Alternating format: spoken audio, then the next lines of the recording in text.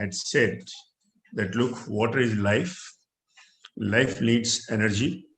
Energy comes from internal source, external source. Internal source is food, external source is various other sources like the power, the solar, the hydro energy, the wind energy, and so on and so forth, the nuclear, the hydrogen fuel, and so many other sources which provide energy. As far as the water is concerned, and we're looking at for India with a special focus. So I just go back to a quick recall of how the things have evolved. In India, we had the first major thrust on water was the National Water Policy. Then in 2002, we had the Draft Policy Framework. In 2016, we had reiterated the water policy and brought a detailed draft water framework. Then in 2017, there was a water ministry which brought out a state-specific action plan. And then in 19, we had the Ghar Ghar Nal, Jal Ghar Ghar Nal and Ghar Ghar Jal is an ambitious, one of the most ambitious program anywhere in the world, which aims to provide water to millions of households on tap. The issue on water is its availability. Number 2, its quality. Number 3, its adequacy. And number 4, the reliability of the source. When we look at the why, because there is so much water globally, there is no shortage of water. The shortage of water is only due to geographical regions, in certain regions, certain countries, in certain countries, certain provinces, certain districts, certain areas, and certain pockets, which makes it necessary to generate water, to store water, to transport water, and to distribute water. All this requires energy. Thus, there is a very close nexus between water and energy. If we look at India, the framework for providing the institutional framework, there have been historically power departments, the department, hydro departments, or the water departments, or the irrigation departments. Then there's a PWD, an agency which is responsible for maintaining the public health engineering and the water supply and the wastewater management. Then certain certain states have the water boards, that is Jal Nigam, Jal Board, and some have the water corporation called the Jal Nigams, who are given the responsibility, and then some areas have the water undertakings. Now, all of them taken together are responsible for providing the potable water and also handling the wastewater. Within this, when we look at why during 70 years we have not been able to do much progress in the water to all, the main problems in the whole system had been, there is a lot of shortage of resources. Number 2, shortage of infrastructure. Number 3, shortage of trained manpower. Number 4, shortage of agencies.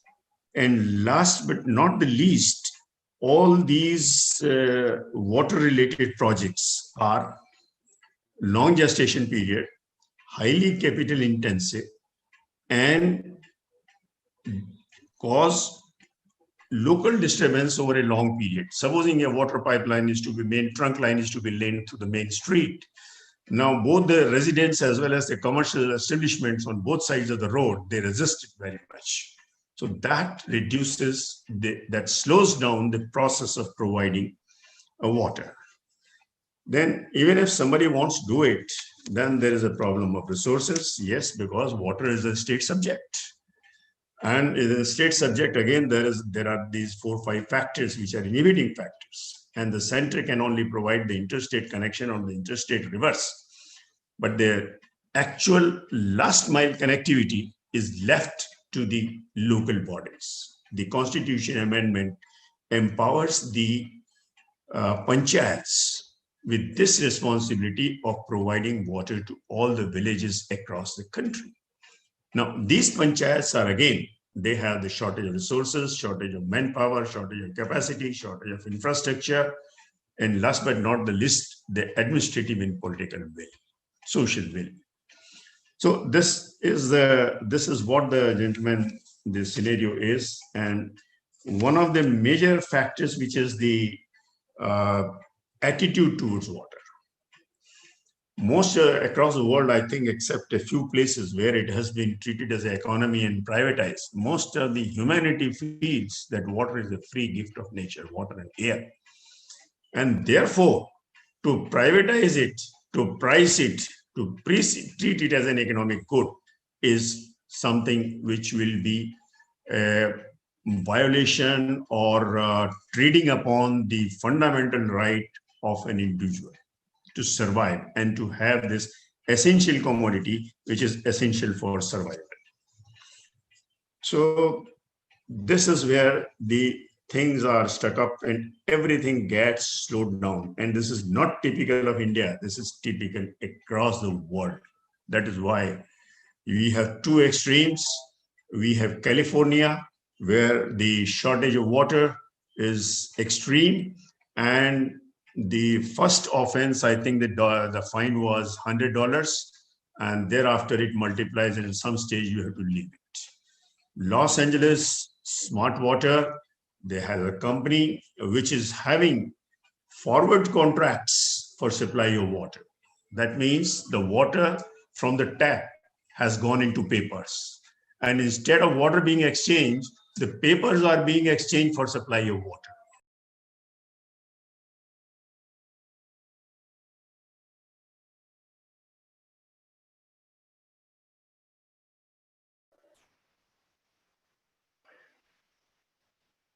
Mr. Gerd, you just got muted.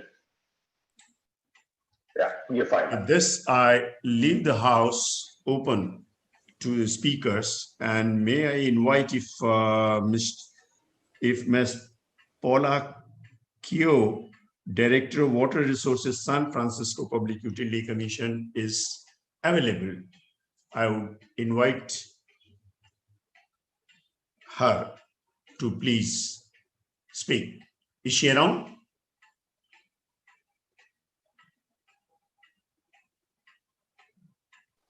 I don't see her in the panelists right now.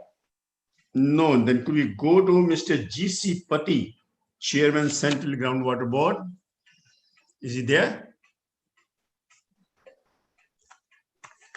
No, not at this point. Then could we go to Dr. Ibrahim Hafizur Rahman, please?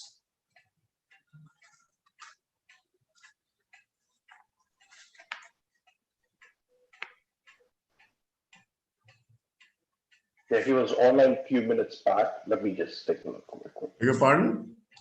Yeah, he was online a minute back. Let me just take a look. Can we look for him? Maybe technical fault?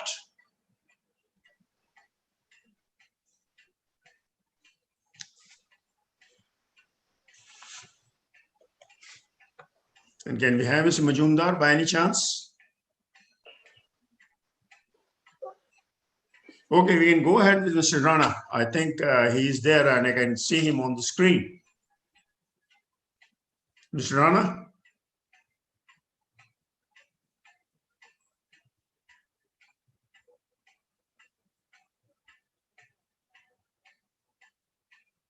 Yeah, Mr. Rana? Dr. Rana, can we have you to speak, please?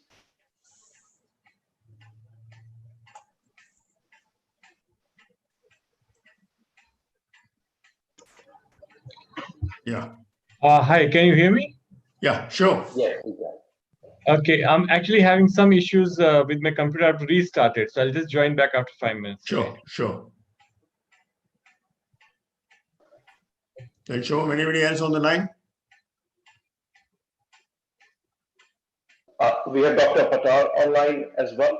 Hi, Dr. Venkatesh. Yeah. Could we hear you? Yeah, can you hear me? I am on. Yeah, sure. Please go on.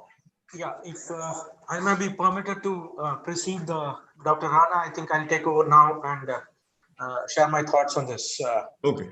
smart water. Okay.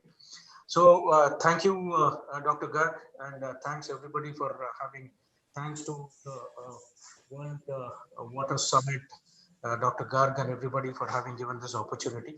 I'll like to share my presentation. I hope visible now. I just wanted to check.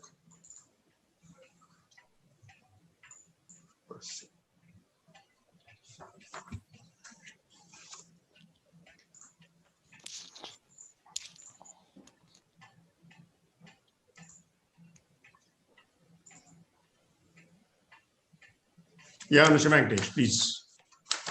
Yeah, is my screen visible now? Sure. Okay. I'm just trying to go to the presentation mode.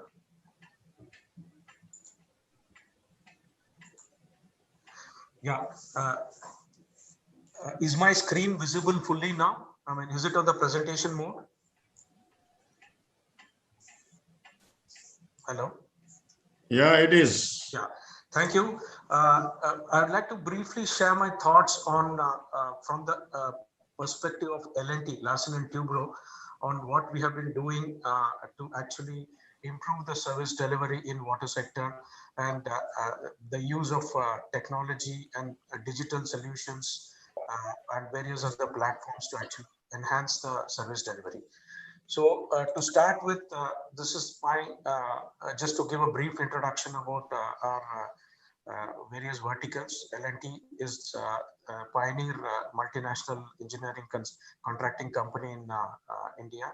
And we have various verticals, right from construction, transportation, power, renewable energy, and the likes of it. And water and effluent treatment is one independent company. It's one of the verticals. And under that, again, we have various subdivisions, categories. And uh, this topic of actually this smart water management ecosystem, many of the endeavors on managing water efficiently and doing it in a 24/7 methodology is been dealt by urban water and water management business segment, what you see there in the center.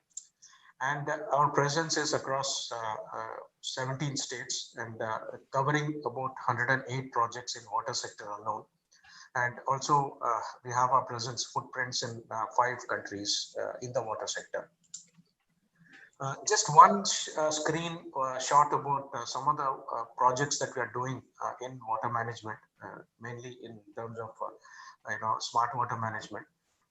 We have the Bangalore D2A, D2B projects, which is actually for identifying the water losses and bringing down the losses in the distribution pipelines. That has been completed, and currently we are doing the operation and maintenance of that. This is for 2 water zones in the Bangalore city, D2A, which is in the west, and one in the south. Then we also have this Delhi Jal Board project, where we have the metering and billing, which is a very important aspect of water management that we are currently doing. And this is also completed, and we are currently in the process of managing the system. Pune, Tumkur, and Ranchi, these are all ongoing projects. We have the entire gamut of services, right from intake to the last point of consumer metering, and also managing it through bringing down the water losses of non-revenue water. So this is some of the components that I've listed, which forms components under smart water ecosystem.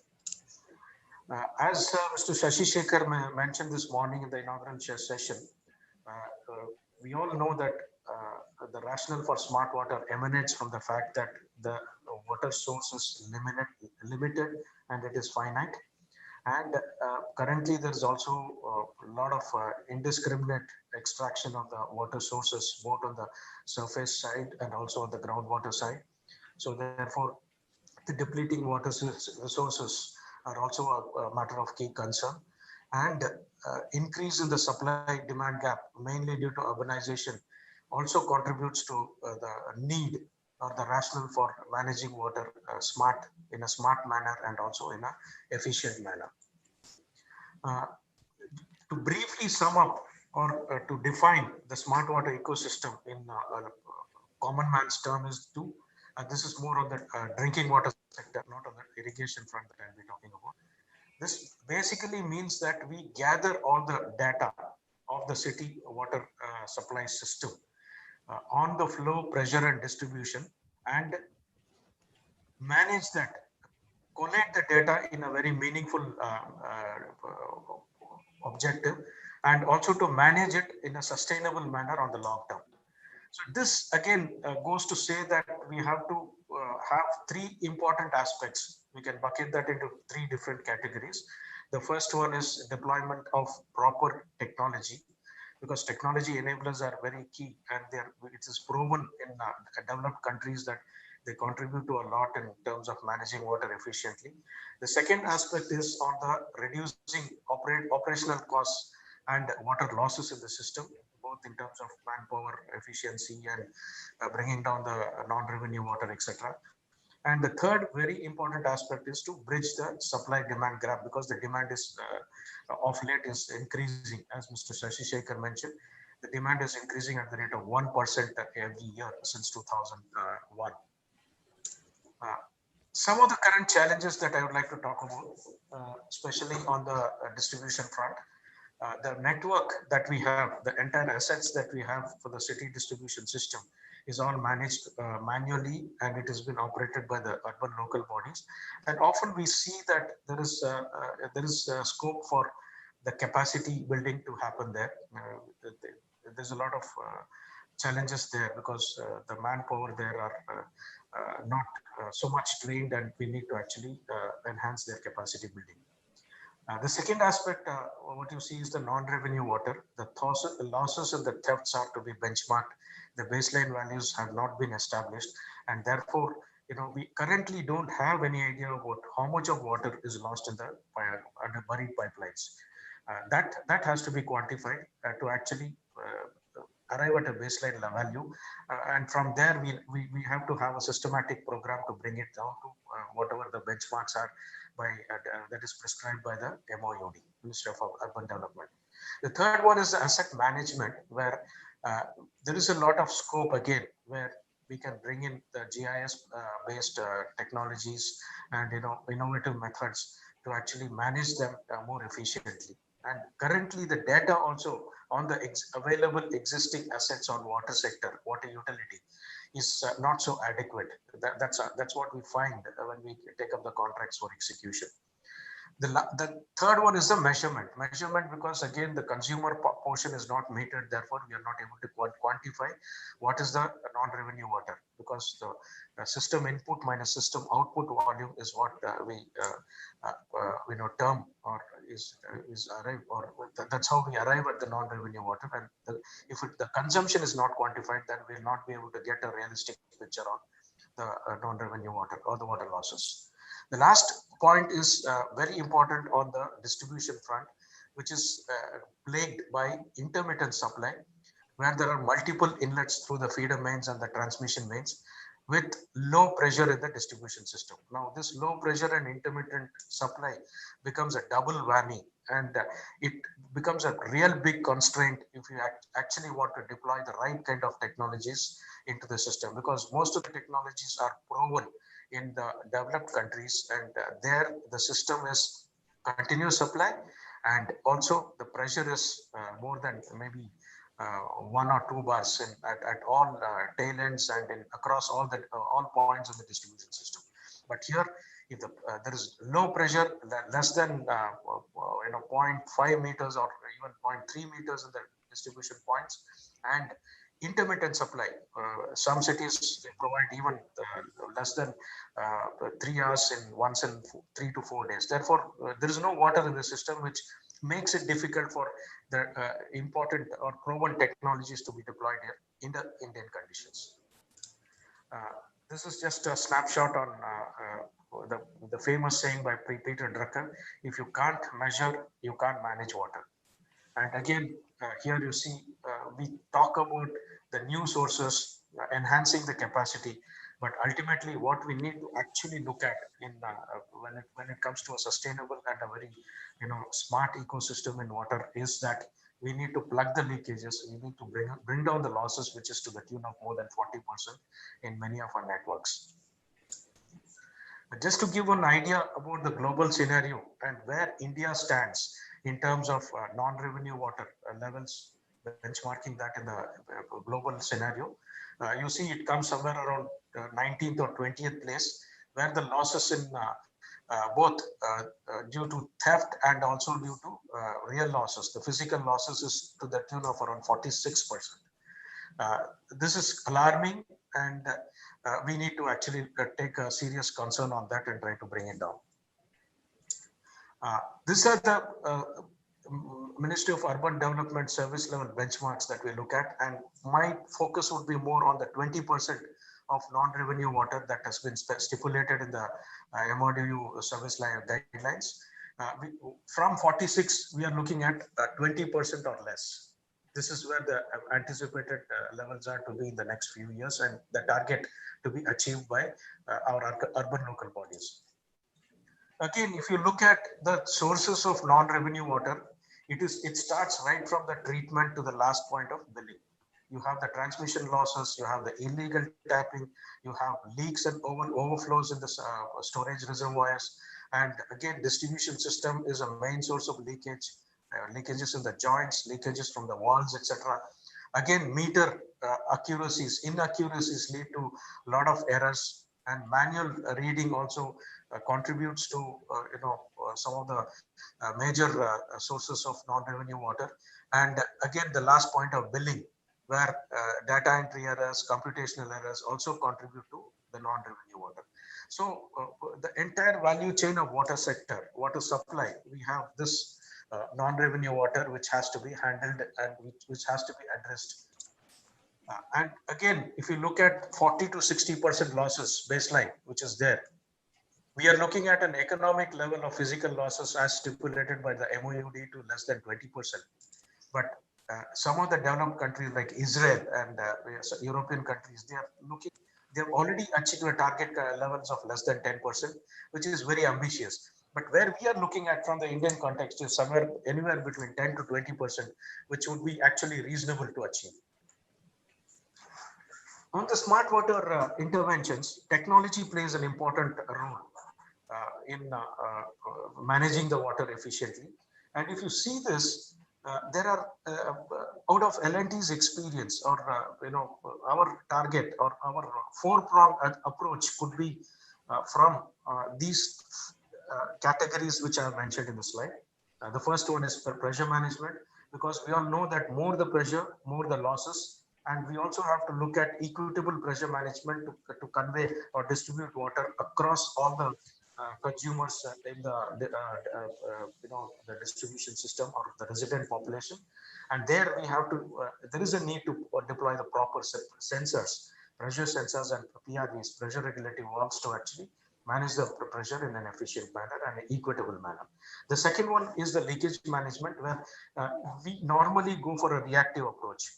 We have to be, most of the thing are when we see the water coming out of the ground, that is when we understand that there is a leakage happening there. But unfortunately, it has to be an active, proactive measurement or management of leakage. And for that, we need to have a proper leakage detective, acoustic-based sensors, etc., for managing the leakages. The third one is the command and control, where GIS-based asset management plays an important role. This also has to be factored in many of our projects, and we are doing that from L&T's point of view.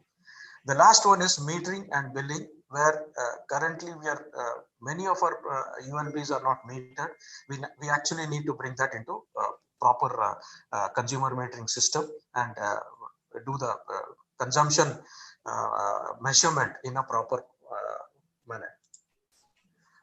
Just a snapshot on how sensors and pressure sensors and pressure PRVs can actually contribute to this. Again, pipe network management, the health of the assets is an important aspect here. There are technologies right from transient analysis, satellite aperture radiation, ground penetrating radars, etc. Many of these available, and this also can be factored in efficient and smart water management. Some snapshots of the noise correlators, listening sticks that we have been deployed in many of our projects, the classic one being Pune and the one in Indore. So this has to be factored in the contract stage itself. It has to be quantified and as a BOQ item in the contracts so that the contractors or the operators don't miss out as an extra item or something in the while executing the project. Again, the metering regime. We are still flat rates. We have many of our projects, as we see, even the 24/7 projects, as they call it, parts of the wards are not metered, and there are many meters which are faulty.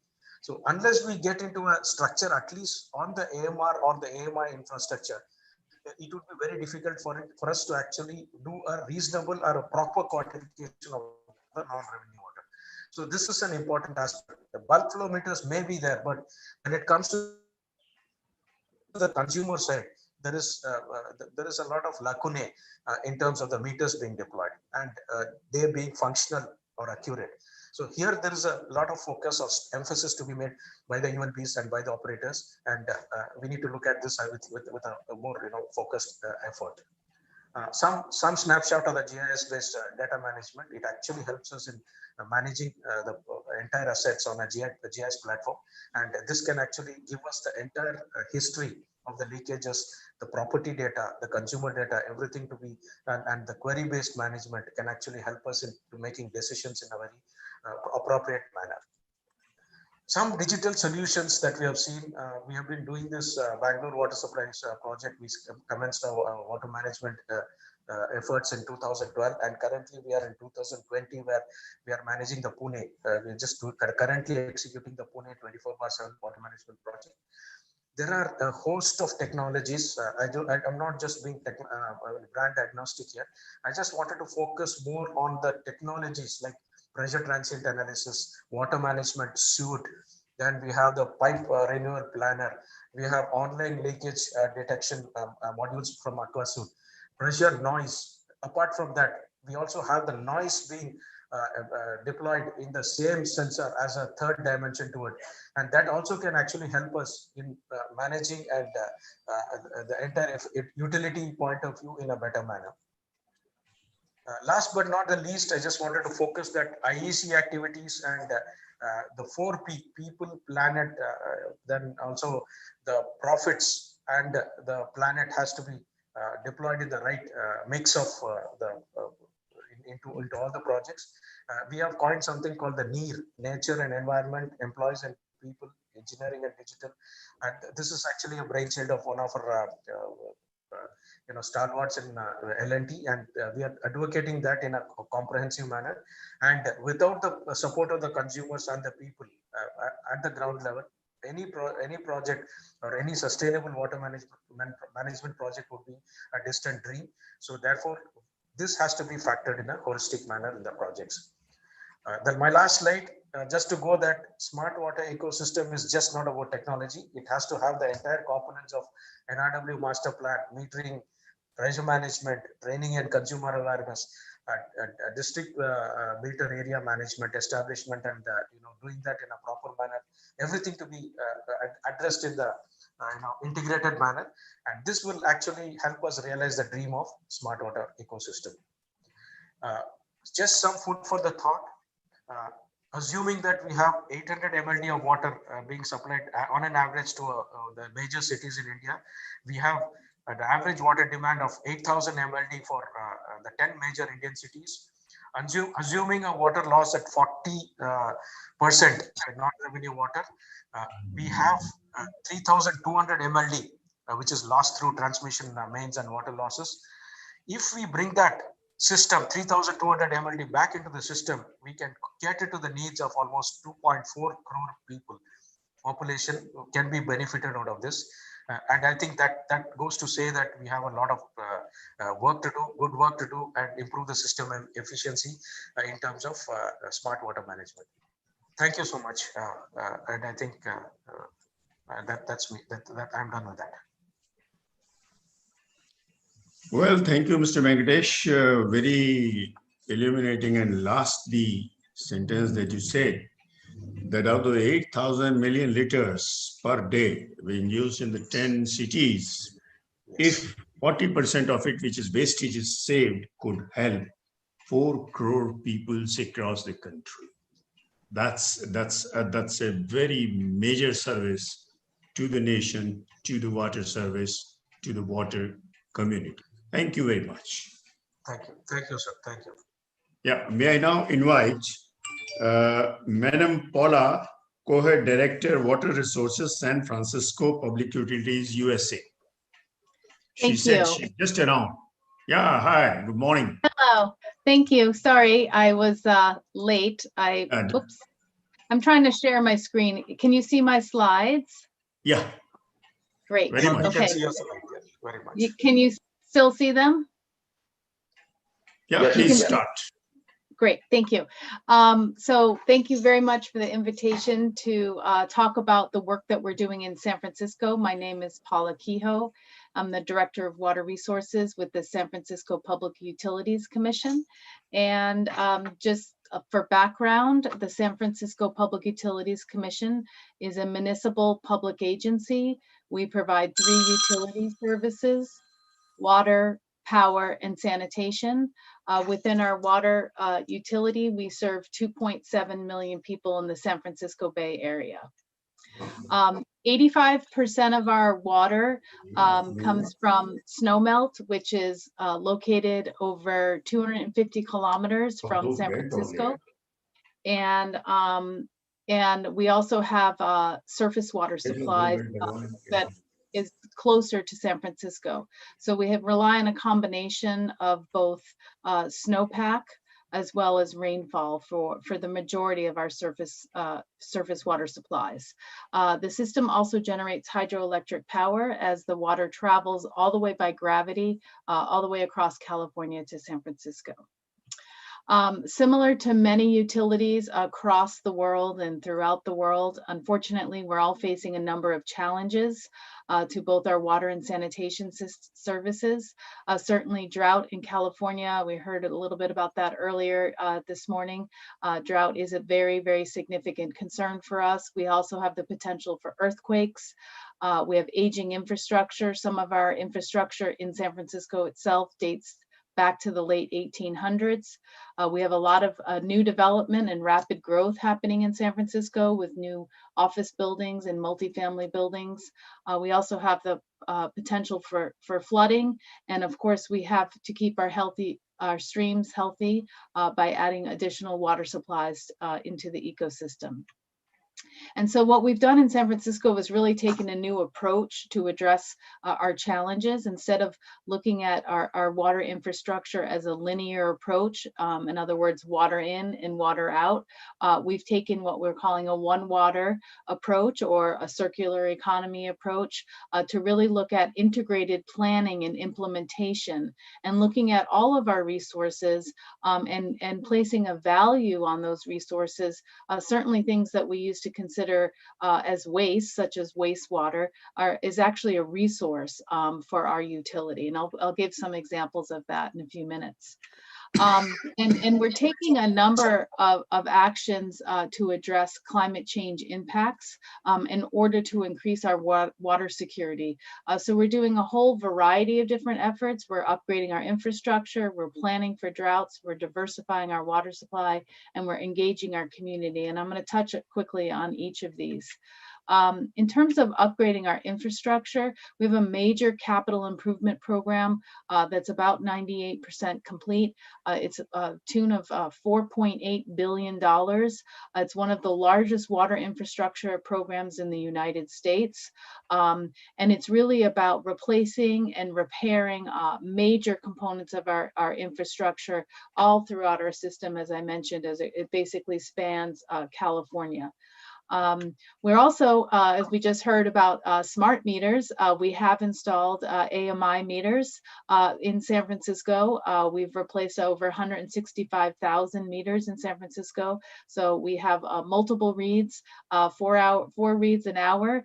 So we have a significant amount of data in terms of the amount of usage, whether it's happening in a home or in a commercial setting. We're also able to communicate that information online with our customers through an online portal called, for us, is My Account.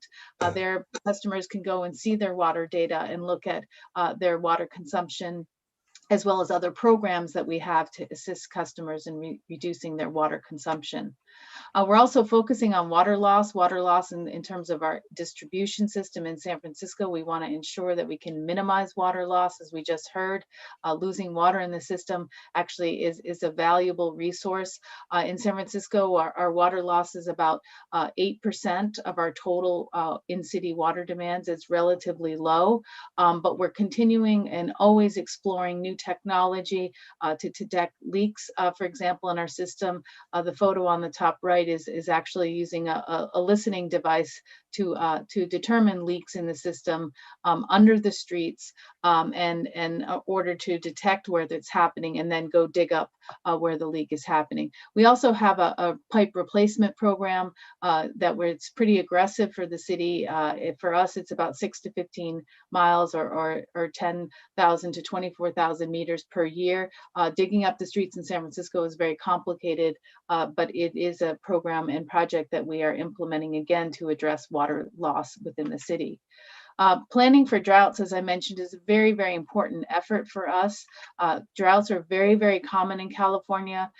Just some of the recent droughts, 1976 to 77, 1987 to 1992, and most recently, 2012 to 2017. We just came out of a drought. It was a very, very severe drought in California, and we certainly know drought will happen again. We just unfortunately can't understand or figure out the magnitude of how bad the drought will be. So in order to deal with droughts, is that we've learned from the past in terms of droughts, and we've planning ahead, because we know that that's very important in order to deal with droughts. So we look at operating our system, looking at a drought sequence that's 8.5 years long, so a very long drought sequence. We develop water shortage allocation plans with our customers. On an annual basis, we conduct evaluations of our supplies and demands to ensure we have enough water. And if we don't in our system, then we may have to call to reduce water consumption, declare a drought, and we can take either a voluntary call to ask all of our customers on a voluntary basis to reduce, or potentially a mandatory where certain customers, usually we target irrigation customers first, to actually reduce their water consumption. If not, they would get a penalty. In terms of the utility itself, we have developed a drought surcharge now to enhance our own financial stability. Our last drought that we just came out of really caused some financial challenges for the utility. So now we have the ability to actually place a drought surcharge on our customers' bills. I mentioned earlier, key to obviously upgrading our infrastructure as well as focusing on droughts is to diversify our water supply portfolio. So again, we're moving beyond our traditional surface water supplies. So we've been reliant on surface water supplies. We know in the future we cannot just rely on surface water.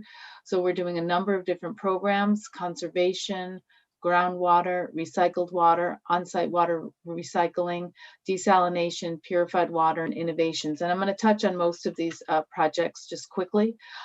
In terms of reducing demand for water through our conservation program, it's really focusing on long-term water savings, which really requires fixture replacements. And those fixture replacements, whether they're toilets or clothes washers, can occur both in the home as well as in the business.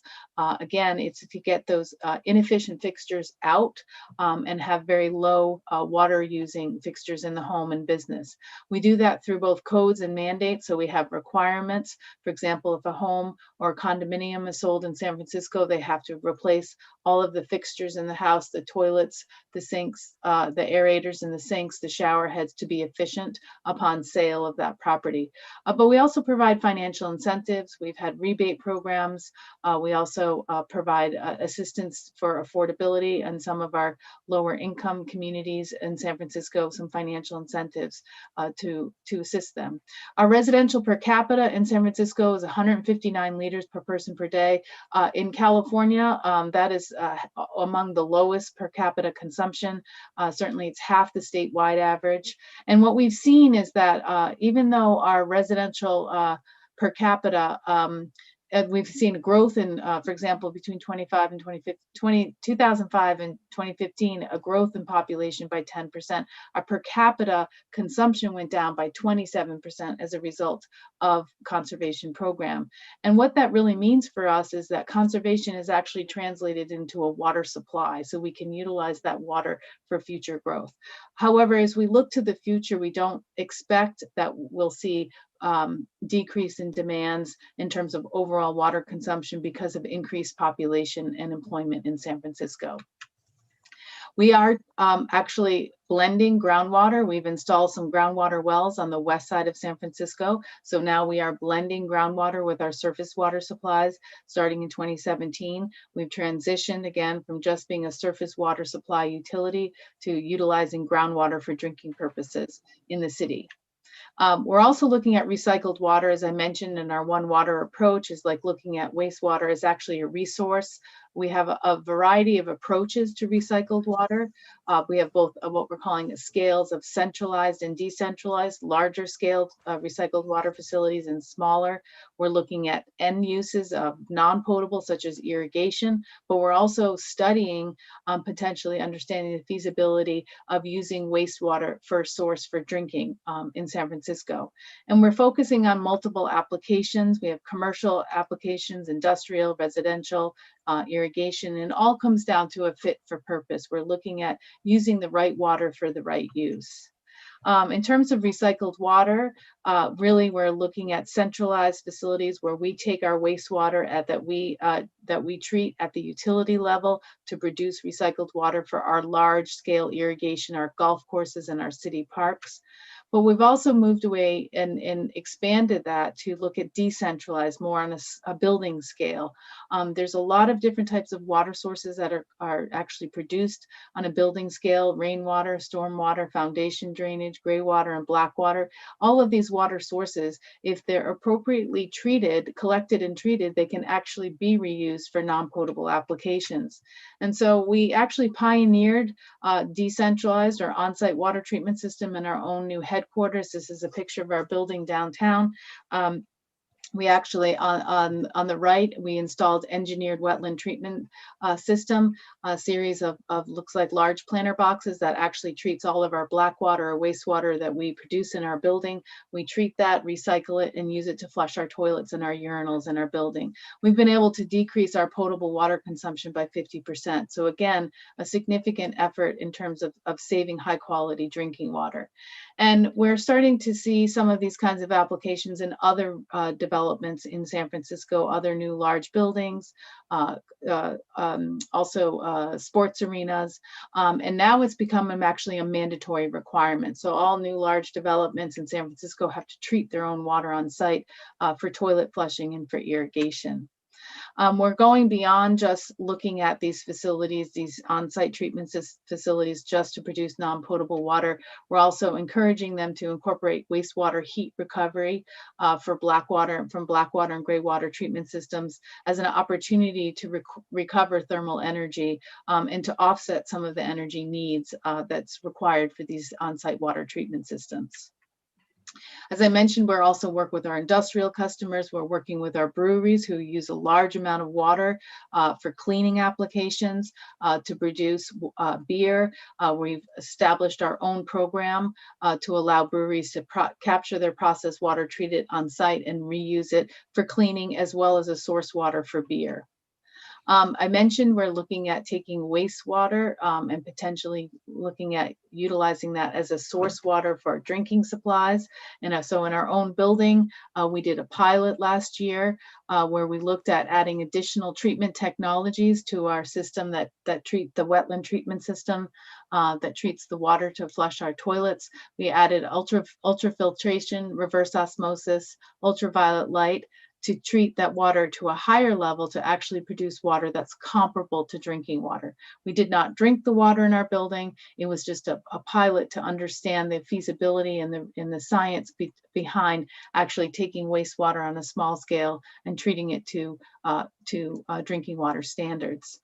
We also are looking at drinking water, purified water on a larger scale, actually adding it to our reservoirs, reservoir augmentation, or potentially actually putting the purified water directly into our transmission system as another source in addition to our groundwater and surface water supplies for our customers in San Francisco. We're also looking at in some other innovative technologies, atmospheric water generation technologies, looking at smaller scale, the ability to produce water from using things such as solar panels or fog catchers. Again, trying to look at various scales of applications of collecting water, producing water, and using it. In this case, we plan to use it for irrigation at community gardens, but we're also testing the viability of using this water for drinking purposes. Which really leads to one final point that I'd like to make is that we really need to engage our community along the way. Our community really needs to understand the risks to our water system, also to understand the costs that it takes to maintain a water system and to maintain a reliable water system as well as high quality water. So we spend a significant amount of time working with various stakeholders. We have youth education, we have community gardens, as I mentioned. We go out into the homes or businesses to talk about how water is used and how we can save water. Again, to continue to educate our community and engage our community on our water system. So in conclusion, our work at the SFPUC is continuing. It's ongoing. We're constantly looking at the future and what the future may bring. Certainly, there's a lot of uncertainty associated with climate change impacts, which can lead to a number of different water system vulnerabilities. We know we need to continue to invest in our water and sanitation infrastructure. We cannot stop those investments, but we also have adopted a no regrets approach to diversify our water supply portfolio. We cannot just rely on one single source of a surface water supply. We need to diversify and add additional supplies as well as demand management for all of our customers. And of course, maintaining meaningful public education engagement. As I mentioned earlier, our public needs to understand the role of the utility and how we are trying to maintain a reliable water to the future. And finally, I would just add that we always look for the opportunity to foster collaboration and partnerships so we can learn peer-to-peer learning and learn from our fellow practitioners across the world. And so this is a wonderful opportunity, and I thank you for the opportunity to participate today. Thank you very much. Well, thank you very much, Madam Paula Coelho. Your presentation has been excellent, and this is what shows a mirror for the future for the rest of the world, especially for India. How to manage the water, how to what you call as the various strategies, the stages, the investments, the awareness, the community involvement. I mean, California and your management today, it shows the world what is going to be the water stress tomorrow and how to handle it, how to conquer it, and how to provide water to the masses. Thank you very much. An excellent presentation. And last but not the least, California is the first place in the world which is carrying water on the paper. That is the forward trade and the futures in water trade. That is where the water is being exchanged in papers at the stock exchange rather than the physical exchange of water.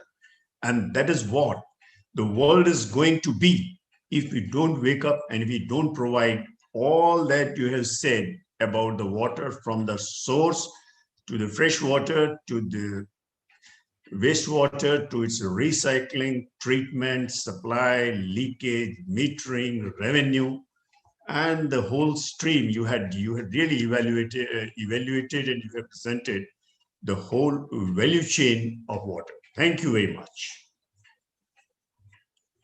Thank you. Yeah.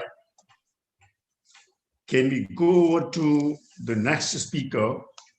That is Mr. Pati there? No. Then we go to, we have Mr. Pranab Patar, sorry, my mistake. Mr. Patar, can we hear you? Very good afternoon to all.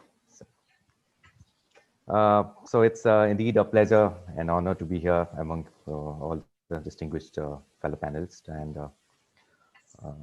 honorable respected chair, Mr. Garg Saab. We've been hearing some good stuff right from the beginning. I was also part of the inaugural session today. You touched upon some very, very critical issues regarding both energy and water domain, especially the contemporary challenge that we face as a society, as a world. So what I'll do is I'll quickly put my presentation on view, and I'll touch upon some pertinent issues. Although some of the points are going to be repetitive, because then I understand my previous speakers have touched upon, especially Ms. Koho also touched upon few issues that I wanted to talk, which is very lovely. So what I'll do is I'll let me put my presentation on.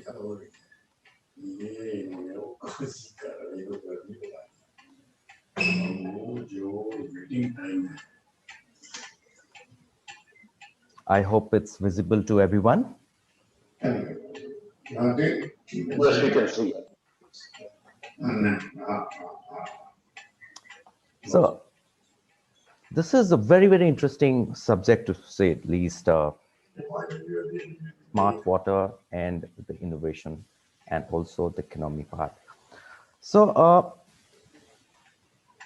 I'll before I go on to the subject part, I thought I'll give you a little bit of background about who I am. My name is Pranab, and I work for this Indian American initiative we call Global Foundation for Advancement of Environment and Human Wellness.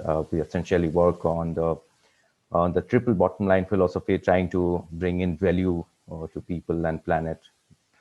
And we focus on creating multi-stakeholder partnerships and approaches transdisciplinary and hands-on, very, very hands-on, because we strongly believe no matter what we do, we should be able to bring in solutions to hands-on and transdisciplinary approach. And that includes water. So coming to the innovation, there has been a lot of push of late for innovations in the water sector, and that is quite obvious with the way things are changing of late, especially last few years, and globally as well as in India. Although India has not scored significantly in the global water innovation map, and if I talk about top 50 top 10 countries, of course India has a long way to go, but there's a change, there's a lot happening, especially our institutions and academic sector. They're putting in really a lot of effort to bring in solutions and new innovative ideas to action through research. So why we need innovation? Of course, the idea is to be able to secure water, to ensure that our water future is safe. And water, of course, is to say the least, has been the most important element on this planet.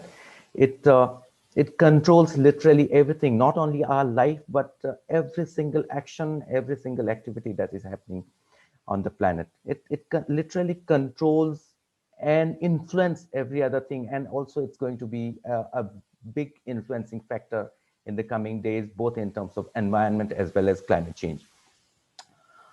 So water crisis is definitely pushing us really hard. It's almost like, if I talk about the COVID-19 pandemic situation that we face, when it came in, we were literally clueless. We didn't know what to do and how to overcome this. But similarly, the water also has, the crisis of water has pushed us so hard that we have been able to innovate and bring about a lot of solutions to it, like the way the vaccines came in. I mean, this is an unprecedented effort. In months the vaccine is out, whereas the earlier the shortest the vaccine innovation phase was 4 years, and that was for mumps vaccine. So it is creating an opportunity. It's opportunity. If I quote Mr. Ram Emanuel, who was the former White House chief of staff, he said, "Never let a serious crisis go waste." And what I mean by that, it's an opportunity to do things you think you could not do before. And this is what exactly we are trying to see and explore today. And it's not about the crisis. It is also opening up a new dimension altogether in terms of finances, in terms of investments, in terms of economic boon this can bring in. I mean, if you look at the cost benefit ratio for investment, it's 1:7, so it's 7% profit against 1% investment, and which is huge. And just by avoiding deaths through providing basic water and sanitation amenities, about 32 billion can be saved, and every one invested water and sanitation provides about $4 economic in return, and from lower health costs, more productivity, and fewer premature deaths. So, which is huge. So obviously, so we are also looking at a larger perspective, not just about securing water alone, but a bigger economic perspective. So why invest in water? So obviously, it is a need-driven domain altogether. There's an array of opportunities, fundings coming in. It's a segmented sector, and more importantly, it is not just about the source alone, not just about the water as an element alone. We are also looking at an advanced, futuristic water supply chain, which is going to come. And like, for example, Mr. Venkatesh has already mentioned the kind of innovations and engineering interventions L&T has put in to secure and supply water more smoothly and efficiently without further loss. So like Garg Sahab has already mentioned, that California has been is the first state to start trading water as a community. It has been listed in the Wall Street. It has been being exchanged in NASDAQ and other platforms across the US. So which is a big opportunity which is being created from a drastic, serious situation of water crisis. So now what I do is, I'm a strong believer that the solutions that we are looking at, the innovations that we are talking at, it need not to be something very different. We probably can, like, if we look at India as a society, India's history with traditional practices and traditional knowledge, we have a rich history of securing water, harvesting water, and we still have a lot to learn from those practices that are being practiced for many years. Although if we look at the history of water conservation and management and supply, I mean, it has come a long way. I mean, the evolution part is it's really drastic, starting from mechanical water supply system in ancient Rome, or maybe in Indus Valley civilization, to artificial intelligence based supply system here today. So this change is drastic, and it has come a long way. But what I am trying to push here is that, there's also a lot to learn. Maybe over the period of time, many of these ancient technologies and practices that we used to have are being lost.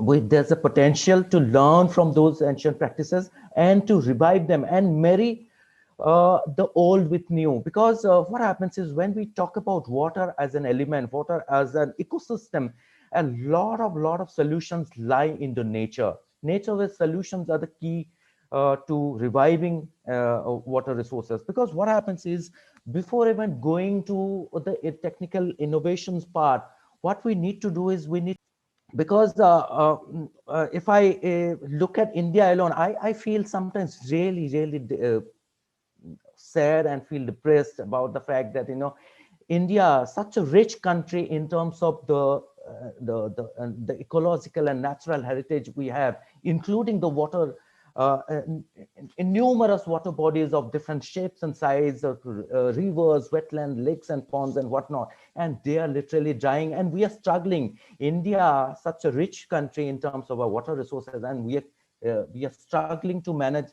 our own water need today. So there's a need to also push for simultaneously for reviving those old traditions and marry the new technologies with old traditional knowledges. And other opportunity that I see here is huge skill development opportunity, entrepreneurship opportunity, and employment opportunity. It forms a large part in the pie of the overall green sector domain. I mean, we have been talking and highlighting a lot about the renewable energy, but when we talk about renewable energies, and by default we focus on the solars and winds, but water also happens to be a major portion in the renewable sector.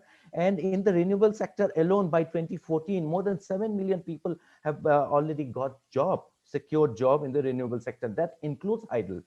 And if we look at further statistics here, like for example, US Department of Commerce's Bureau Economic Analysis found that its job created in the local water and wastewater industry can create more than 3 indirect jobs in the national economy, and which is huge.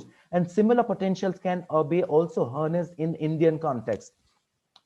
There's of course, of late, under Skill Development, Skill India campaign, and under the leadership of National Skill Development Council, the different sectors have been identified, and the sector council have been formed, and green sector happens to be one of them. And that green sector council has a huge scope for further exploring potential skill development and employment opportunity in the water sector alone.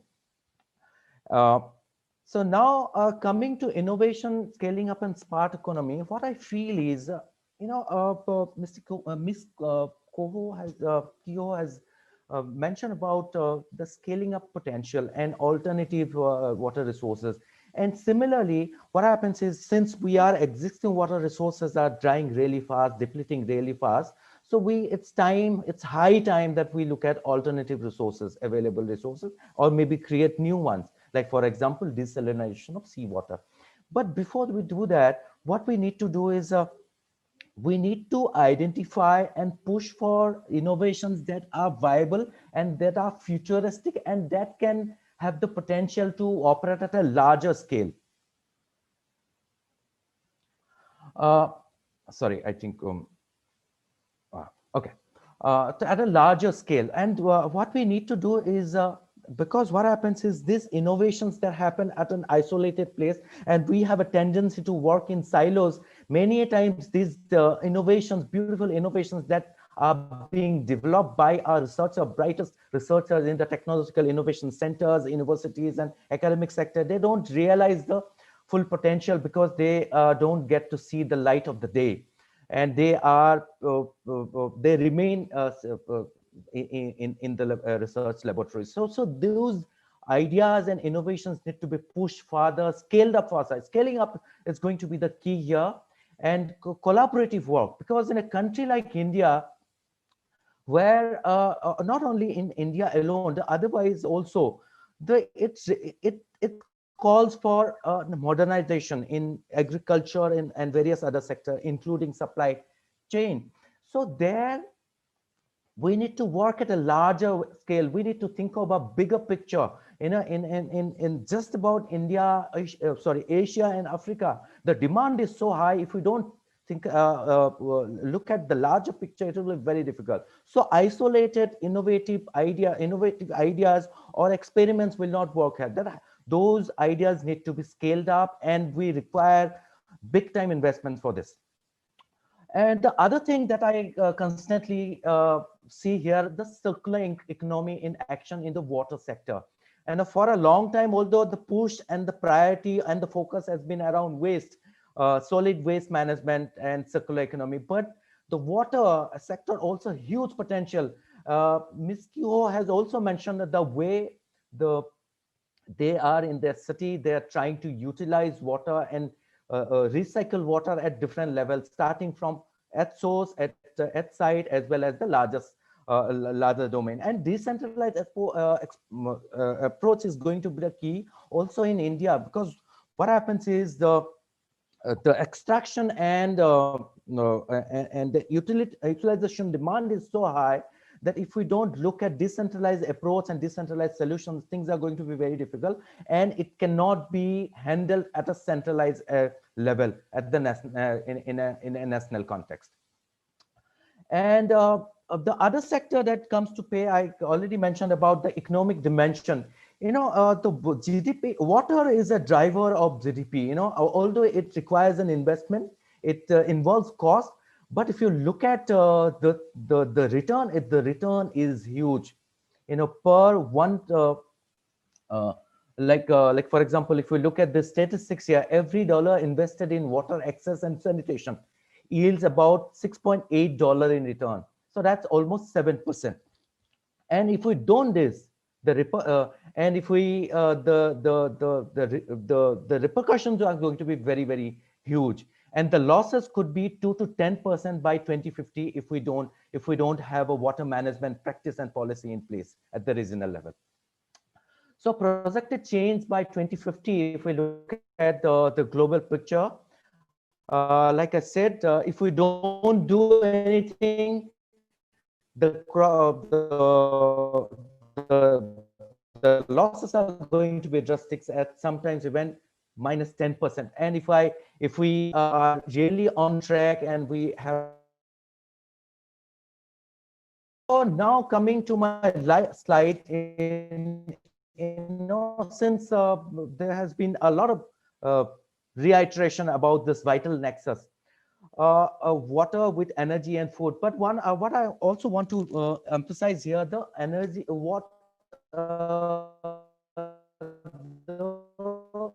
the climate security nexus with all these three. It is essential for energy security. It is required for food security, and also it is essential for climate security and vice versa.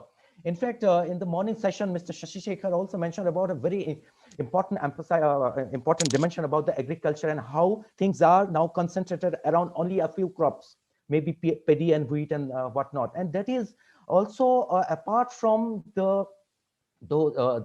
increasing the water intensity, because these crops are primarily water intensive. So apart from increasing the water demand of primarily groundwater, because India is essentially a groundwater driven country as far as agriculture is concerned. So we are also practically pushing the much required agriculture biodiversity at bay, because by only promoting few crops, we are literally going in a monoculture way, and thereby losing the larger and rich the agriculture, the crop biodiversity the country used to be known for. And doing so, we are also losing many important species, nutritious species of agriculture. And that is, everything is interlinked, like I said. So so it is very important that we look at the larger picture and think about action, policy and action, and from that context. And then only we'll be able to have a secure future, all in terms of water, energy, food, and climate. So that's all from my end. Thank you so very much for this opportunity. And I want to also thank Dr. Garg, and the organizers for this wonderful opportunity of sharing my thoughts. Thank you, sir. Over to you. Over to the chair.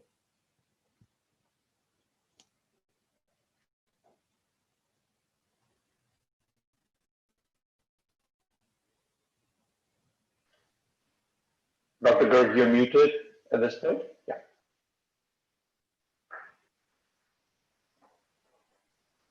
Dr. Garg, you're still muted.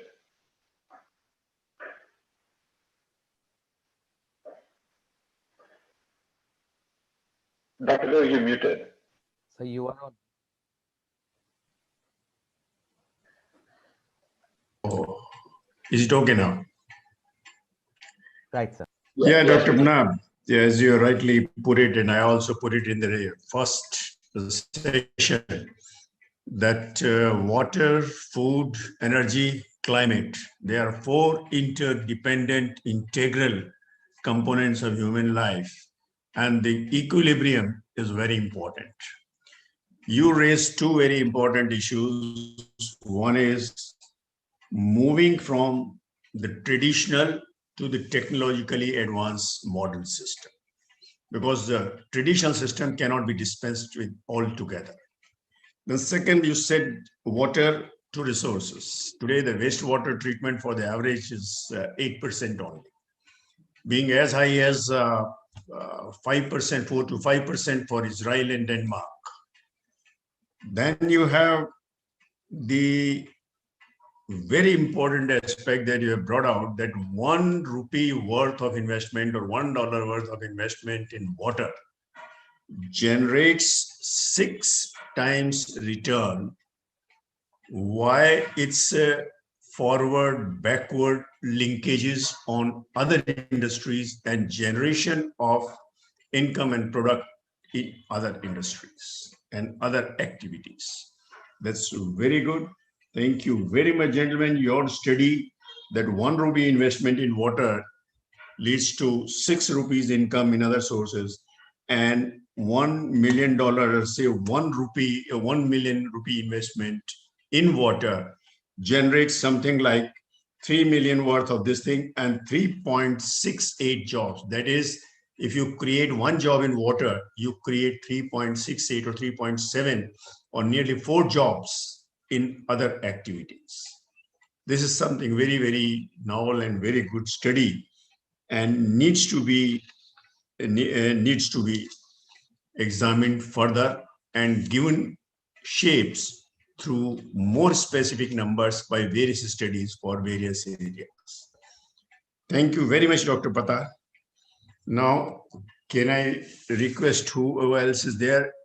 I can see Dr. Sanjay Rana on the screen. Mr. Rana, are you around? Yes, sir, I am there. Earlier, there was some problem with your laptop. Exactly. Yeah. So, can we hear you, please? Sure, sir. Please go on.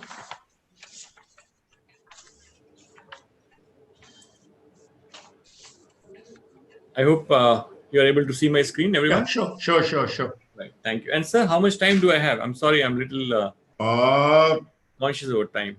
So maybe you take 10 minutes. Okay. Though we are a little late, but doesn't matter. You take 10 minutes. No problem. Because I always set my timer so that I don't encroach upon. Yeah. Thank you. So, okay. So I'll go a little quick on few of the slides, but thank you very much for this opportunity. It's always a pleasure to be in these discussions. And for last 2 or 3 years, I think I'm having you as my session chair in all the sessions. So it's always a pleasure to see you on this time. All right. So we keep talking about water as an issue, and we keep talking about various countries where different kind of initiatives are being taken about water, mostly driven by water scarcity as we talk. When we talk about India, fact is that in India we are blessed with abundant water in terms of rivers, in terms of groundwater, in terms of rainfall. We actually do not have any scarcity of water, so to say. So our problem basically is not a crisis of scarcity, but it is a crisis of management. Okay. Now this is one point which I always try to drive home, that whenever we have predictions that 2030 these many cities will go dry and 2020 these many cities will go dry, the fact is that if we are able to manage things well, if we are able to do a good management, then this is not going to happen. So solution to the challenge of water will require a recalibration of how we contextualize the same. The point is that today, even today, water is taken as a resource which is taken for granted. All right, we really do not put a value on the resource. And when we are saying value, I definitely do not mean price. I'm not saying about pricing. I'm saying recognizing the value of the water per se, which our traditional societies were doing it day in and day out. They were kind of worshipping all the five elements, and water was one of them. So it was worshipped. We have lived in the deserts of Rajasthan. I come from Rajasthan, so I know the practices there. We have lived in the deserts of Rajasthan without really facing too much of problem as far as water is concerned. But today, even in the cities where we have a lot of water available, we face problems. So it is just the way our approach has to be recalibrated. So our approach is a shift from current model of top-down management with a centralized linear system to a bottom-up distributed non-linear model. This is, I'm very happy, Polak touched on this particular point, that as of now, what is our water system? It is linear, water in, waste out. That's the kind of system we are living in. And we have to really think about that system. Second, of course, is a top-down management approach. Complete approach, right from there was a time when, of course, our complete water management was community-based. But now it is PWD based, so we call it, right? So top-down approach. The involvement of community is becoming lesser and lesser as far as water management is concerned, and that's one of the biggest problems. So in this particular presentation, actually, I've got few quotes. I got some good resources and I got few quotes. So first, of course, is fresh water is the blood stream of the entire biosphere and is the basis for our ability to have human development and prosperity or successful economic development on the planet. Whenever we are talking of water, we are talking of everything else together. We are talking of economy when we are talking of water, because fact remains that right from the initial stage of human habitation, the entire habitation was found close to the rivers. And even today is the case that the civilizations where you do not have much problem with the water, they are more prosperous, they are more healthy, and they are taking their life forward in a much better way. The first myth is that fresh water is scarce. We only harness a small proportion of the annual renewable fresh water if you look at it on global level. The issue really is that there is not enough fresh water where we want it and when we want it. Its availability. So we know very well that fresh water, even if we say it is only 3% or 1% or 0.3%, there is enough fresh water available. The point is the distribution of the fresh water in temporal and spatial manner. Now, if we come to first the topic of efficiency, we have the same amount of water as when the dinosaurs roamed the planet. We don't have more or less of it, but the quality of that water can change and the location where it is demanded can equally change and does. So a water system's function is to both provide high quality water and to recycle or dispose of low quality water. As low quality water, if not treated, is potentially a high threat to human health. Of all the critical infrastructure system within an economy, from energy to food to IT, water is probably the most critical. Given the fact that people can only exist for approximately 3 days without water, it does not really take time for things to degrade in a critical state. So that is basically what we have to understand, that when we are talking of water, we are not talking of it in isolation. It is a part of the entire system. And unless this part is playing its role properly, you cannot have prosperity, you cannot have your businesses functioning, you cannot have your economy flourishing. It's also important to understand that where actually this water is being distributed. So this is 10 freshwater consumers in terms of million cubic meters per year. Is starting from China, India is next. And if you see where our most of the water use is in agriculture. We of course have the use in others like milk, egg, fruits, oil, etc. Some part is going to household, and there's a small part which is going to other industry, but most of it is agriculture. I was hearing a speech from Shri UP Singh the other day, and he had put the figure at something around 80 or 85%. That's the kind of water we are putting in agriculture. Okay. Now I will skip few slides. The key drivers today, for example, are groundwater depletion. That is what we are talking about. Population increase, urbanization and affluence, and climate change. All these four are together affecting our water situation. So the real elephant in the room is agriculture, of course. It is where we use 70% of our water. This is a global scenario. In India, it is more than that. Globally, it is 70%. In India, we do it more than that. So there are a few approaches which I'm just going to touch here. Of course, this presentation, I'm sure organizers will make it available to everyone. If not, you can write to me and I'll be happy to share this. Because first is that we have to go from linear to non-linear. That is what we call wastewater is really 99.97% water, extracting it from the ground, piping long distances, storing it, purifying it, pumping it. And then a person simply washes his hands with water and suddenly this water becomes wastewater. Now, that is what is happening. Okay.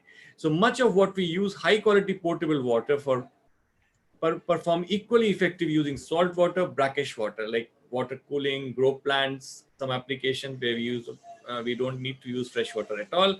This was another thing which I saw in that example of California, that we are not using a system that fresh water goes, whatever happens with it, suddenly it goes into wastewater. That we are doing today in India. For example, in many European and US cities and India also, the same sewage system collects residential, commercial wastewater, runoff rainwater, and melted snow and discharge it. Whereas if you look at countries like Singapore, they collect different gradation of discharge water separately and can direct some of it to the use, such as watering lawns and gardens, requiring lower level of quality. Then it goes on to the treatment plants for cleaning and reuse in other application as far more efficient approach. So this is one fundamental thing. I really don't understand why we are not able to do it, that wastewater is actually not wastewater. This wastewater might not be fit for consumption of human beings, but it is fit for so many other requirements for which you do not really need fresh water. Why do you need a potable water to actually flush your toilet? That's something which is impossible to understand. Okay. The next point is from volume to access. That is when we talk about managed water in terms of bulk, mass, and volume. It's very, very simple system of thinking. Now, to manage it more effectively, we need to manage it at every point of access. I'll not elaborate more on this, but these are the pointers which are important to understand. Similarly, from static to dynamic. Okay, so infrastructure need to be agile and adaptive. We need to adapt to the different situations. So it cannot be a static system anymore. It needs to be a dynamic system. And of course, integrated water management. So this integrated water management keeps every component together, and that's how you put the complete system in place. The 10 minutes actually passed off pretty fast. I'm left with just 1 minute, so I'll not really go more in detail of these slides. Okay. All right. And then I always talk about few of these, what we call taps, which have great potential. In the last presentation also, in the same forum, I had talked about it. First is stormwater harvesting. This is something which is really lacking. We are still talking about, making rooftop harvesting, etc., etc. But there is a lot of scope in terms of our vast road network, our drains which are there, which can be used to collect the water. And this collected water with very little treatment can actually become a great water for times to come. Otherwise, it clogs up the system like this. Okay. So this is percentage capture, this is volume. And if you're able to capture even 75%, you are much above the current use which we are having right now. Okay, I will skip this slide. This is just one example how the road section, a conventional road section which has a drains like this, can just be changed to this kind of a section where greens are provided so that water can actually percolate down the ground and it can recharge. So this is simple common sense, but this is something which is not happening because we are talking a lot about so many things, but this is one important part of harvesting, which we all have slogans, but not happening in real life. So I will not really spend much time on this. Second, of course, is water use, water reuse, that whatever water you are using, it just should not become wastewater after just a single use. That's a very, very important thing to understand. and since my time is up, water conservation and efficiency. Needless to say, agriculture is the biggest sector where most of the water is going. So we have to be really very careful about things like drip irrigation, where a major intervention is required. Major intervention and cooperation is required. For example, today, when agriculture ministry provides loans to the farmers to dig 2 wells, to do irrigation in their field, I always say it, do they even consult the water resources ministry that whether the groundwater in this particular area can sustain the kind of the crop farmers are going to have there? No. Subsidies are provided, 2 wells are dug, and that's it. Now that's a big problem. That's where we have to come together. There should be a good aquifer modeling of the entire country. We should know how much water we can actually extract depending on how much water we can put inside. And of course, nature-based solutions. The answer is in nature. We should look at the nature-based solution because nature has a zero waste system. Whatever is the output of any process is the input of another process. We must try to adopt the nature-based solutions. And of course, the best way to achieve big goals is to take small steps. So very, very small steps, if we are able to take, I think there is nothing which can stop us coming over this so-called water crisis. These are my references. Most of the earlier quotations I took from this Creative Commons, a Complexity Lab publication, and these are the remaining references. Thank you very much for your attention.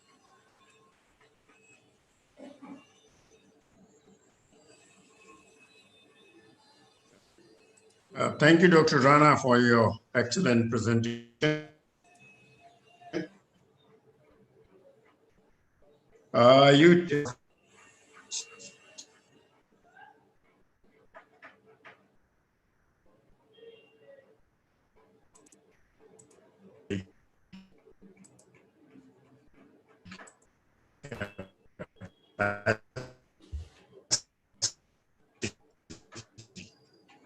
the requirements of such a magnitude that it will take quite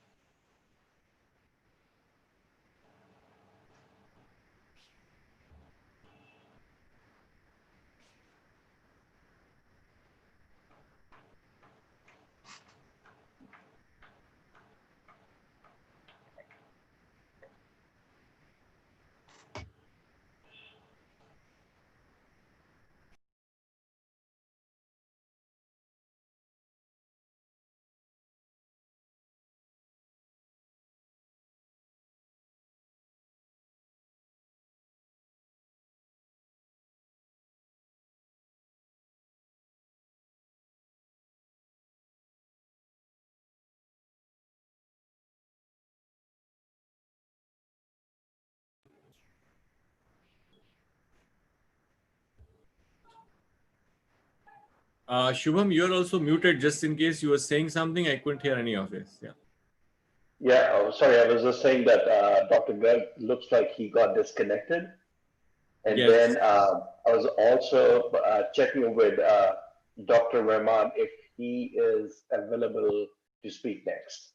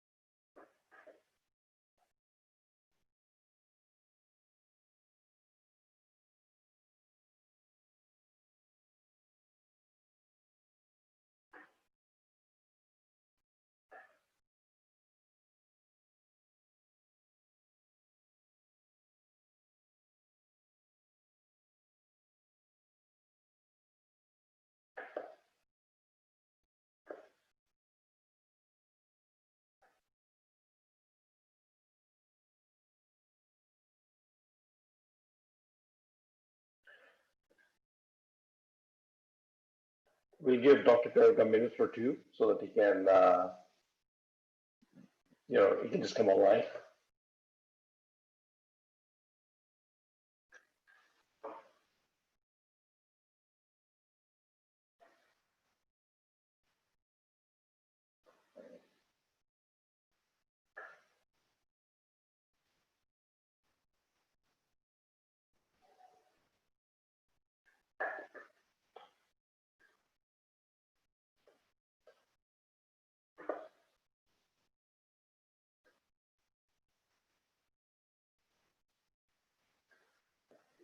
Dr. Garg, we see you, but you are muted.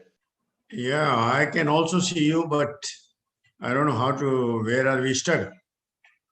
Yeah, I think something came up.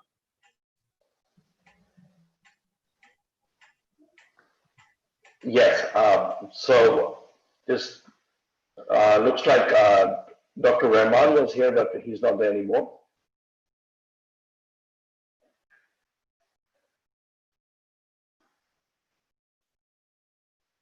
Unmute.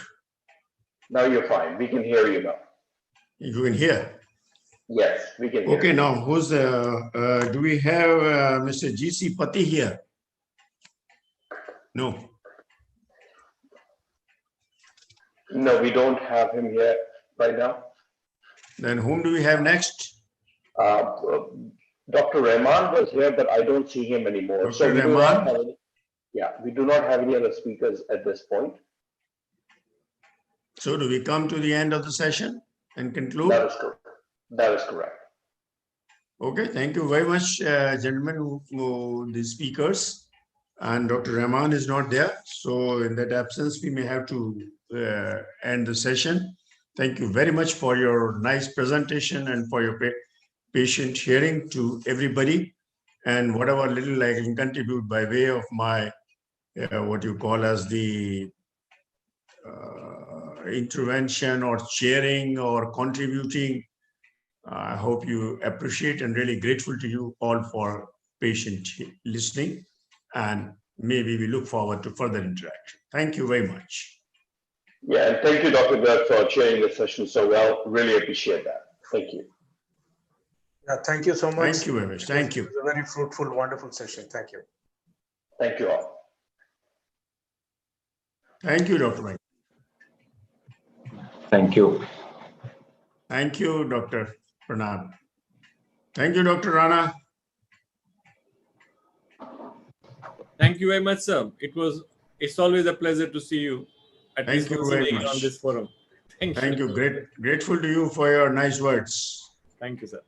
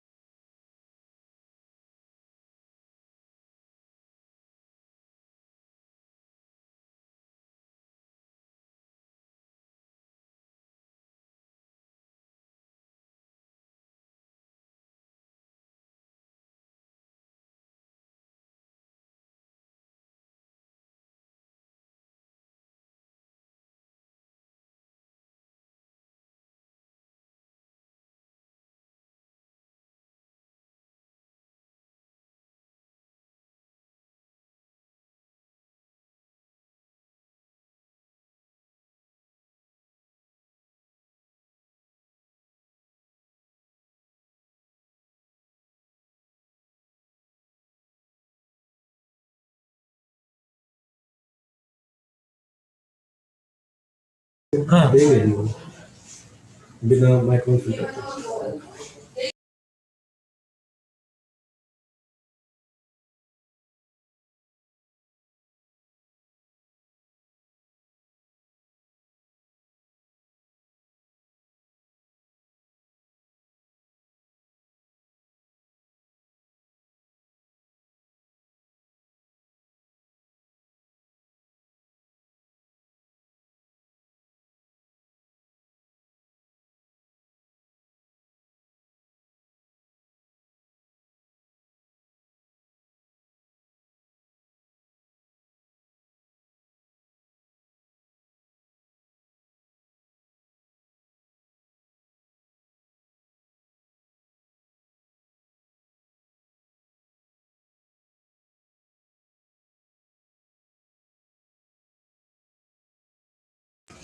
नहीं नहीं ये window भी है window one start हुआ है window भी 2 बजे का है ठीक है ठीक है म्यूट कर दो म्यूट कर दो Hello.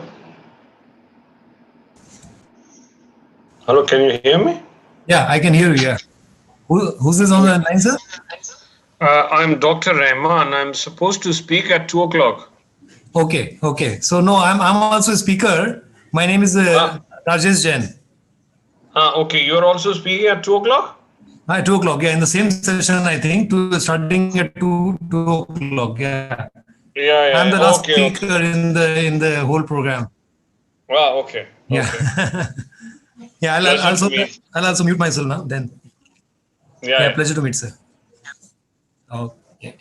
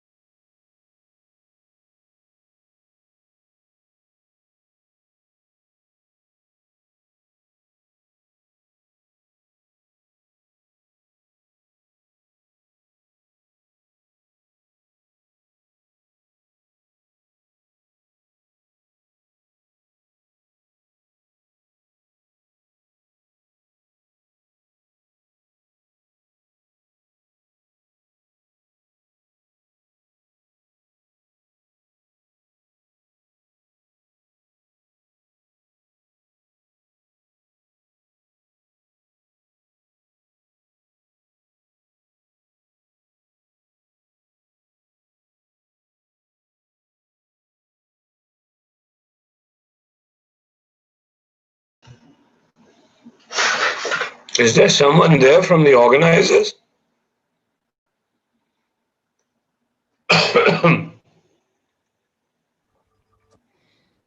Hello, is someone there from the organizers? Yes, sir. Good Is afternoon. that Mr. Aftab? Okay. Welcome. Welcome. Hello. Yes. Yes, Hi, welcome. Hello. we have Puneet and Shubham online as well. Sir, who's this? I am Dr. Hafiz Rahman from Vito, Belgium. Great. Welcome, Mr. Rahman, Dr. Rahman. So are we going to start on time? Yes, we have 4 minutes to go. Yeah. Okay, thanks. All right.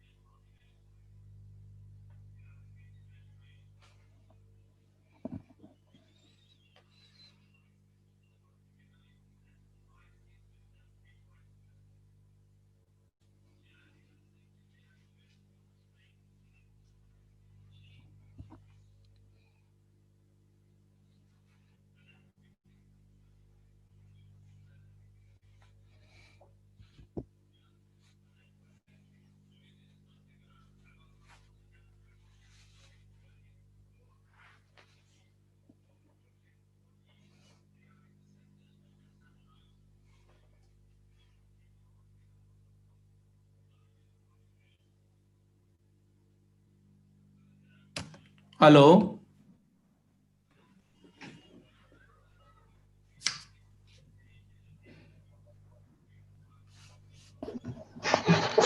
Hello. Hello. I'm Dr. DP Singh. Hello for the session from 2 to 3:30. Is it for hall 2? Yes, sir, that is correct. Huh? Welcome, Mr. Singh. Welcome, Dr. Singh. Yeah. This is on the wastewater treatment, recycle and reuse. I hope so. That is correct. This is wastewater treatment, recycle, and reuse. Okay. Thank you. Thank you very much.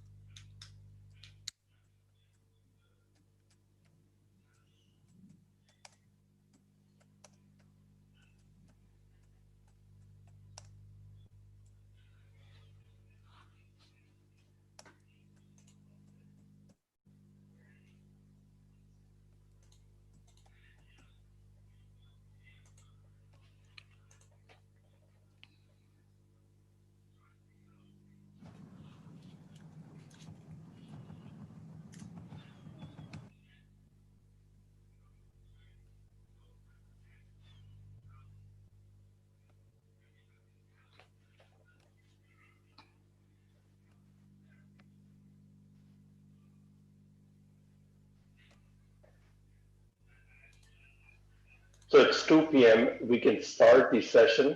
That's a plenary session 2. So I want to welcome everyone, the panelists and the delegates viewing and attending the session today. The topic of the session is waste, water treatment, recycle, and reuse. It will be chaired by Dr. N.B. Majumdar, who will be joining shortly. The key speakers are Ms. Julie Nelson, then we have Dr. D.P. Singh, Mr. Rajesh Jain, then Professor Anubha Majumdar, and then we have Dr. Rahman as well. To start the session, I would request Ms. Julie Nelson to start the session, and then we can continue from there. Thank you.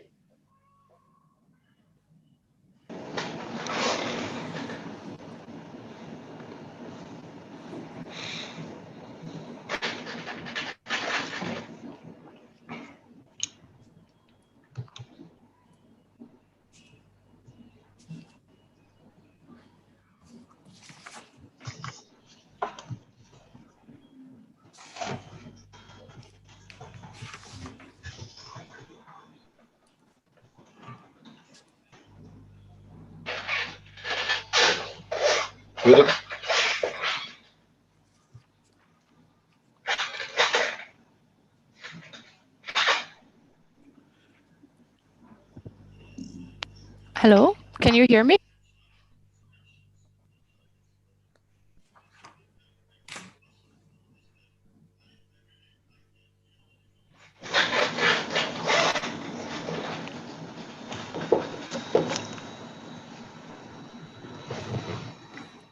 Hi. Hello. Hi, Ms. Nelson. Can you hear me? Yes, I can hear you. Good. I had some trouble with my my sound, I think, but I can start. Can we request Mr. Rahman to go first, and then can you follow him after that? Would that be okay? That's perfect. Yes, thank you.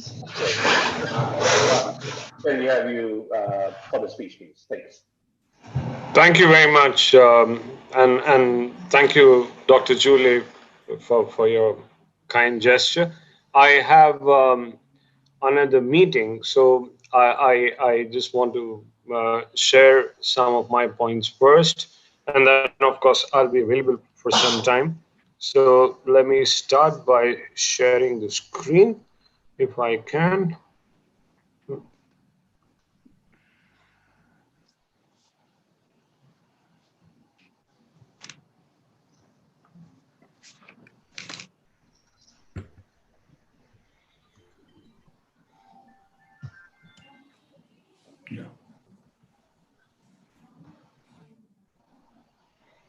Now, can you see my screen now?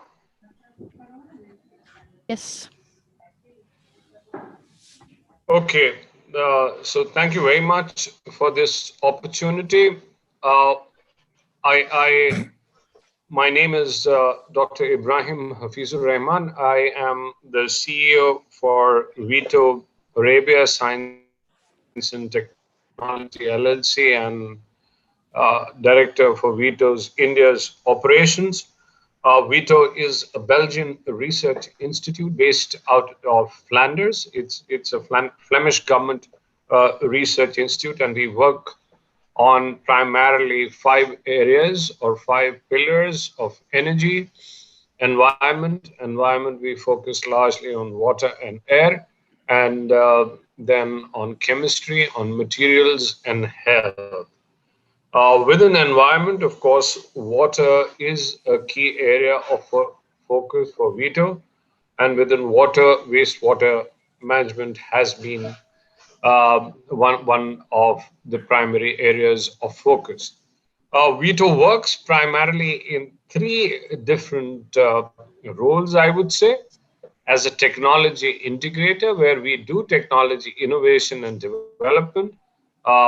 which includes water treatment, waste valorization, sensors, analytics.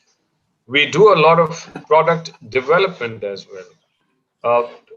Product development related to technology, water treatment, monitoring systems, membranes. We have been doing this technology development in the form of bringing out innovations that we license out, that we do in terms of spin-offs, and all the research that Vito does, the primary focus is on application side, largely working with industry, academia, and governments.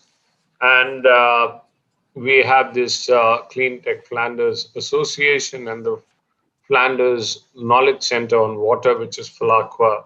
That's also part of our activities.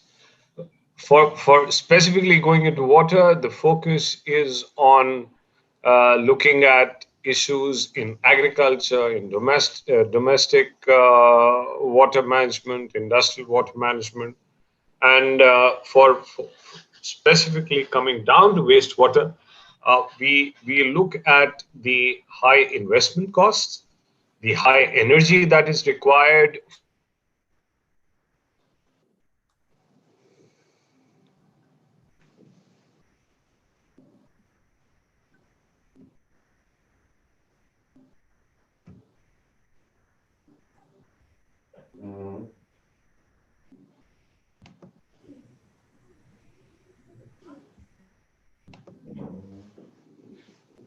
Choti.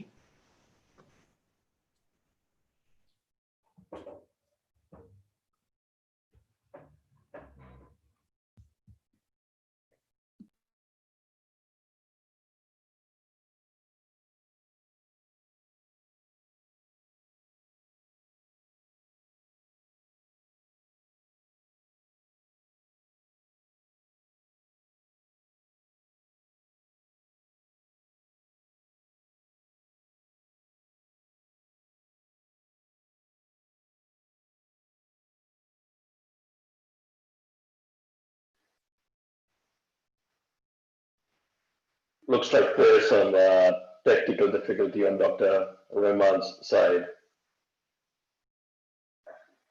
While we wait for Dr. Rahman, the chairman of the session has also joined. So I want to welcome Dr. Majumdar for the session.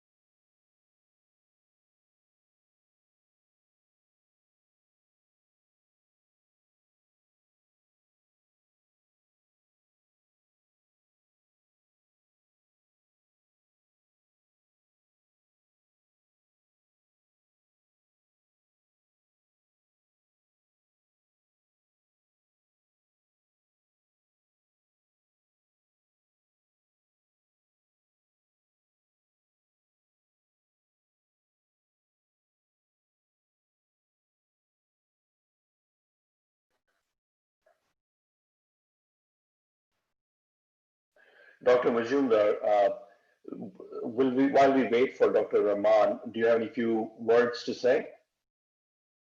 Yes, well, we do have those technical glitches. So let us, in the meanwhile, chat a little bit.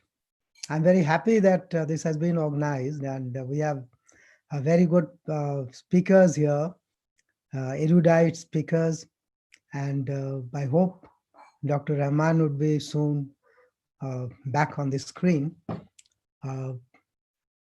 Can he be contacted over phone? Can Puneet or someone contact him over phone as to whether yes, we'll try to reach him right now. Issues or something?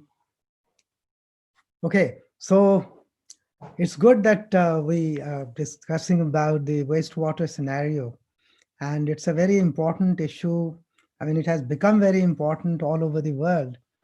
Of course, different societies, different economies have their different implications.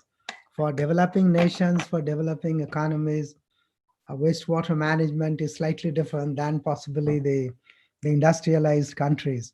So we do have our own challenges and a bit of advantages here and there, because so far we are not used to using too much of water, and we have some kind of a thrift, just like in other ways of life, also other segments of life. So that's an advantage. But yes, our challenges are huge. We have a huge population, so catering to their drinking water, catering to other potable water for their cooking, for bathing and other uses, that itself is a big challenge. And thereafter, when the wastewater is generated from the supplied water, so then of course its its proper management again becomes another challenge. Water here has different ways of valuation. I mean, there's not exactly what we think from the industrialized nation's perspective. For example, in places, say in many places in Rajasthan and some areas, arid zones, people have to bring water, and that is mostly brought by the females of the family, maybe from kilometers. So that water may not be costly in terms of money, but its value is very high in terms of the amount of time that has gone and the human energy which has gone in getting that water. And then comes the quality issue of that particular water. And those people may or may not know about the quality of the water, which again is another issue, because good quality water is good for health.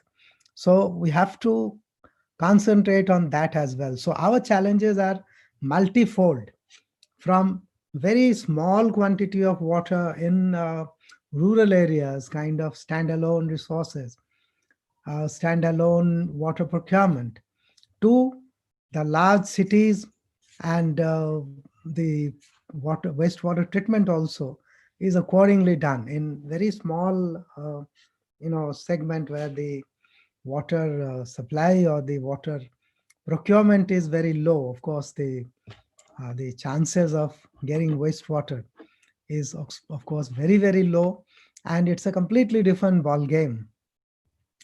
Now, any information from Dr. Ibrahim Hafizur Rahman?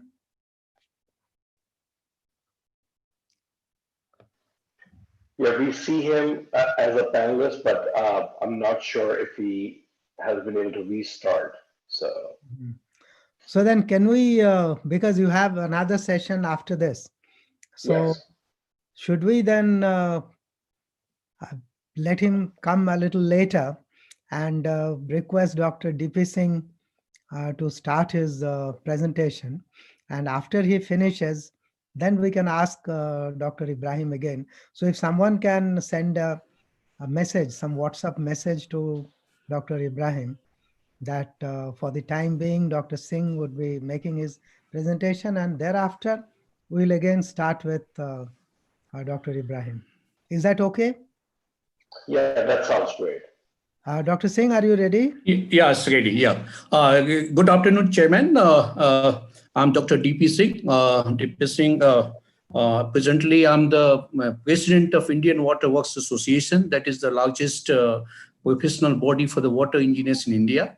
We are having the 35 centers all over India and having the membership more than 12,000 engineers, scientists, and educationists members. We do organize seminars, conferences, and various activities, technical activities. We organize this annual convention. We have got under MOU. We have got the tie-up with the German Water Partnership, and then various other international organizations. I'm the retired engineer-in-chief cum special secretary from Government of Bihar, having experience of more than 38 years in the field of water and wastewater sectors. And then at present I work as a senior advisor with the Sulab, and also the expert with the Asian Development Bank and for the various projects. Let me share my screen.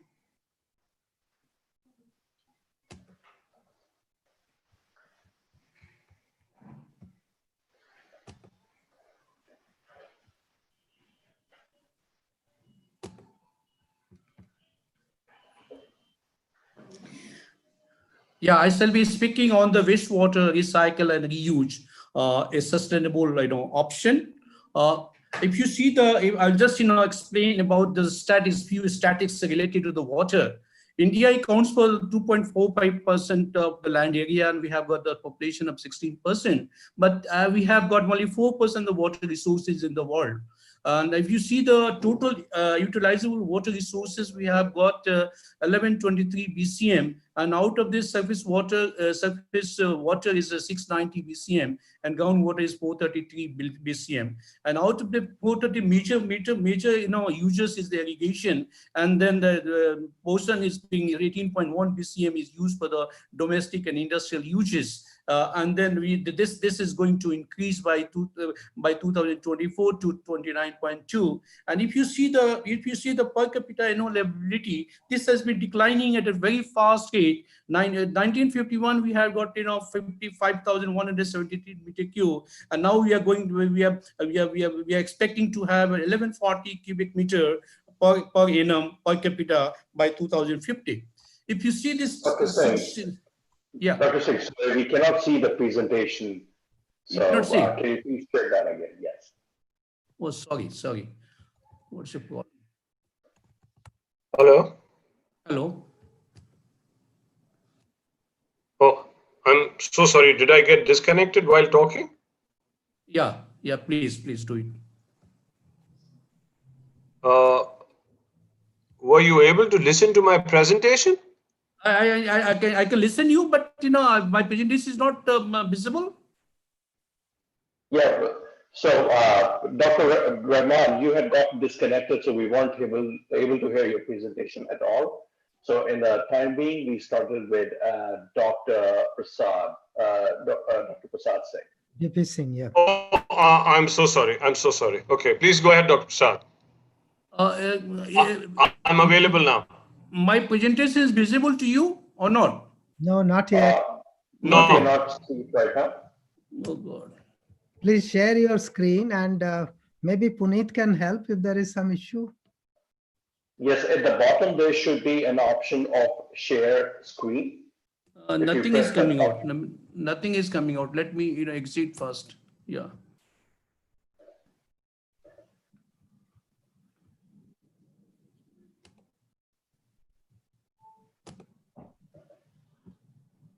Yeah, this is a screen. I'm just uploading it. This one.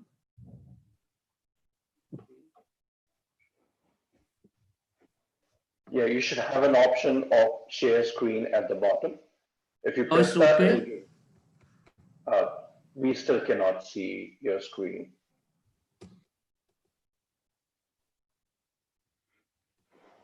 I think first you have to bring your presentation to your desktop. Yeah, that is there. Okay. Then when you look at Zoom, at the bottom, there should be an option of share screen. Yeah, I'll just check. Just one minute.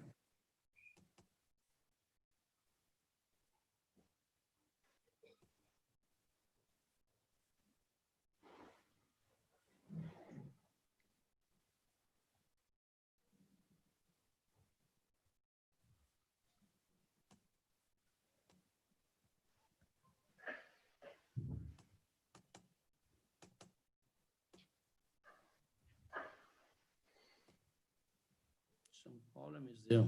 I've already sent by email. Can you see from there?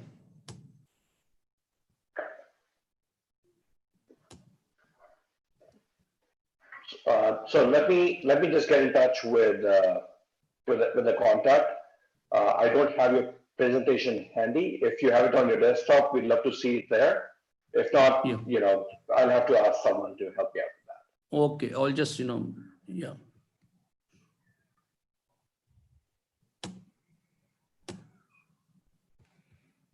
I'll just check it, we can just, we can go ahead with some other speaker. All right, so while you figure out, the presentation, can we have Dr. Rahman come up again and, he can continue with his presentation. Okay, sure. Dr. Rahman, please. Thank you very much, and my apologies. I actually made the whole presentation assuming that everyone was listening. So this is a bit, but can you hear me now? Yes, very clear now. Okay, I'm just sharing the screen. Please let me know if you can see the presentation.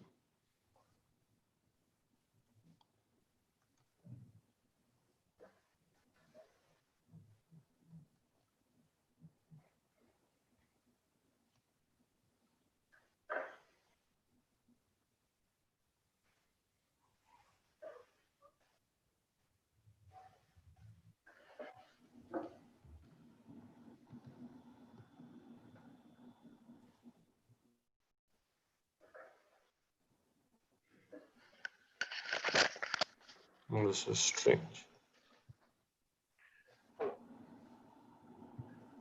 I'm here.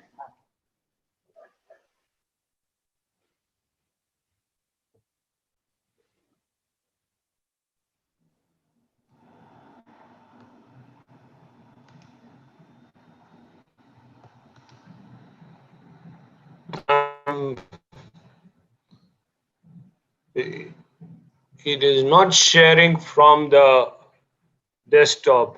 I think there's some problem because when I say share, is it sharing now? No. Can you see the presentation? No, not yet. Then no, I think earlier it was sharing, but now there is a problem. When I go to the application window, it is not reading from the desktop.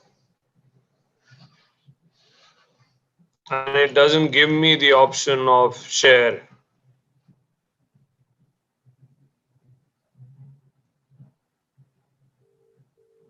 I think there is some technical problem. Okay, what I'll do, go without the presentation. I represent, my name is Dr. Ibrahim Hafiz. Can you hear me? Can you look into it? Or you Hello? can the presentations. Yes, we can. Okay, so I will not do the PowerPoint, unfortunately, since we are not able to share, but I can still talk. Dr. Singh also. My name is Ibrahim Hafizur Rahman. I work as the CEO of Vito Arabia Science and Technology, LLC, and as the director of its India operations.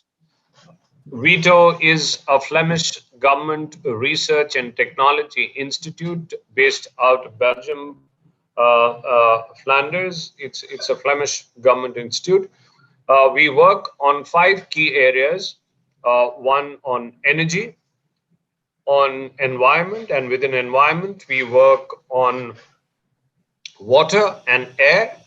We work on chemistry, we work on materials, and on health. So these are the 5 pillars of Vito, and these are the areas. Yeah, I mean, somebody is asking me to share screen. I'm using share screen, but I'm not able to, when I go to the application, it is not able to pick up from my desktop, from my laptop. So, Dr. Rahman, do you mind sending your presentation to Puneet by email so that he can then show it and you can just guide next okay. kind of thing? Yes, I can do that. I don't have. Should I send it to the email that was sent to me? Yes. By EE Foundation? Yes, EE Foundation. Okay, I'm just sending the email. Just to let you know, Dr. Rahman, we can actually see the email that you have open right now. You can see it? And yes, can you see the presentation now? Now, I think it's the email is open. You've selected the application instead of the presentation.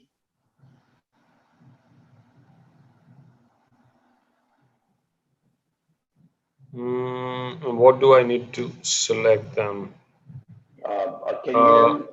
Can you minimize this? See if you can see your desktop.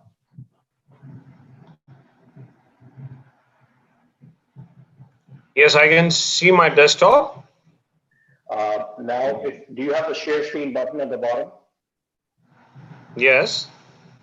If you press that, do you have multiple windows that say desktop 1? It says your entire screen, application window, and Microsoft Edge tab.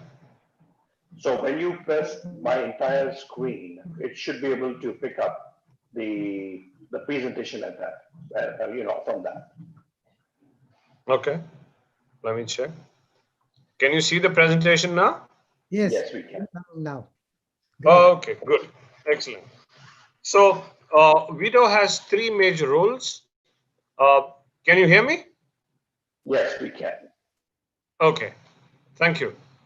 Vito has 3 major roles as a technology integrator, where we bring different technology innovations, be it in water treatment, waste valorization, sensors, analytics, setting up of living labs and demonstrators from tap to pilot scale. Vito as a product developer. Can you hold on? I need to use the headphones.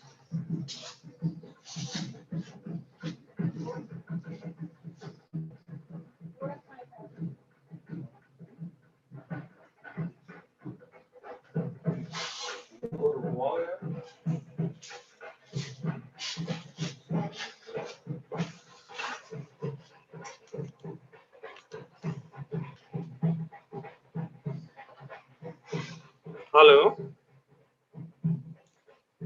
Hello? Hi. Can you hear me? Yes, we can.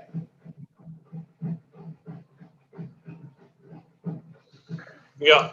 So Vito as a product developer, where we do development of technologies, development and innovation of technologies for water treatment, monitoring systems, membranes, monitoring management, assessment tools, and Vito as a facilitator and business partner, which is largely setting up a network between industry, academia, and governments.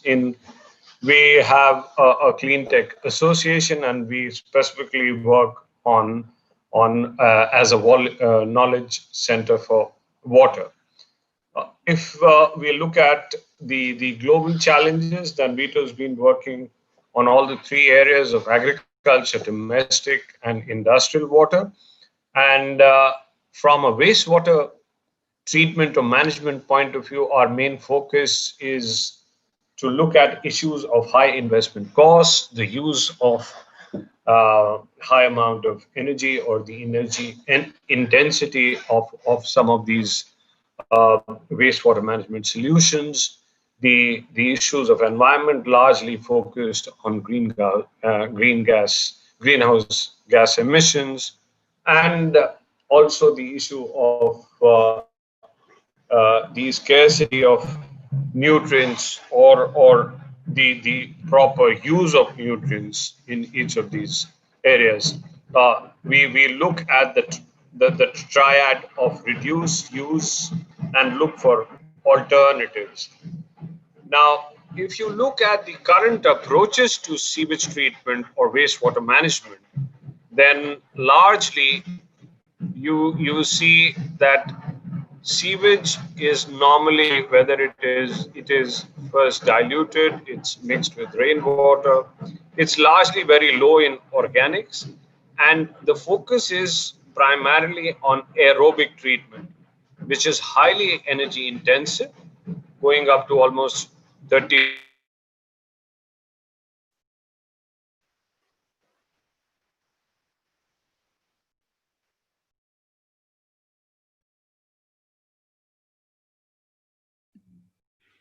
Dr. Rahman, your sound is somehow it has gone off. Please check.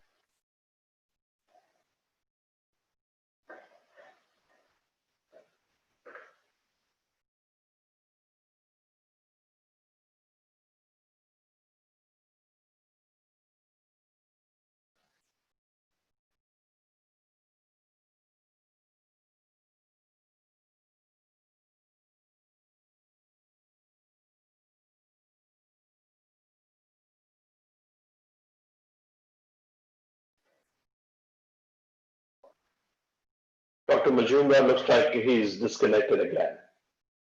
Probably some internal technical issues.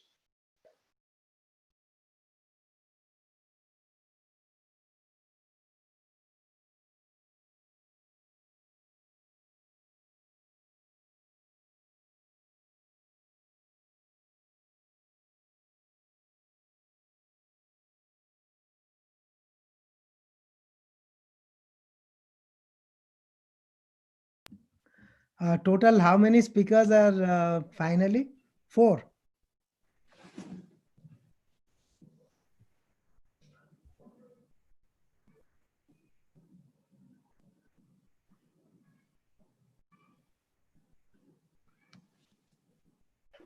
We have total 5 speakers. 5. Yes. So, what do we do? I mean, it's So let's do this. Dr. Prasad Singh, were you able to get your presentation working? Yeah, I'll just see. But unless until this Raman's presentation is removed, it will not be loaded. yes, that's true.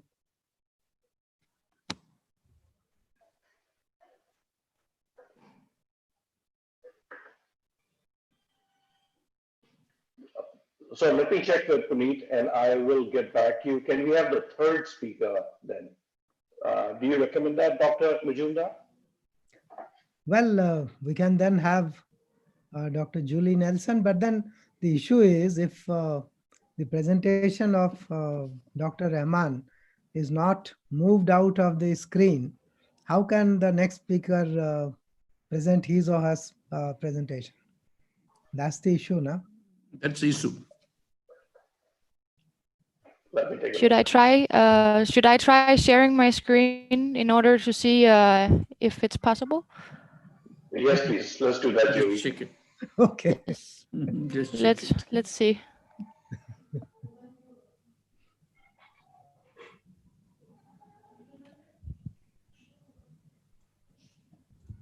Good. Do you see my screen? Yes, we do. Yes, we can. That's perfect. Good. Awesome. I will try to keep it a little bit shorter in order to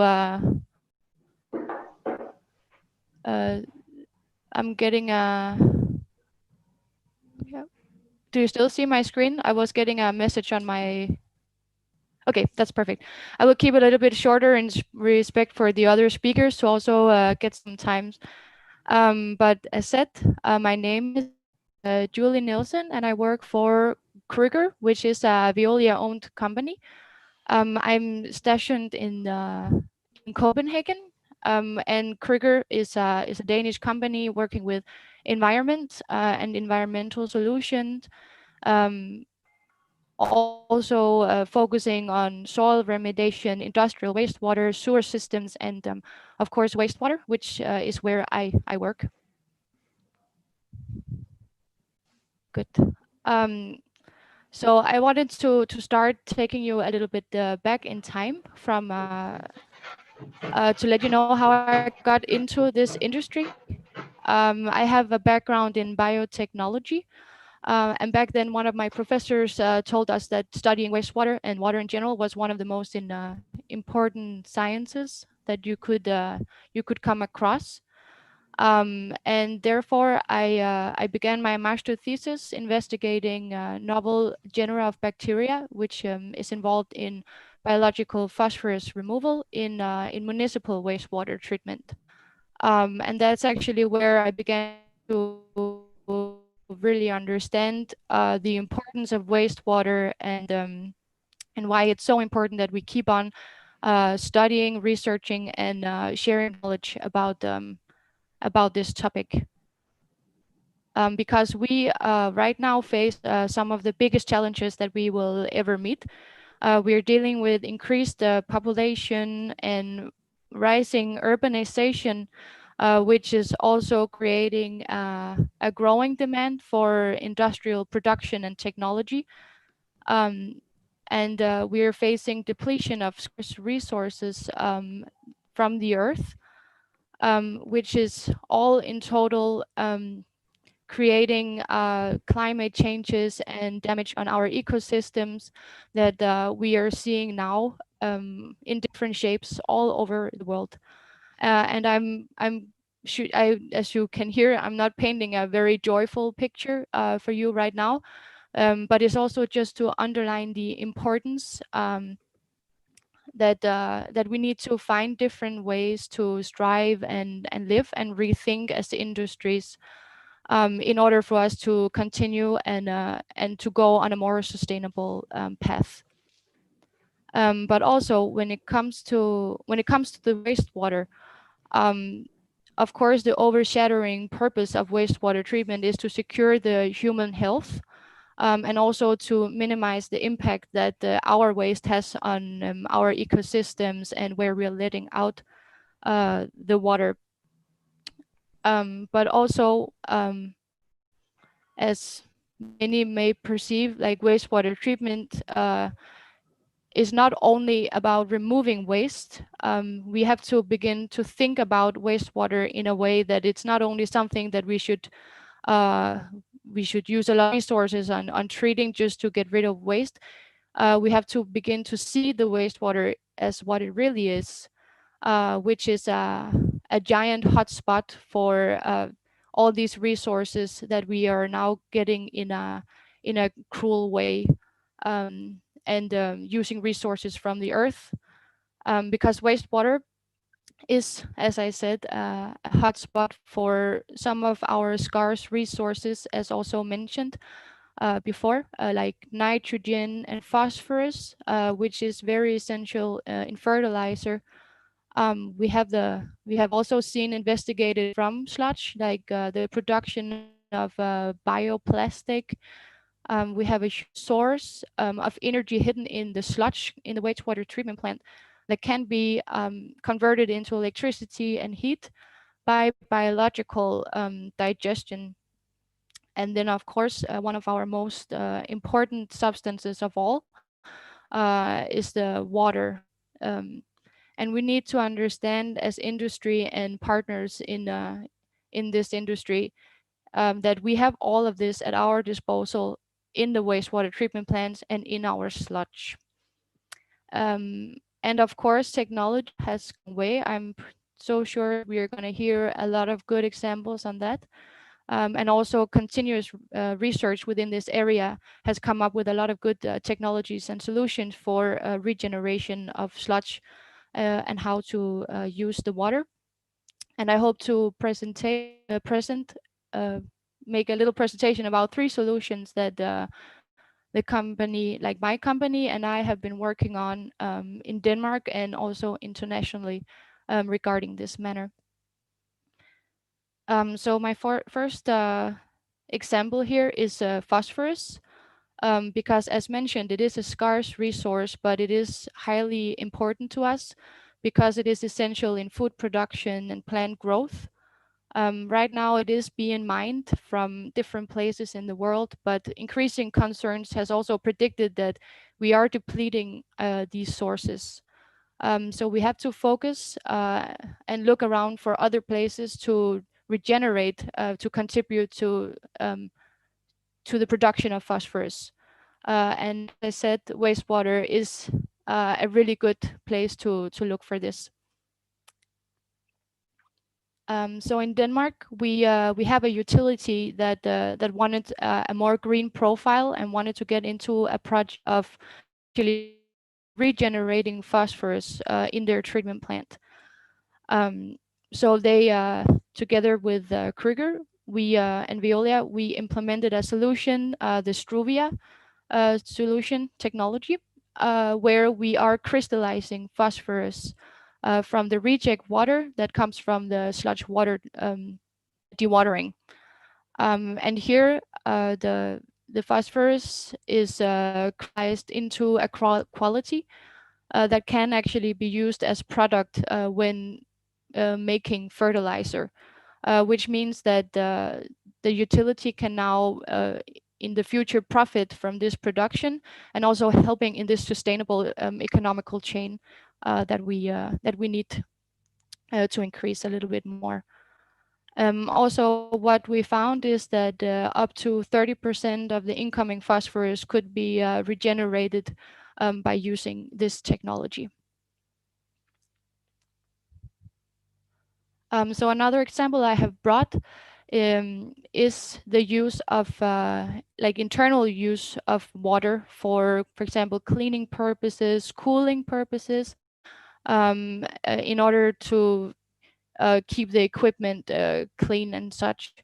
What the client wanted to do was to be more responsible in the way they were using their water, because many places here in Denmark, at least, clean drinking water is used for these purposes right now, and they wanted a more healthy way of working with this matter.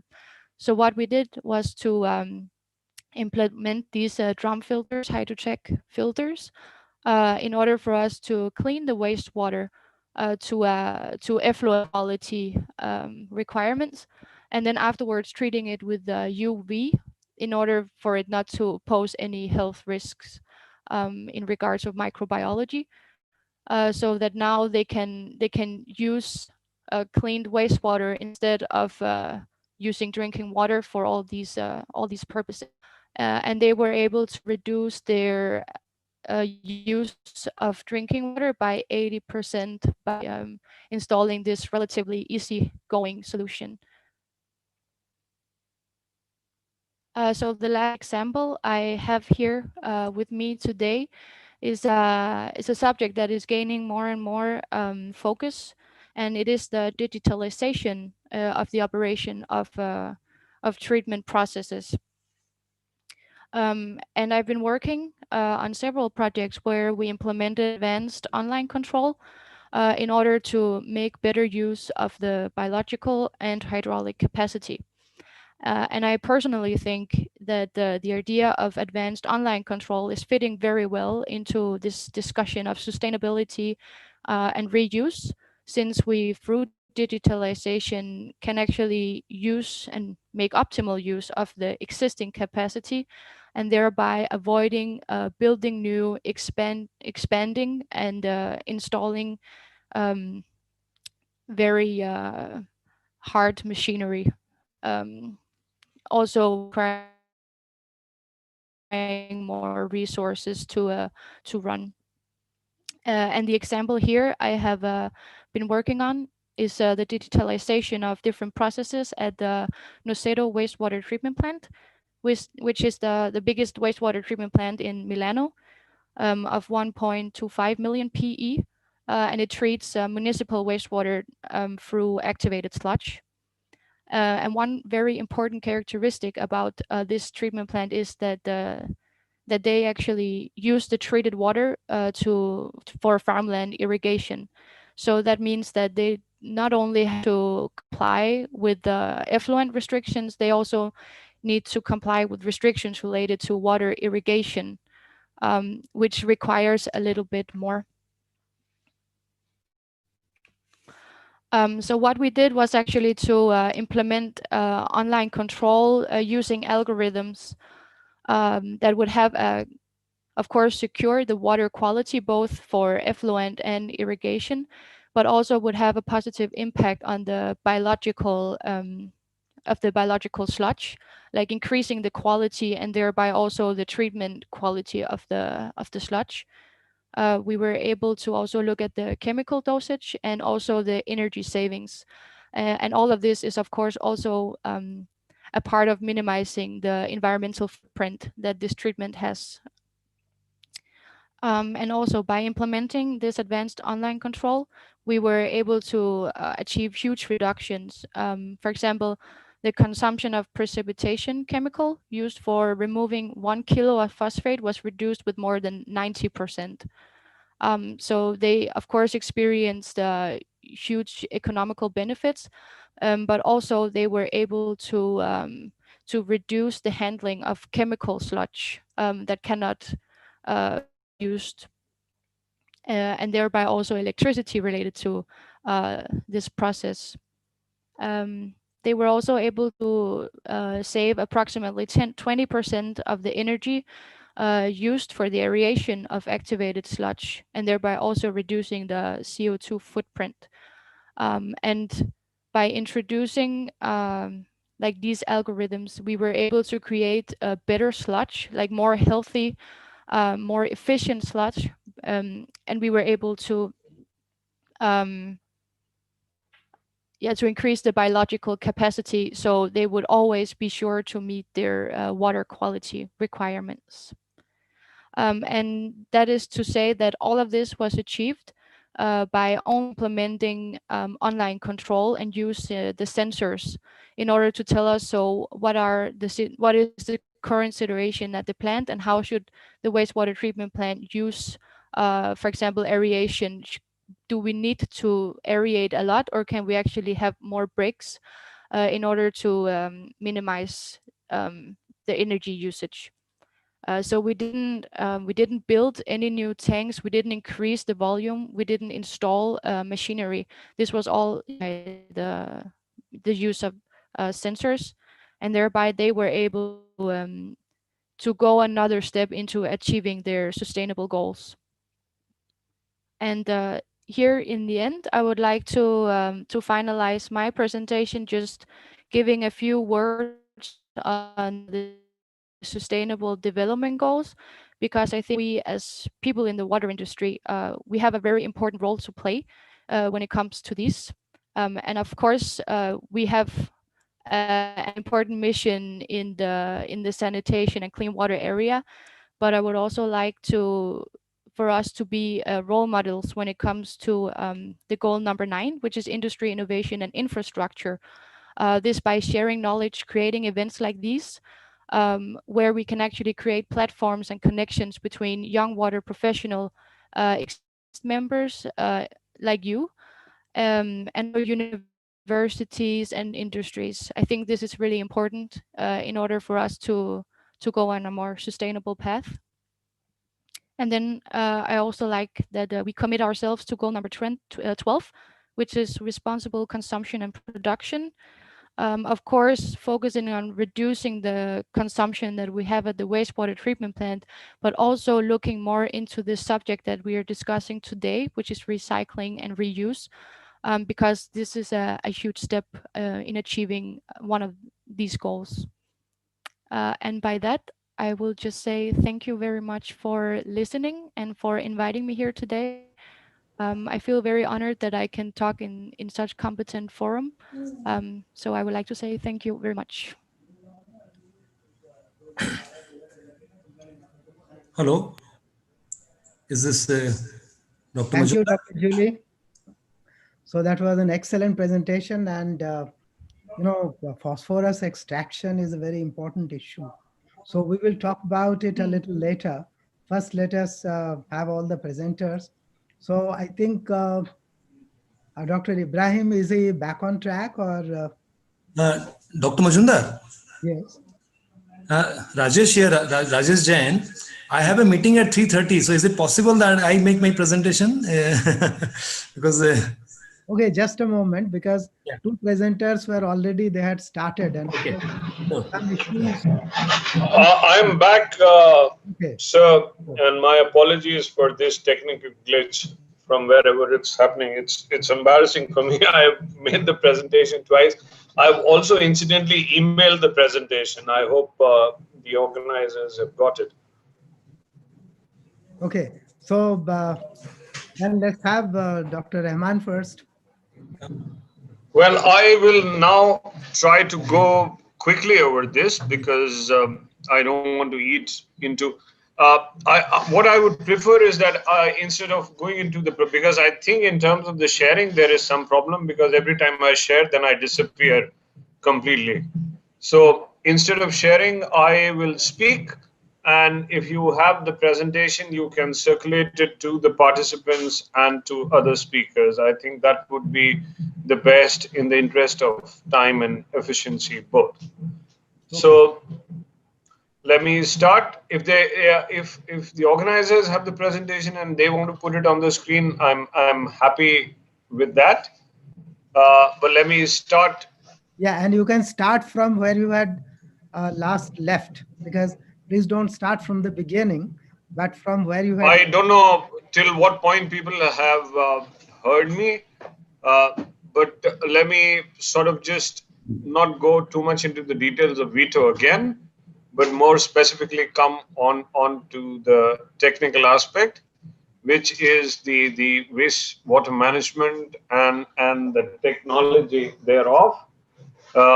Primarily, what I will be focusing on is looking at the entire issue of wastewater management and how that can be clubbed with organic organic waste management. So we all know that STPs are the primary technology for wastewater management, and they are largely very, to say the least, energy intensive, require a fair amount of aeration, for which a lot of energy is required, and in the process, they generate enormous amount of sludge, which is again to be disposed of, and has no economic or any other resource value.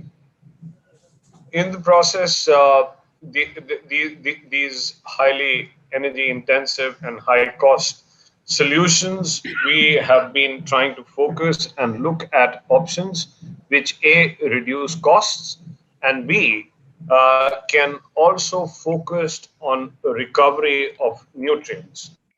And it was in this respect that we developed this technology, which is called anti-cause.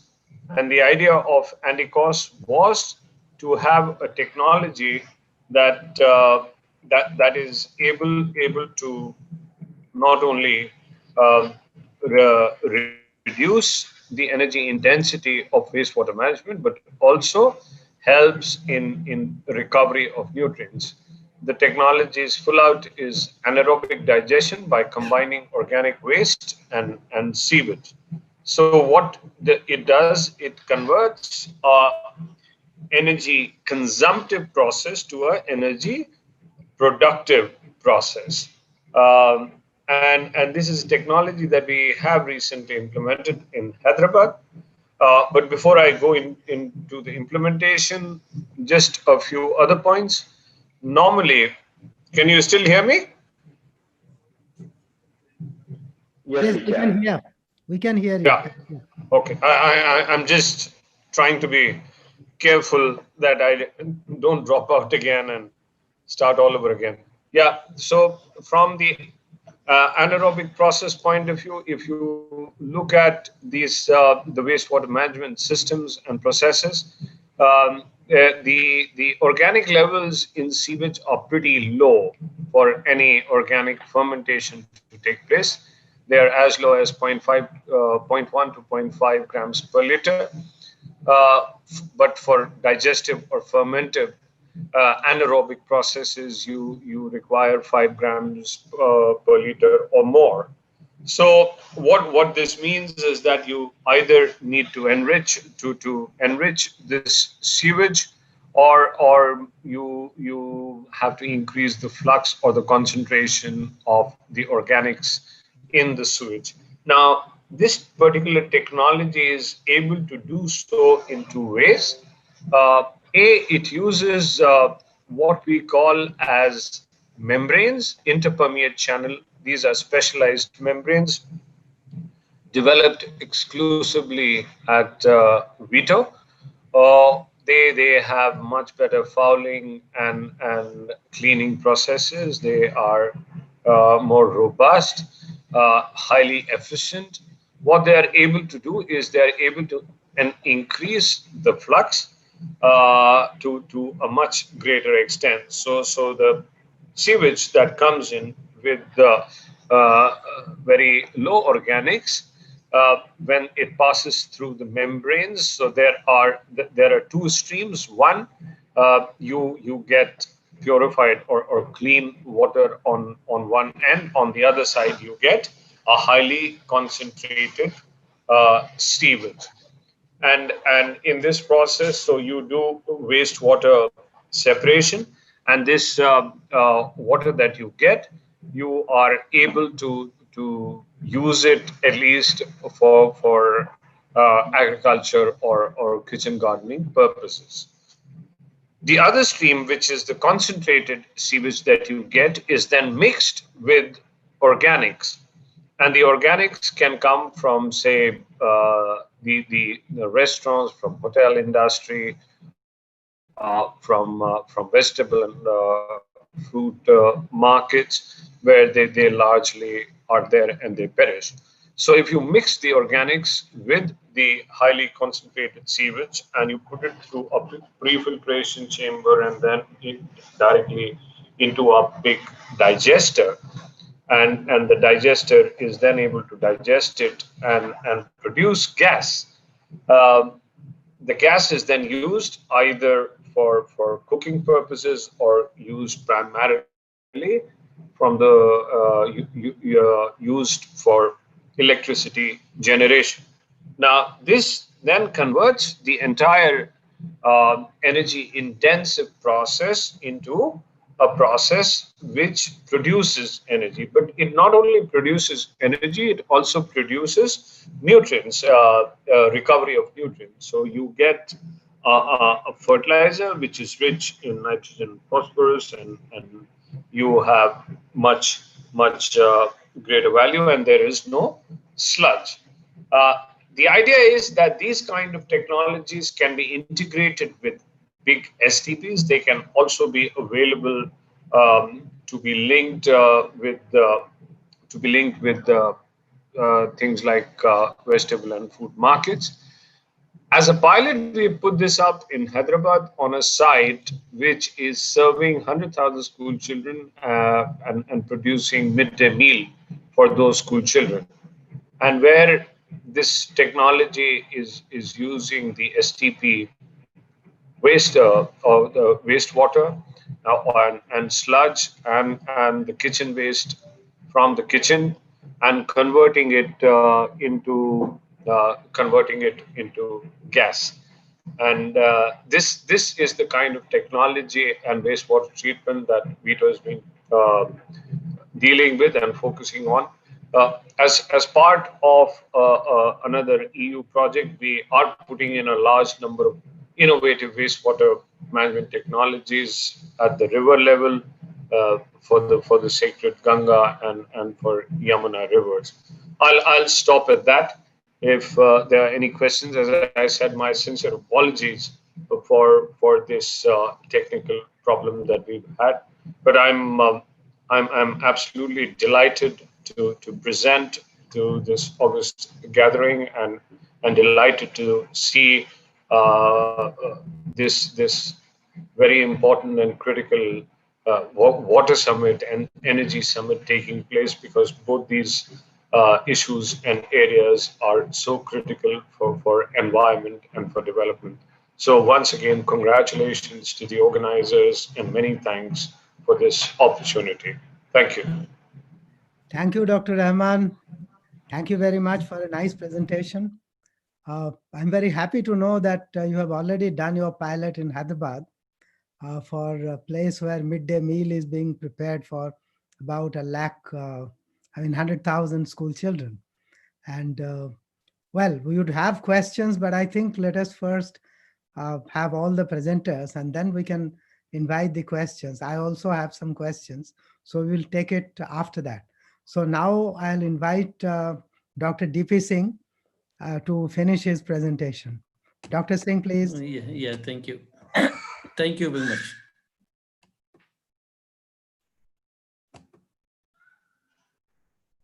Is it visible? Hello? Yes, it is visible now. Thank you. Is visible. Okay, thank you very much. Thank you very much. Yeah. I shall be speaking on the wastewater recycle and reuse as a sustainable option. If you see the Indian conditions of the water, it's about 2.545% land, but still we have got 16% of population. But if you see the water resources, we have got only 4%. And if you see the per capita annual availability of water is declining at a very fast rate. In 1951 we had 5,177, and we are expecting that it will be reducing to 1,341 cubic meter in 2025, and further it will be reduced to 1140 in 2050. And if you see the condition, then many of the areas we have water scarcity problem, and also if you see the wastewater generation in India, we generate about 61,000, nearly 62,000 MLD of wastewater, and treatment facilities there only 37% of the waste generation generated from the class 1, class 2 city and mega cities. We have got only treatment facilities of 37%. Untreated wastewater is 63%, and similarly, if you see the industrial wastewater, altogether we generate about 14,000 MLD, and only we have got the 60% of the treatment. That's the reason that the recycle and the reuse the wastewater is very important in India, and this is not a new. We have been practicing use of the wastewater, but the raw wastewater for the irrigation since long. But this cannot be allowed. Therefore, the wastewater, treated wastewater, can be a good option, economical option to use as a resource, water resource, and that can be used for the various purposes like irrigation, restricted urban utilities, industrial non-potable, and indirect potable, direct potable, and therefore we need to have need to provide wastewater for this usage. We need to have various stages of treatment. We need to have a secondary treatment. It's not sufficient, the secondary treatment, after secondary treatment, that can be used for the irrigation purpose, but that cannot be used for the other purpose like urban uses. And therefore we need to go for the tertiary treatment with the filtration, disinfection, and also for the higher grade of the wastewater, we need to go for the membrane filtration, and sometimes you need to go for the removal of the nitrogen, phosphorus, and RO is also required for, especially for the if you are using for the drinking purpose or for the high quality processed water. That's the reason that wastewater reuse in irrigation is very important, because it has got a high concentration of nutrient, and we can expect that the 0.63 to 0.73 ton per MLD of nutrient we can have it. And if you see this, the wastewater generated from the class 1, class 2 city has got the potential of 22.75 BCM of the irrigation water, and that can irrigate nearly 4 million hectares of the land. And if you use this wastewater for the irrigation purpose, certainly we can reduce the load on the wastewater, and that the pumping will be reduced, and thereby we can reduce the electricity consumption, and also the discharge to the water receiving body will be reduced considerably. Similarly, for the urban, we can use various for the various purposes. This can be used for the parks, golf courses, and it can be used for the vehicle washing. It can be used for the other purposes, other purposes like in the urinal and toilet flushing. Many of the real estates, the apartment, they are having a dual water supply system. The treated wastewater is being used for the urinal and flushing, is used for the parking, is used for the gardening, other purposes. And therefore, if you think about urban use, you can use this, and if you use this wastewater, certainly you can reduce the drawl of the wastewater. That water can be used for the other purposes. And that's the reason that we have got a various uses in the urban sectors, and this is a very economical and sustainable solution. And at the same time, because the wastewater is to be treated, and if you want to make it viable, if you want to make it sustainable STPs, then certainly we need to go for this purpose. Similarly, this can be used for the groundwater recharge, but because this is the cost. If you compare with the surface water reservoir, the cost is less than surface water. But we need to handle with very care, because once the groundwater is polluted, it cannot be recovered. That's the reason that monitoring is very important on the quality part. And then I see this can be used for the other purposes, in the groundwater recharge. But we have got the limitation of what I said. We have got the limitation. We have to think about the quality with quality water, which is going to recharge recharge it.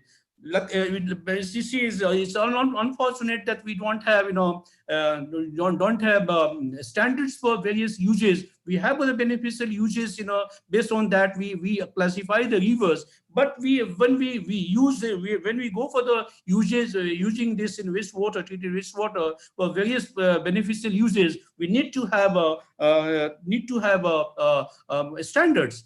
This is this EPS standards, EPS standards for the groundwater recharge. If it's the BOD should be less than 5, TSS should be less than 5, turbidity should be less than 2 NTU, and similarly we need to develop. We need to have standards for different uses. Like industries, see the government of India, the pollution control authorities are pressurizing all the big industries, the major industries, to go for the geo liquid discharge. And therefore, many of the industries are going with this. This major industries are going. Also, the small scale industries which we have got, CTV, combined effluent treatment plant, they are also planning to have a geo liquid discharge, so that the wastewater treated wastewater can be used in the industry itself. And therefore, this is the reason that the Central Pollution Control Board, which is a nodal agency, are working in coordination with the state pollution control authorities and other and they are just guiding them how best we can go for the geo liquid discharge. If you see the international scenario of wastewater, nearly 50,000 million liters per day of the wastewater is used.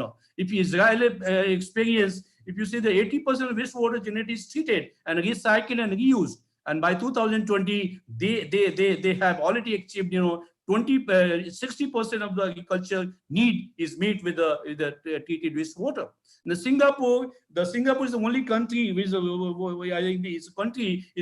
is using the major portion of the treated wastewater for drinking purpose. 30% of the wastewater generated from them, it's called the knee water. Knee water is used for the drinking purpose, even for the drinking purpose. And therefore we have got various success stories. And then this, and also if you see the Indian conditions also, we have got we have been using the Gujarat government is the first state which has drawn the plan to have a recycling system, recycling and the reuse of the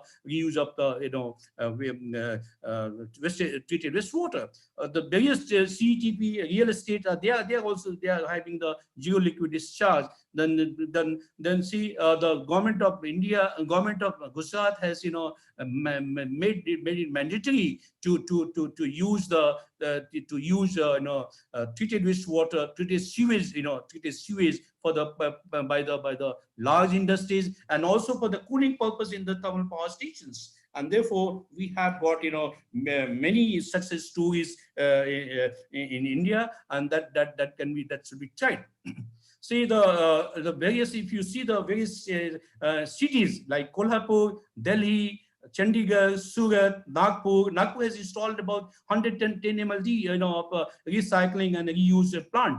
Visakhapatnam, Ahmedabad, Arabian Textile Mill was a private organization, private agency, which has developed, which has developed the recycling system for the based on the Ahmedabad sewage. And there, the company is supplying water to the industries and for the various purposes. Therefore, we can invite the private partners also in this to make it sustainable. If you see this, I'll just take a few minutes on the conclusion part. The treated wastewater is available, is continuously available, reliable. Sources is economical. It can be made economical, and then also the STPs, CETP, ETPs which are not viable, which are not sustainable because operation maintenance cost is high. Therefore, this can be made sustainable or viable by exploiting the resources by having the revenues, and this can be done. And the many kind uses we have got already. Then we have got various uses of the wastewater. And then potable water. If you just conserve the potable water, then certainly we can reduce the discharge to the environment, and by this way we can have the health and safety precautions. But we need to have a careful planning. This is I always said it. This is a potential nutrient reduction in the wastewater, withdrawal of wastewater, because we are using this treated wastewater as a resource for the water sector. If you see the overall economic benefits to farmers, because it yields high, the water authority need to work. The water authority need to work in close coordination judiciously to use this treated wastewater in planning of the water supply. Because if you have got facility to use this treated wastewater for the various urban utilities, and therefore the water authority can think about and can take this this volume so that they can better plan it.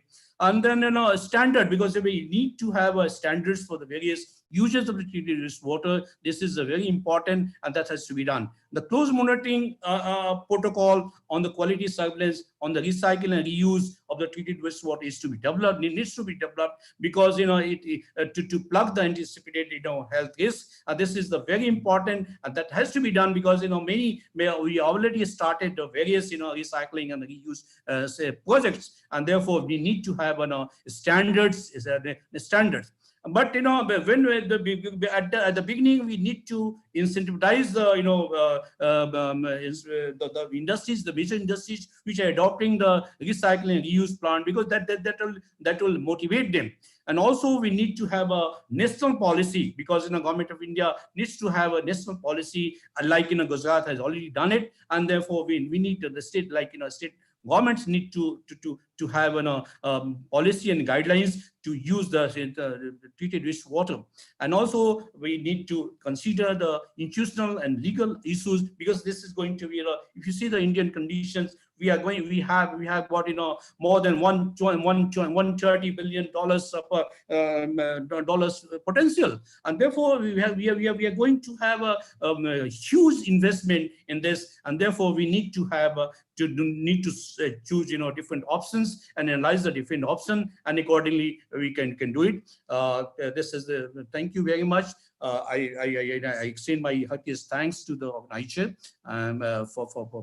for giving me the opportunity to address this one, and then I thank our chairman. Thank you very much. Thank you, Dr. Singh, for an excellent presentation. Dr. Singh, with his very long years of experience, has shown us about the Indian scenario and how things can be made more sustainable. And he has very rightly pointed about the need for standardization for various uses of treated wastewater and the need for policy at different levels, meaning both at the central level as well as state government levels, So thank you very much. We will take the Yeah. questions after Thank we you. finish the presentations. Now we have two presenters. One is Dr. Rajesh Jain and Professor Arunava Majumdar. So Professor Mr. Jain had mentioned that he has a meeting. Yeah. Dr. Professor Majumdar, do you have any, is it okay with you? Professor Majumdar? Yes, it is okay. Okay for me. Okay. No problem. So, Mr. Rajesh Jain, kindly go ahead with your presentation. Subham, can you or can somebody introduce him? Because I don't have his details. Very brief, just very brief. Or Mr. Jain, you can tell about yourself in just two. So, can you see my screen, sir? Yes, we can see. Yeah. So I've been. My name is Rajesh Jain. I am the managing director of Enhanced WAP Systems. We have been working in this area for the last 25 years. We started WAP in 1996, and we not only looked at water, but we looked at total water, waste, energy, environment as a part of the company, where we were also looking at energy. So water and energy nexus is one of the also one of the key areas besides wastewater recycling where we focus on. And so I'll share my experiences and what I have realized over time. And Dr. DP Singh also presented a lot of his thoughts on wastewater recycling. So I also see wastewater as a resource and how it is beneficial to to a country like India. So let me start with my slides. So as we all know, India is a water scarce country where the water demand is rising and over the years, and water availability is limited. So we have to really think about how to manage water well and manage the water stress. I'll not go through some of the data because similar data was shared by Mr. Dr. DP Singh. So I'll skip some of the data points. So, we say that, 54% of India is water stressed in terms of groundwater, and many cities of India are going to run out of water very shortly. Prices of water are rising in India, but at a very informal level. These prices are mostly because of tanker water. I know of only two cities which have very costly water. One is Delhi. Delhi, the commercial water supply is almost touching 200 to 250 rupees per cubic meter.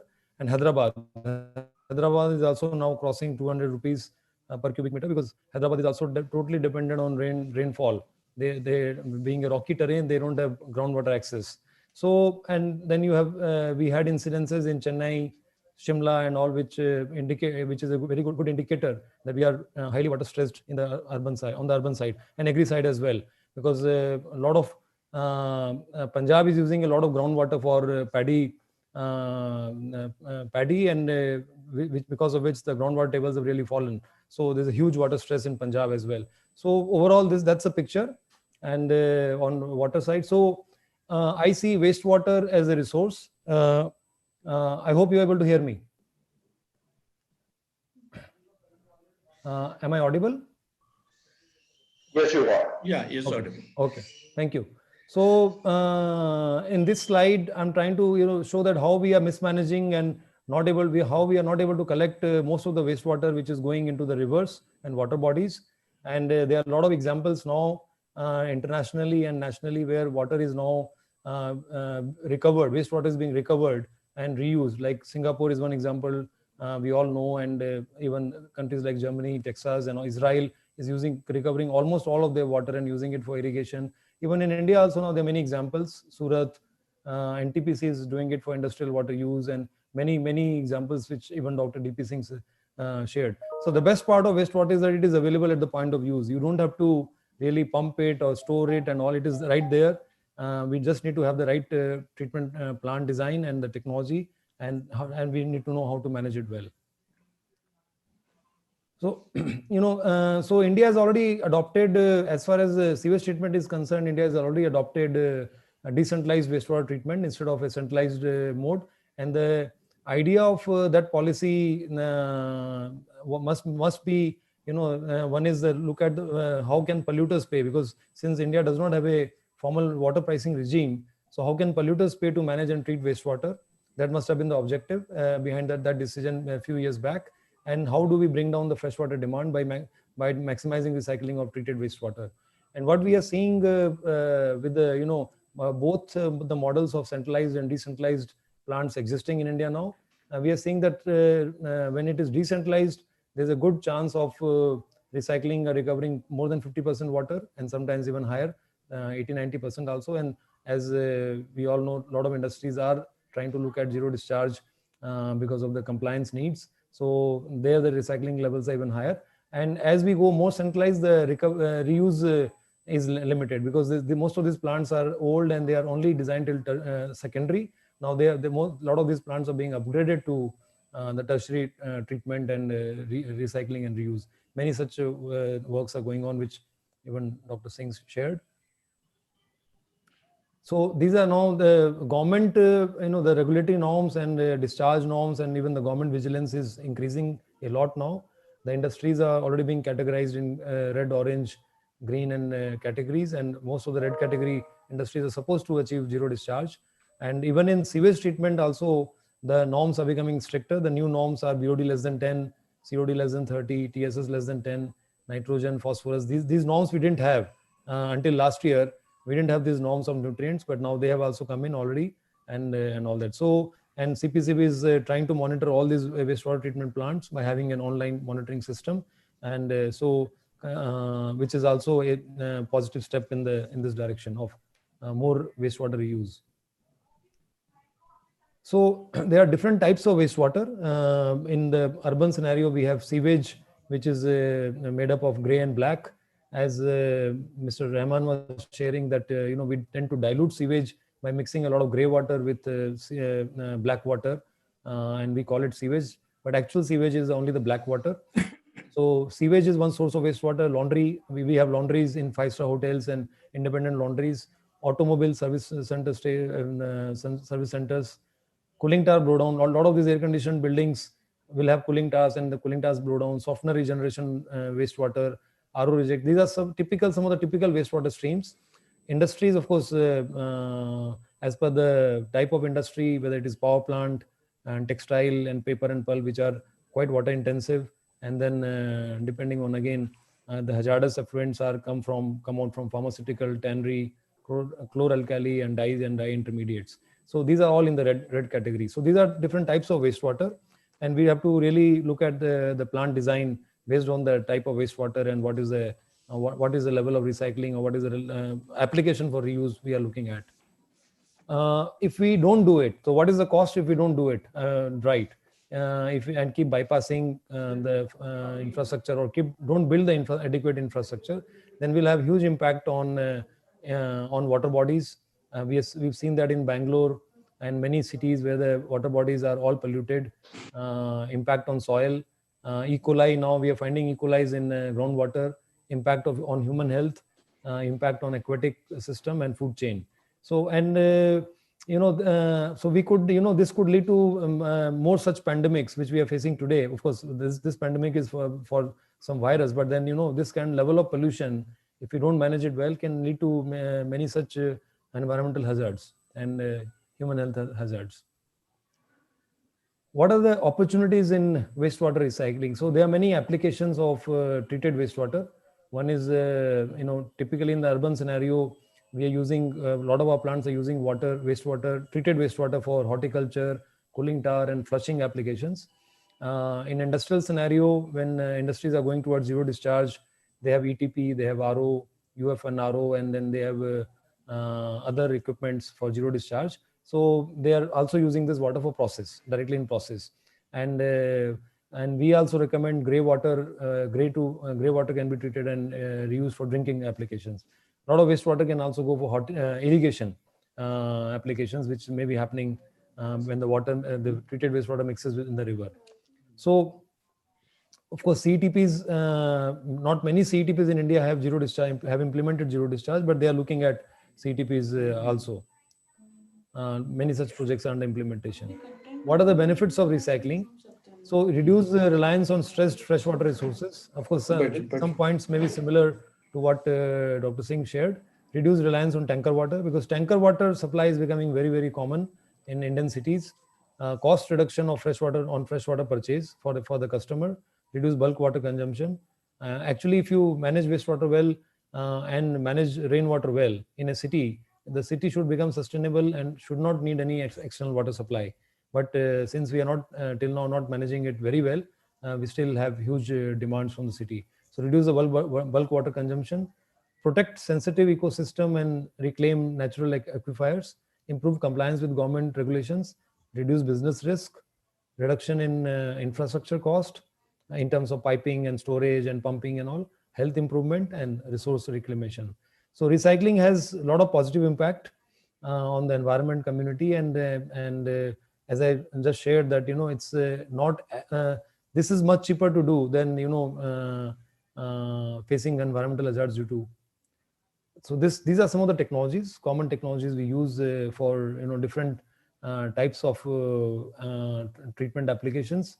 Typically in sewage treatment is typically consists of primary, secondary, and tertiary treatment. But in case of industrial, it will be even more extended for zero discharge. I think in my next slide I'm also showing that. So these are technologies for biological treatment, extended aeration, SBR, MBBR, MBR, etc. And some of the new technologies which are coming up are electrocoagulation and different microbial biofuel cell, MABR, biofilter, Nareda, IFAS, and all.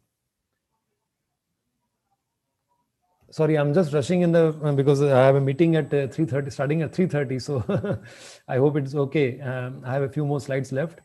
So these are the technologies, most common technologies for tertiary treatment: UF, RO, UV, and ozonation. Of course, we have filtration in general before the UF, MGF, ACF, and all.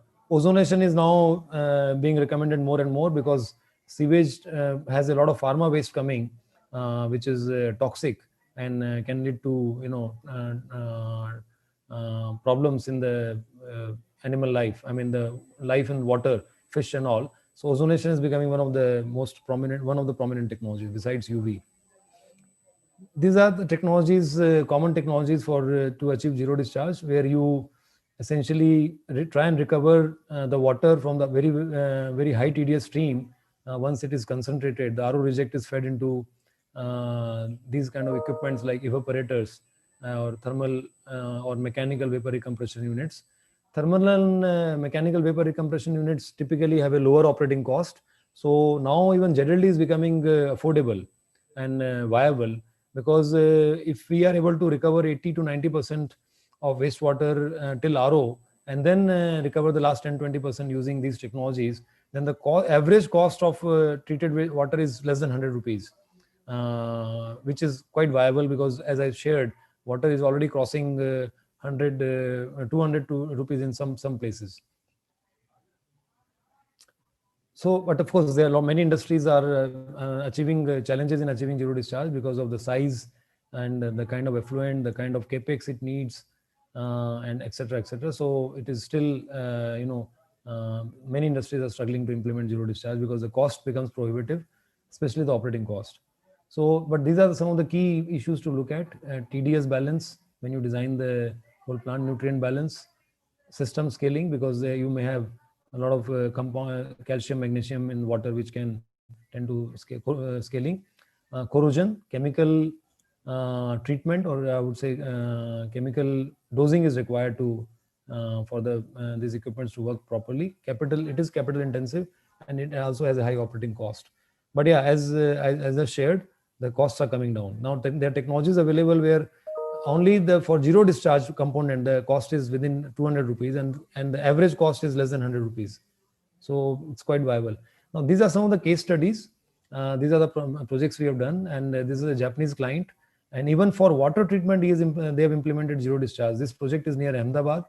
And if you look at the scheme, there's no wastewater. It is only RO reject, which is going into MVR, and all kinds of blowdowns, cooling tower blowdown, boiler blowdown, even softener regeneration water. All of them is going into MVR for water recovery, and it's a zero discharge scheme.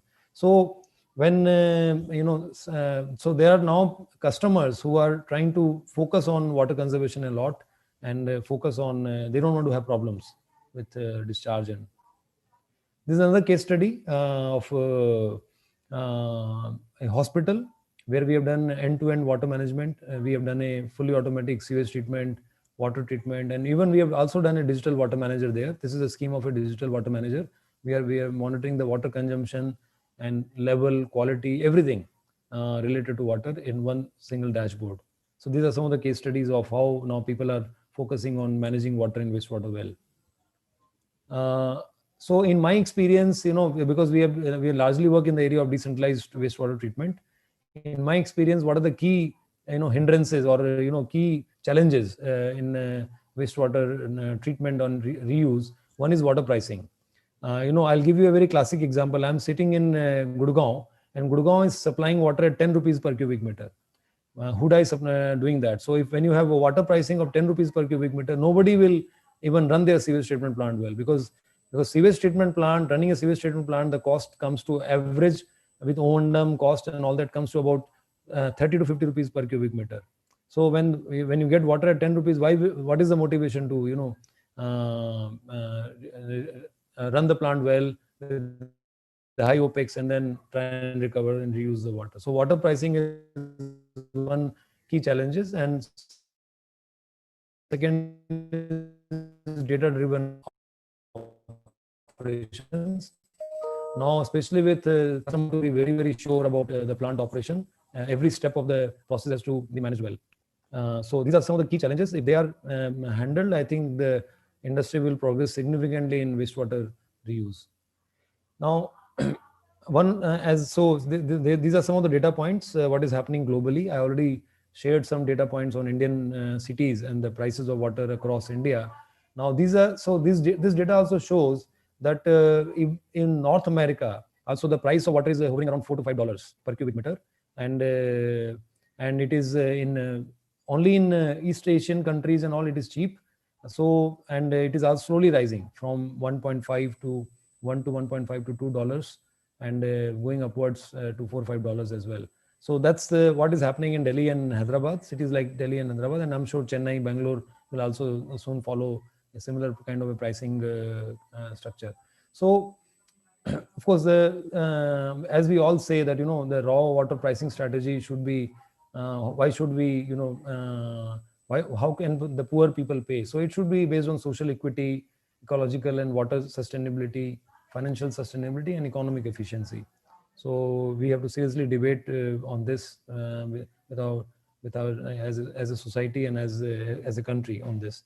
Sustainable freshwater pricing will encourage the investments in plant setup and maintenance. I just made this point.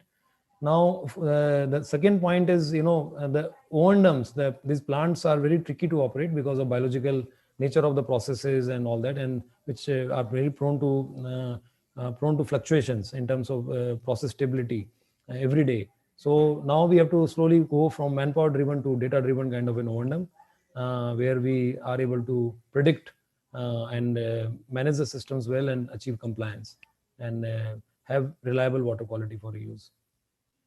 And of course, they will also slowly lead to cost savings.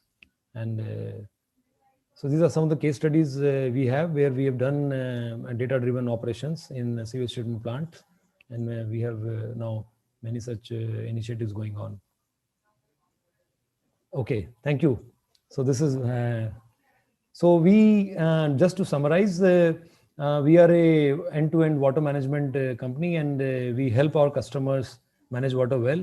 We have done some few water audits as well, and now even in building sector, there's a lot of focus on zero discharge, not only industries, because we have all realized that the only place where we throw the water is stormwater drains, and stormwater drains to go to water bodies and all, which ruin our water bodies. So it will be wise that we invest in wastewater reclaim, reuse, and recovery systems.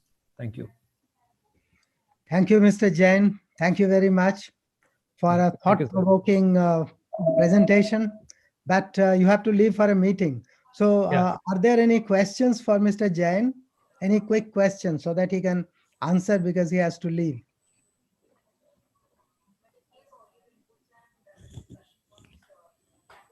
No questions at this point, Dr. Mazumdar. Okay, Thank you, so sir. thank you, Mr. Jain. I was very impressed with your presentation. Thank you, sir. Today, Mr. Jain brought out the issue of not only the different technologies which are used for wastewater treatment management and zero liquid discharge, but also the issue of pricing. I mean, the competitive pricing of water versus the treated wastewater, how they can be balanced so that this gets an impetus. So the society and the governments and the local bodies get an impetus to move for proper wastewater treatment and particularly zero liquid discharge. So thank you again, Mr. Jain. Thank you, sir. Now I'd Thank you. like to invite Professor Arunava Majumdar. So Professor Majumdar is a very seasoned person, seasoned professional in this sector. He has been with the All India Institute of Hygiene and Public Health, which has prepared, which has, so many public health engineers. And then he is now associated with the Jadavpur University at the moment. So, Professor Majumdar, the Yeah. floor is yours. Yeah. Can you hear me? I think so.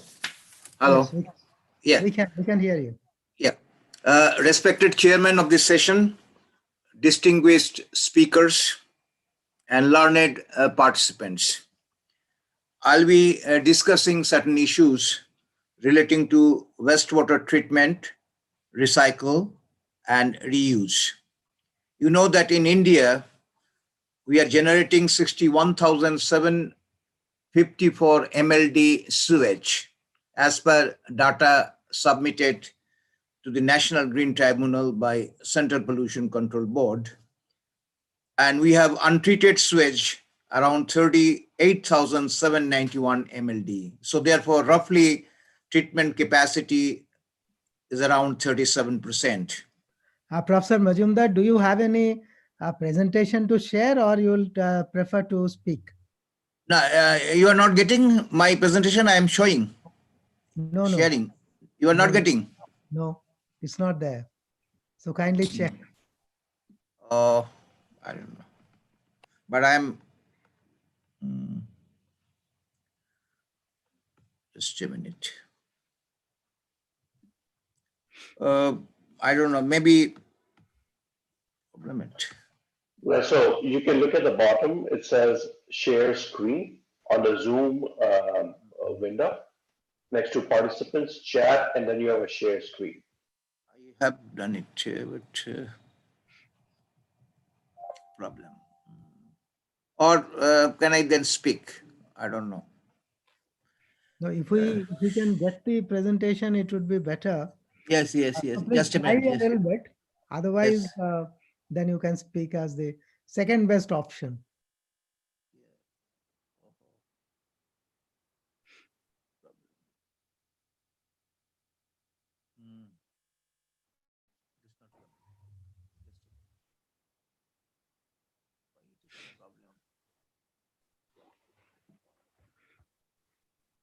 Yes, 1 minute. So sharing.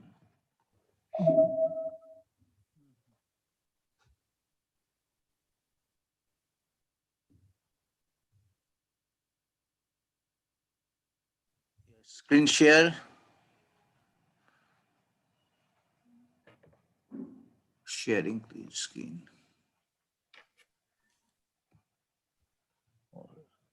Stop. Oh, problem. Just a minute.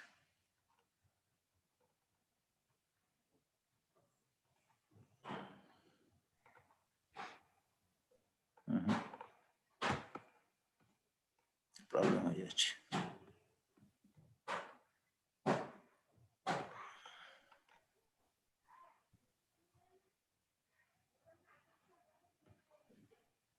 Sharing screen, then what is it?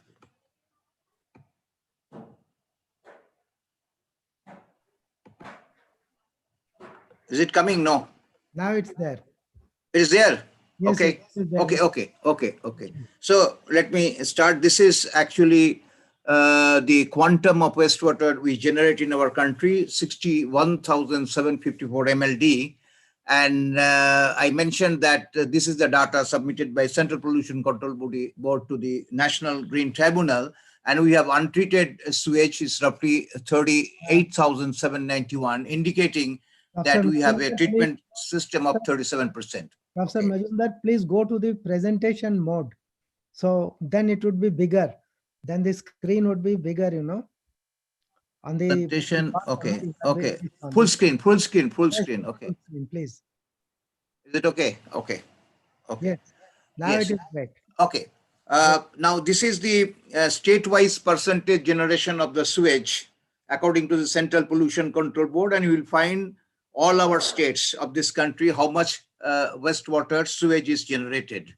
And if you look into this, then top 5 states of our country, which is contributing 49% of the sewage: Maharashtra 8,143 MLD, that is 13%. Uttar Pradesh 7,124 MLD, Tamil Nadu 5,599 MLD, West Bengal 4,667 MLD, and Gujarat 4,119 MLD. So these 5 states are generating almost 50% of the sewage.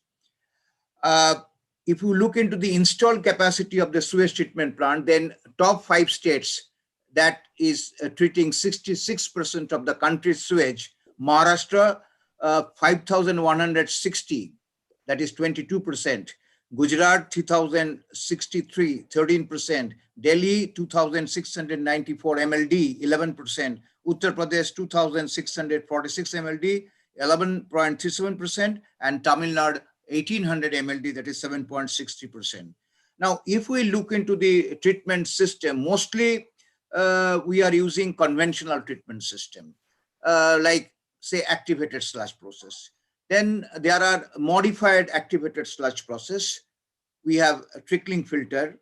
Modified activated sludge process include extended aeration system, tapered aeration system, etc., steep aeration system, etc.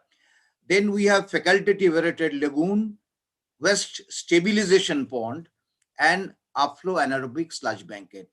The new technologies that we are now using is FAB, then MBR, membrane bioreactor, moving bed bioreactor, MBBR, SBR, sequential bioreactor, and like that, there are other advanced technologies have come up.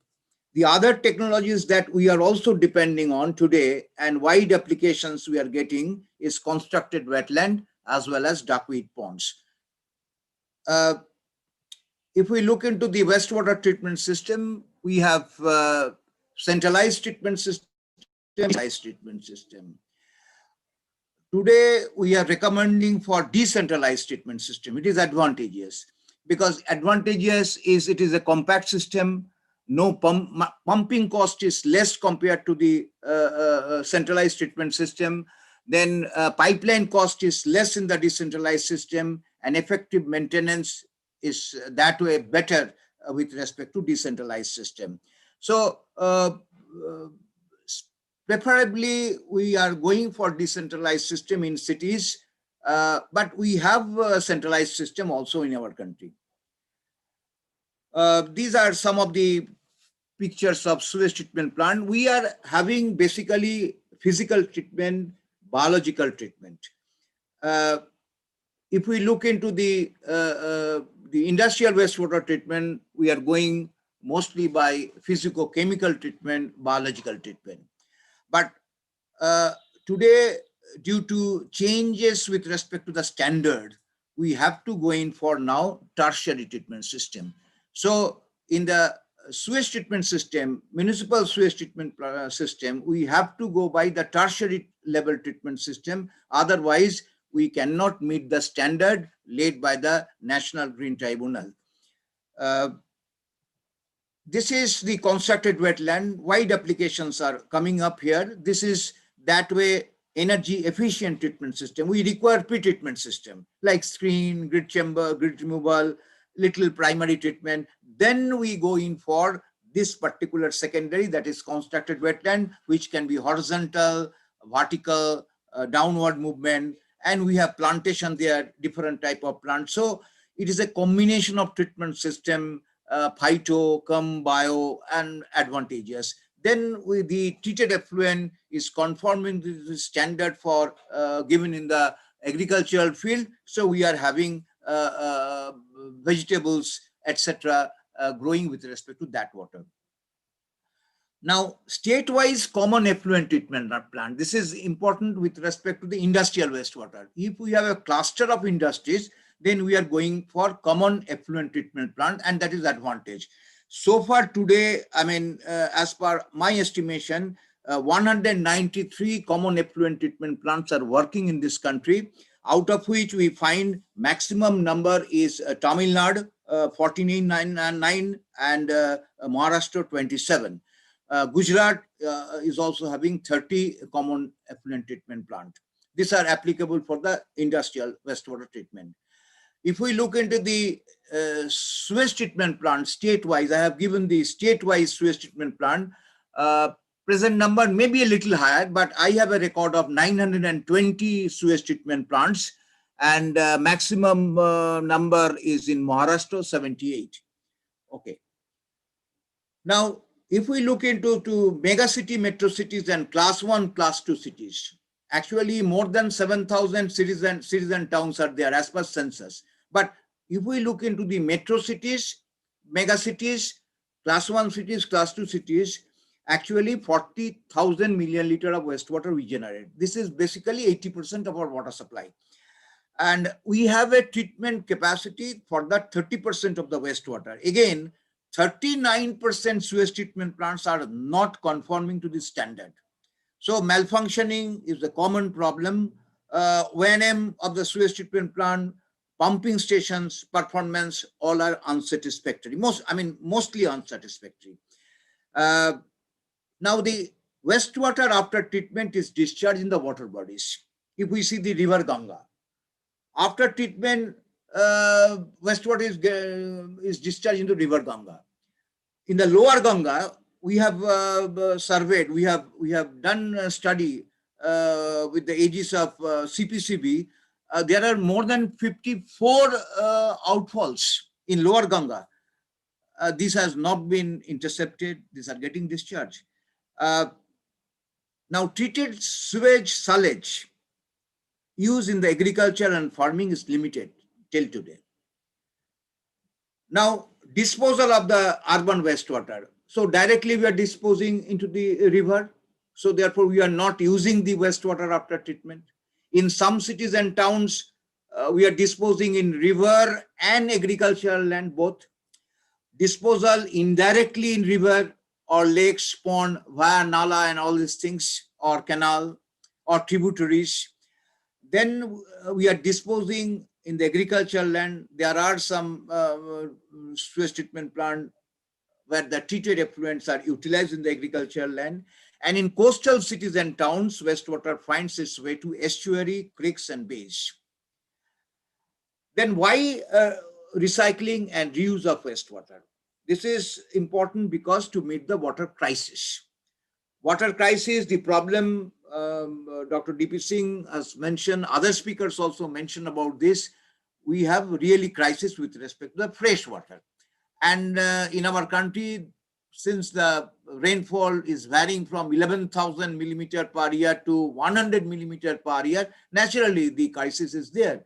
The water stress condition, water acute conditions are prevailing in many regions of our country. So therefore, at present, there is no other alternative but to utilize the wastewater after treatment for very many purposes.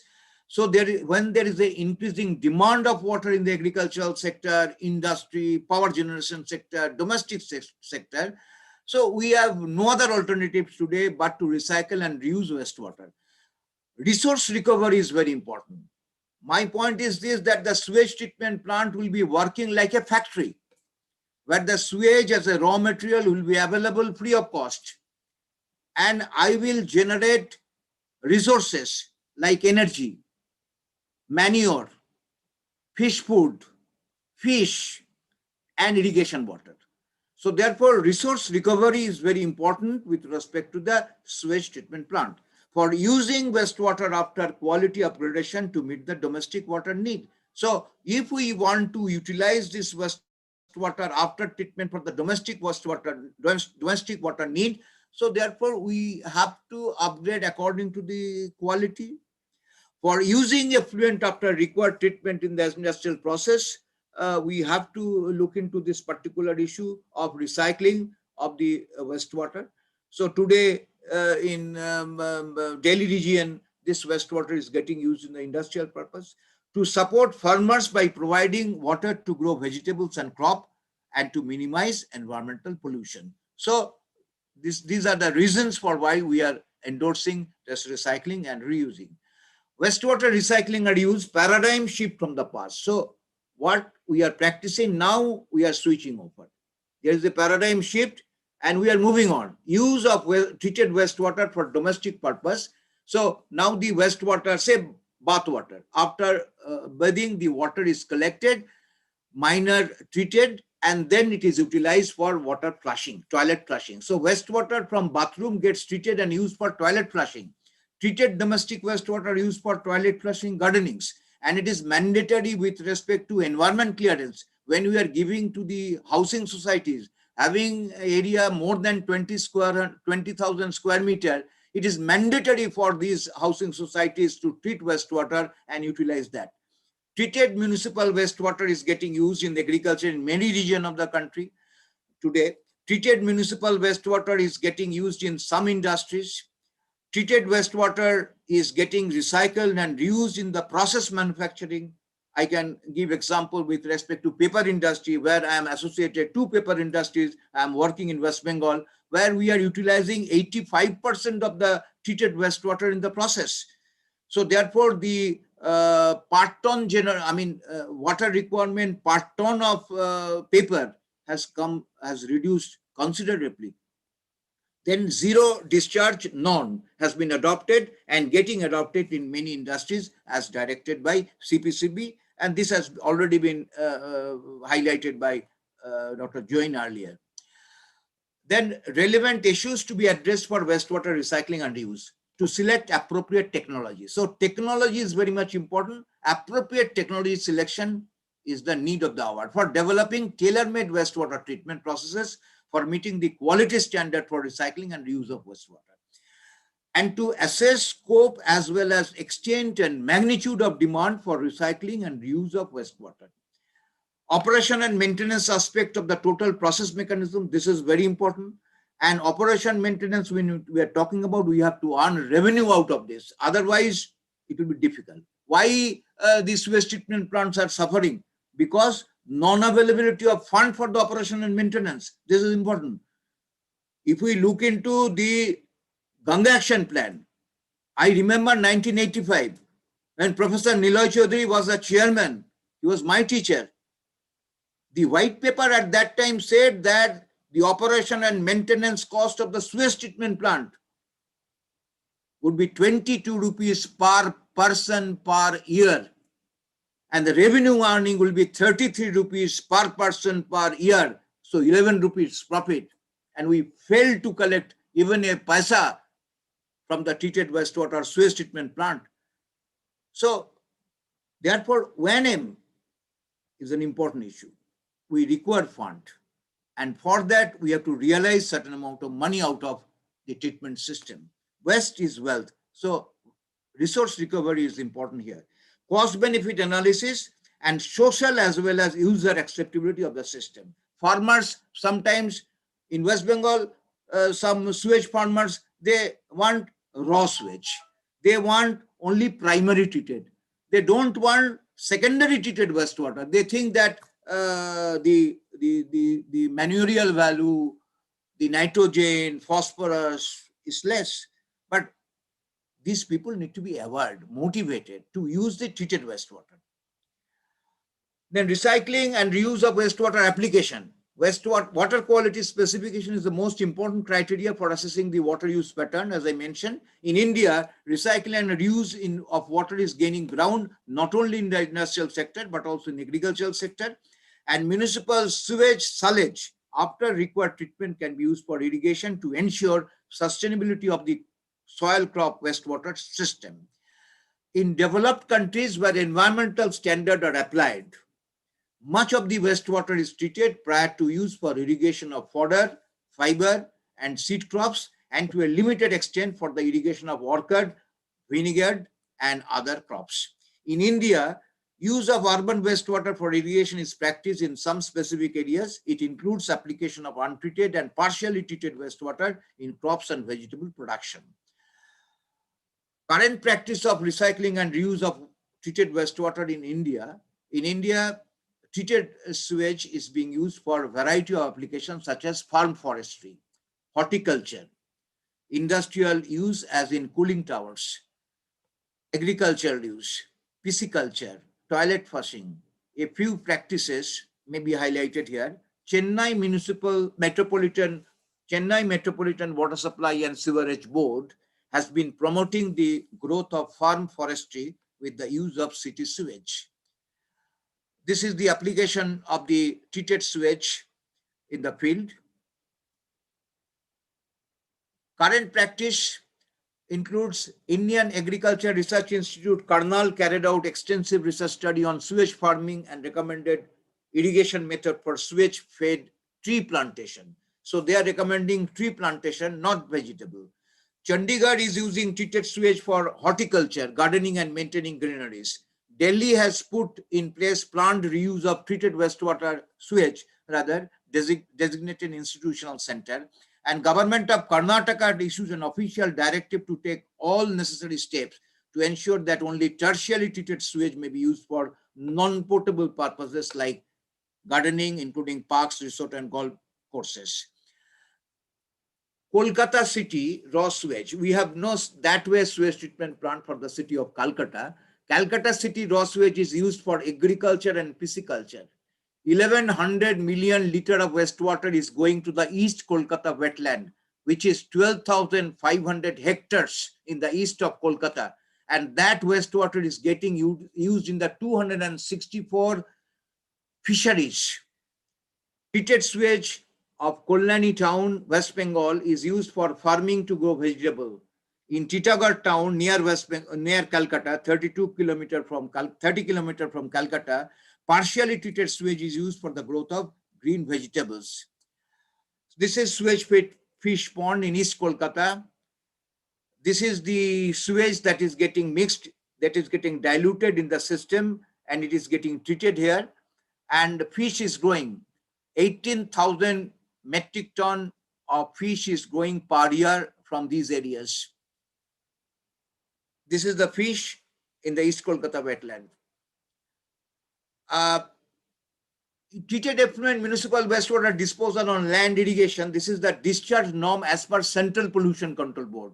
Treated industrial effluent or municipal wastewater should meet non-prescribed for irrigation under EP Rule 1986.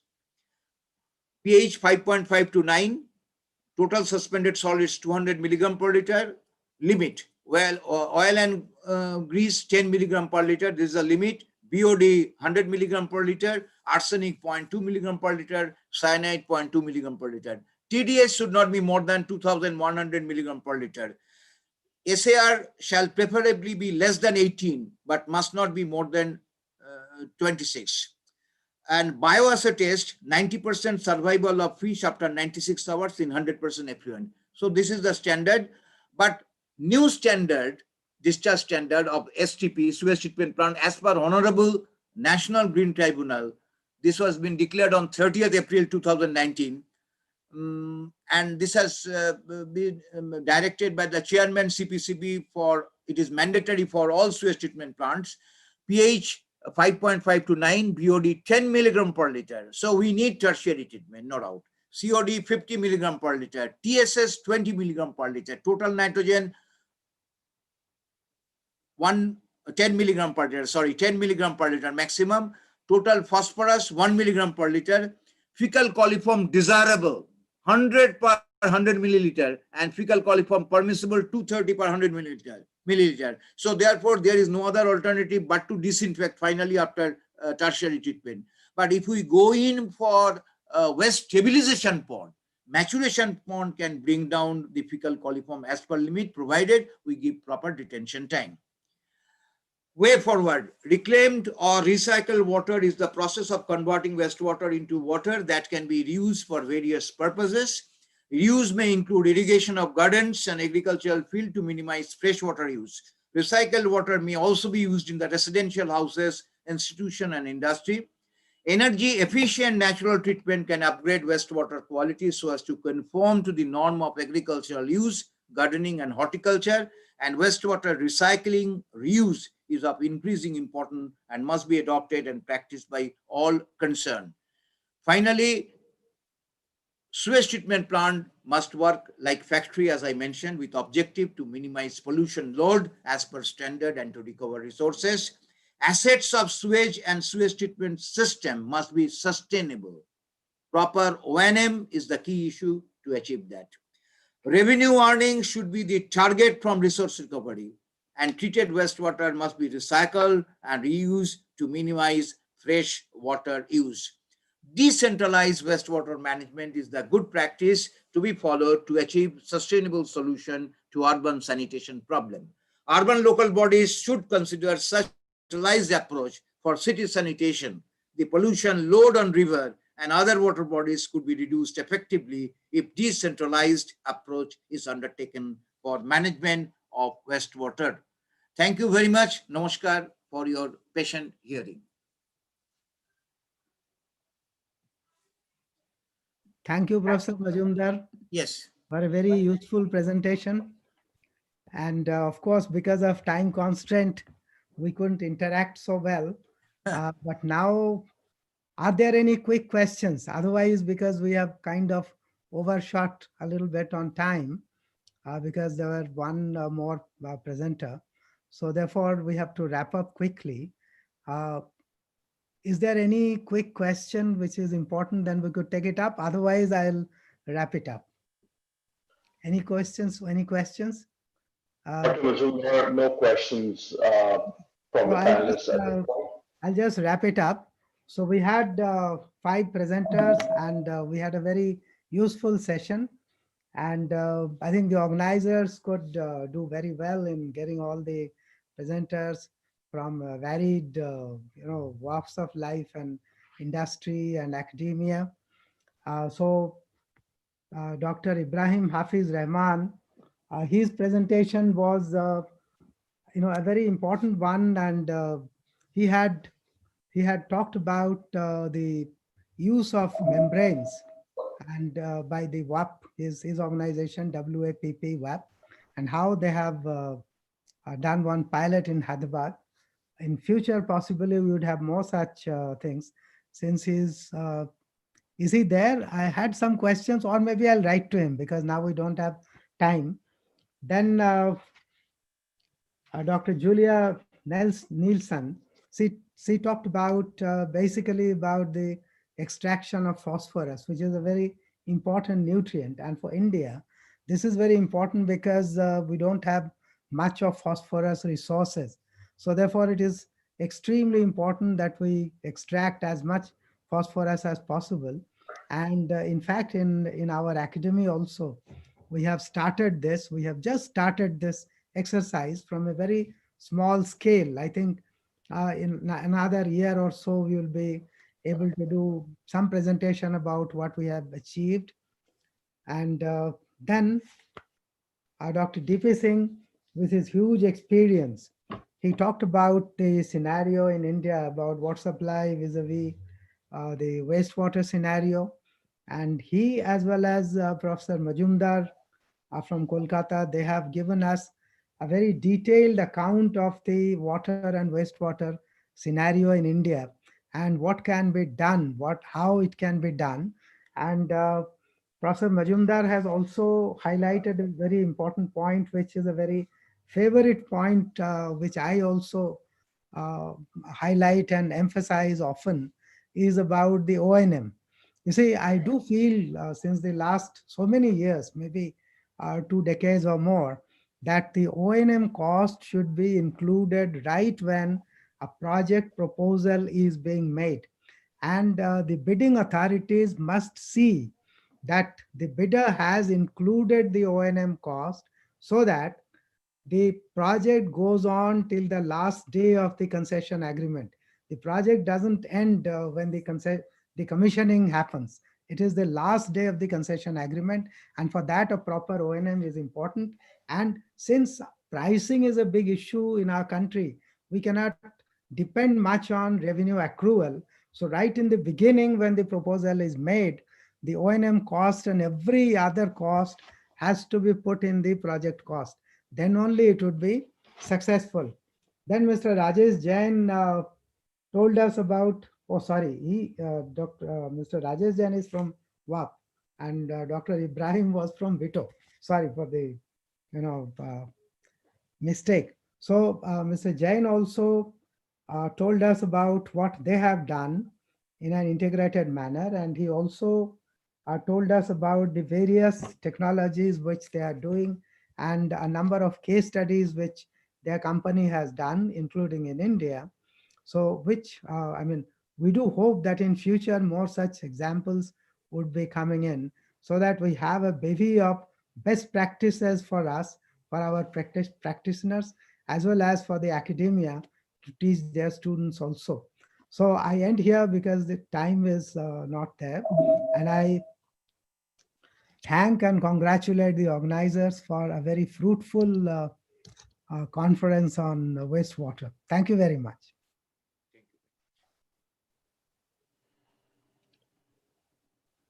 Thank you.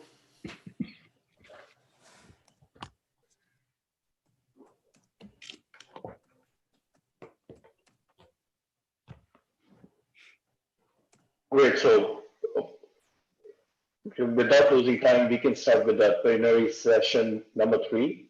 And the topic is wastewater the topic is World Corporate Leaders Panel Discussion Session. It will be chaired by Mr. Anil Rajdan, former Secretary Power, Government of India. Mr. Rajdan, I'll let you take it from here. Thank you, Puneet, and Dr. Garg, and also Shubham from US.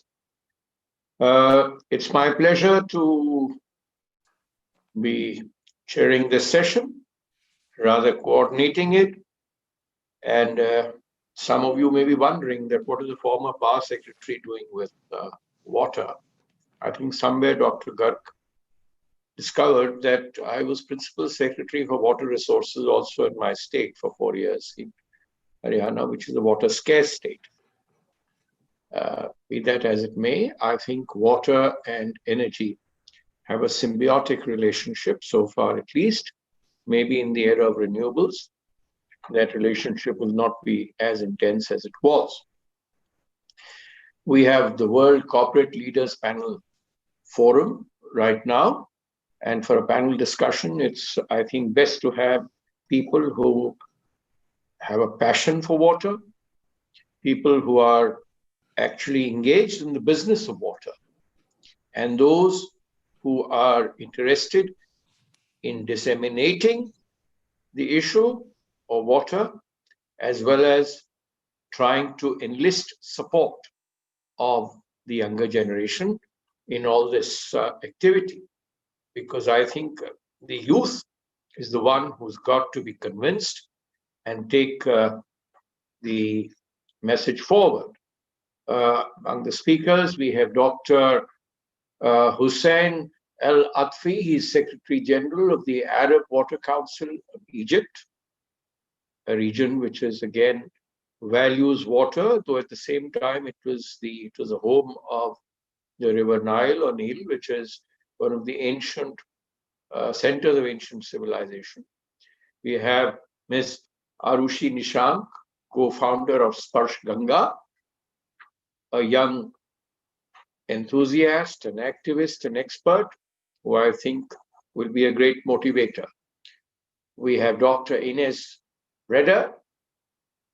She is the product and process manager at Silhorco, Eurowater, the board member of the Young Water Professionals in Denmark, and also the emerging water leaders Association, IWA. We have Mr. George Hunt, CSO and GM of the Europe Smart Energy Water. With this introduction, I call upon Dr. Hussein Al-Atfi, if he's joined us, he's Secretary General of the Arab Water Council, Egypt, to kindly make his presentation. Mr. Raja, I don't see him in the panel right now.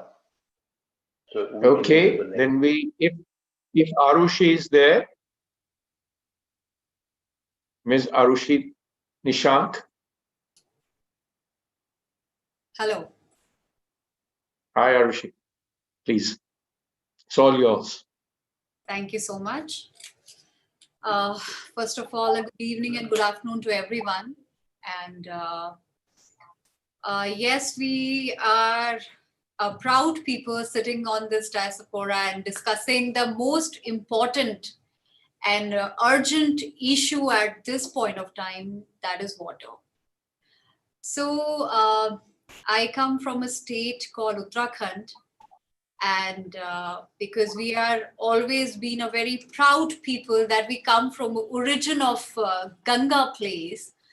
So yes, it become our moral responsibility to take good care of our Ma Ganga, who has given water and resources to whole India and Asia. We feel a moral responsibility to take good care of our very important resource, which we call water. And in India, we believe Jal hi Jeevan hai. Water is life. So I'm sure we understand that how seriously and passionately we think and talk about saving water. So I'll start my concern and my discussion with a very interesting exercise always. Whenever we meet young children and students, I always ask that when we were very small, we were in a play school, we just started studying. Our teachers were asking us to draw a beautiful portrait, a beautiful scenery. What all we were doing that moment. We all the time make beautiful mountains filled with snow. We make blue rivers. We make lush green forest and a beautiful cottage. So I am sure doesn't matter which country we belong, which religion we belong, all of us has this beautiful painting in our mind. But unfortunately, this beautiful portrait in our mind and heart started to distort it. Because when we talk about that beautiful mountain which has snow, because of this global warming and climate change, we're missing that snow. We talk about the Blue River. There's a 1.9 billion liter garbage dumped into Ganga every single day. And I don't want to talk about trees because we're going to talk and discuss further about the water and how we can save this beautiful painting which is still alive in our mind and heart. India has always been a place where we worship those resources. We treat all these resources as our God. Very interesting story from Rajasthan. Motive to share the story to tell everybody that how India has always thinking about making these resources useful again and again. We're talking about the circular economy, and very broadly we're talking about circular economy. So a very interesting story I have to share. One time in Rajasthan, which is a very dry, deserted area, I saw a mother put her child onto a cot, and she put a big pot beneath that cot. So that was very interesting that once she finished her children's bath, she utilized that water for other resources. She fed that water to other animals. She washed clothes with that, wastewater. So that talks about that we Indians are so good at using resources again and again, and that is the whole agenda. This is what we are discussing. So I always believe that rather than creating something, we should really focus on saving our resources, because we all have been reading this resources are into scarcity. We cannot have again and again, we cannot use and dump it. So we have to stop it somewhere. Now let's talk about water in a more brief aspect, because I know we have many experienced people here and I'm a very small entity. I have a very small experience, but whenever we go to small villages, whenever we discuss with these stakeholders whose participation in saving water is utmost important, I always feel and found that first thing we really need is a more awareness about that resources need to be saved. Nothing is infinite in this world. So we all should know, if we are seeing this green blue rivers, and England is the best example. Few years ago, Thames was a dead river, but the way they have taken up, it's something, we all need to learn from it. So first thing is that we all need to know that resources are very limited in nature. And if I talk about data, I'm sure you all will agree that 6.8 billion people from all over the world yet don't have access to clean drinking water. So in this time, this task become more and more important. While sitting in India, this is information, not too scared, but just to notice that 21 cities has gone under zero groundwater. So, this is a time we really need to think. It's an alarming situation. Now, I will not like to disappoint you with just focusing on the problems, but yes, certainly we are here to discuss the solution also. And that's why we all are here. So charity begins at home. And I would say that we can certainly start it from our homes only. We all use RO. In India, we do not have a clean drinking water much. So we always use this RO processor to clean our water.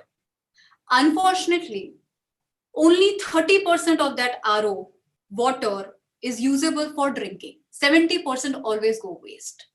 So there we comes with the term circular economy.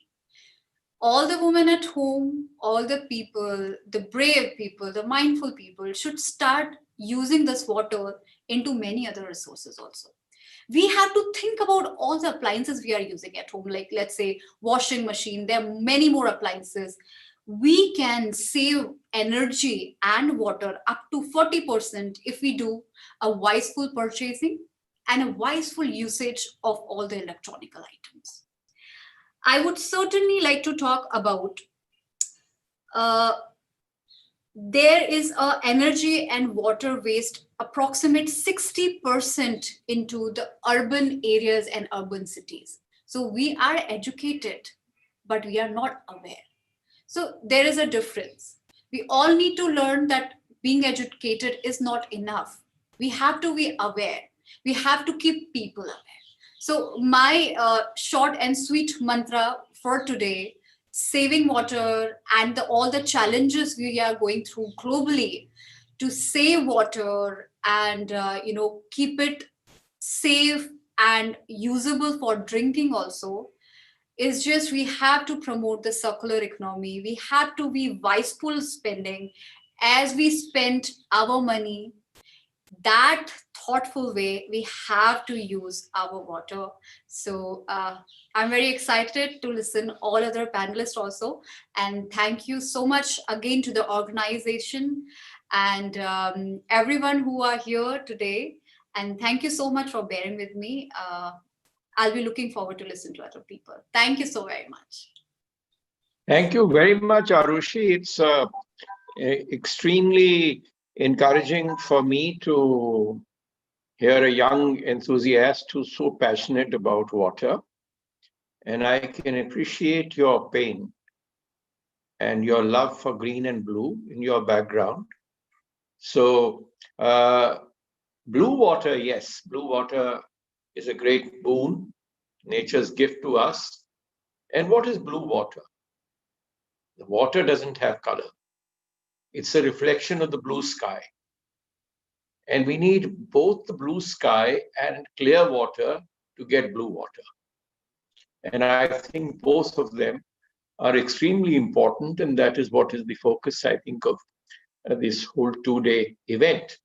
You have mentioned the desert also and the practices of water conservation. My very first posting in the Indian Administrative Service was in desert area, bordering Rajasthan. And that is before lift irrigation canal systems to drinking water there. The traditional method of water was storing rainwater through what are called kunds, K-U-N-D-S. And the most beautiful civil structures in the desert area used to be the water kund and the water well, which is also a social meeting point where women of the village would assemble for a chit-chat in the most colorful clothes. So water is a life, and I think you rightly identified that the value of water has gone down, particularly after we brought piped water to every home. We think it's there for free. So this, I think, consciousness has to be there. All water, I think, must be metered. In short, maybe talk about that later. You talked about very wisely about RO water wastage. And I think nowhere we are putting that kind of penalty on RO use. And I am one of those who believes that even in my own home kitchen, we are wasting a lot of water. And nobody should be allowed to, I think, install an RO unless he has a facility for recycling that water very appropriately in washing machines, etc. So I think it's a very wise identification of the problem by you. Just a thought, maybe you can think over it. We are having a Swachh Bharat Abhiyan all over. And we are installing wet toilets in all villages. Should we have gone for wet toilets or should we have gone for dry toilets? That is a question, I think, which still looms in my mind. I tried to put it across to the highest functionaries of the Water Resources Ministry about 2-3 years back on World Water Day through the same foundation. I could not have raised this question while I was still working for the government, that should we have gone for dry toilets or wet toilets.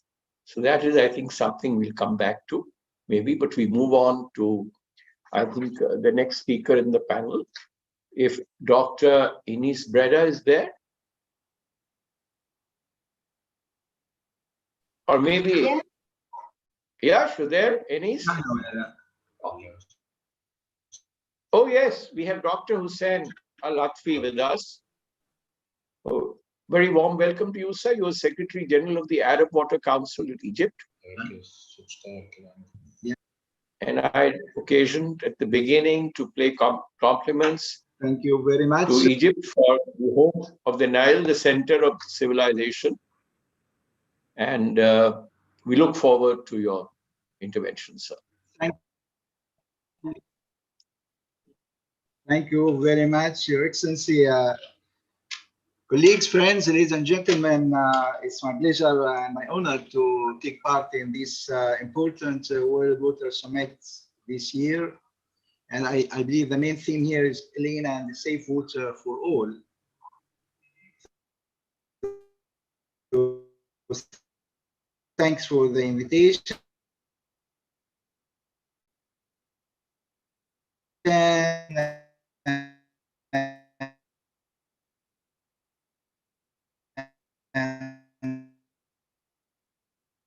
Sir, we're not having I believe with professionals and education is certainly among the most critical challenges for achieving sustainable development and Agenda 2030 over the next decade. Although the crucial importance for water supply and sanitation has been widely recognized, unfortunately, the right to safe water and adequate sanitation remains a promise unfulfilled for the world's poorest citizens and the most vulnerable communities. The lack of access to safe drinking water and basic sanitation threatens food security and basic economic development, detains the progress towards gender equality, and puts the health in danger. Billions of peoples, mostly in rural areas, still lack these basic services. According to the recent WHO and UNICEF report 2019, by 2025, half of the world's population will be living in water-stressed areas worldwide. 1 out of 3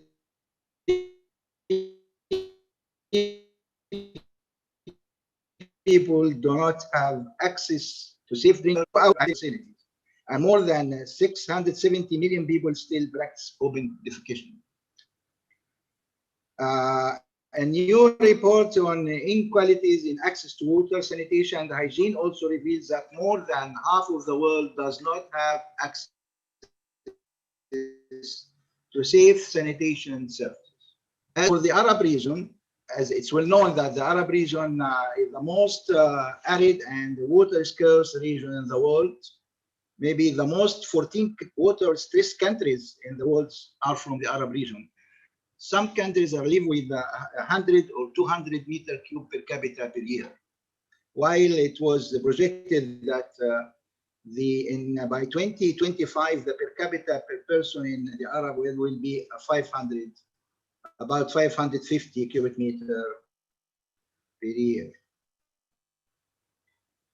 Meanwhile, the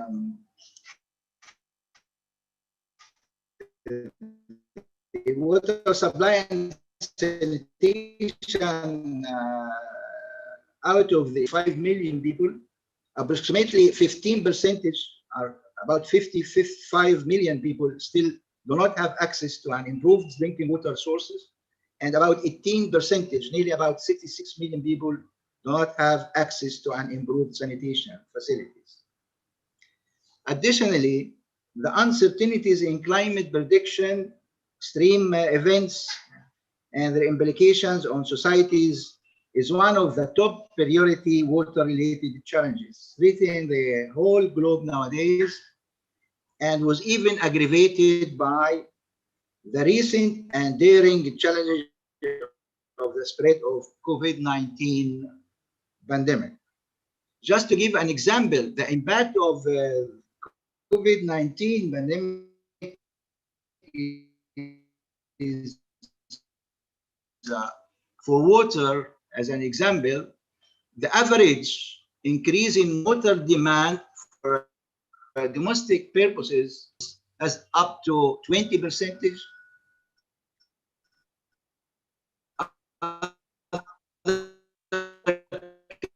up to 40% increase in water demand. This it means that about 150 to 150 $1 million of the water. Another impact, of course, will be on the agriculture water, as it talks about 80% of the water devoted to the agriculture. Now, I believe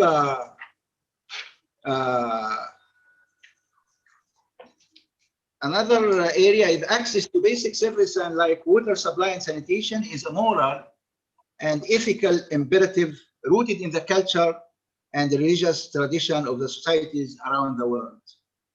The United Nations has affirmed the right to water in 2002, recognizing that the right to water is indispensable for leading a life in human dignity and a prerequisite for the realization of other human rights.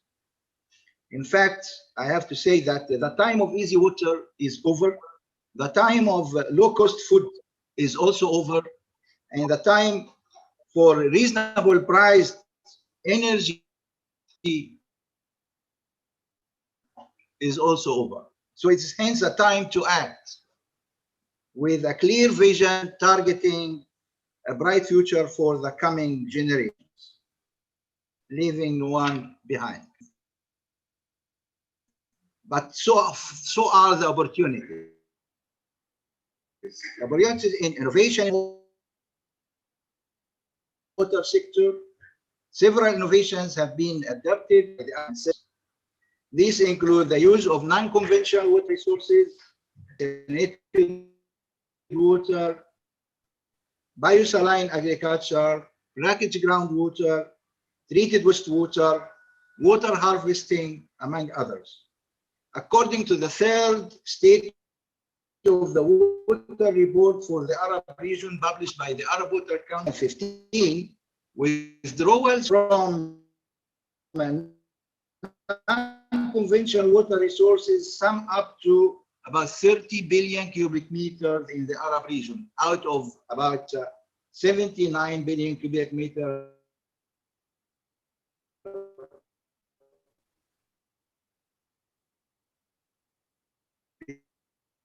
are available for non-conventional. Could be for.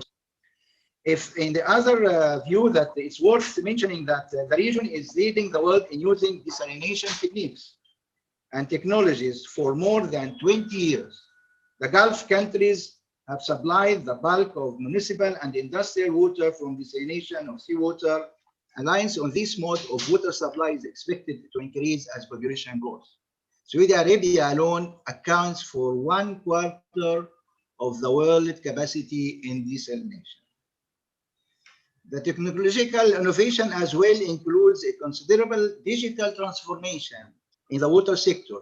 This is mainly in the promotion of user-friendly applications that are operationalized on the mobile cell phone of farmers and users that can calculate the optimum water quantity to be used for irrigation as well as the time schedule for irrigation.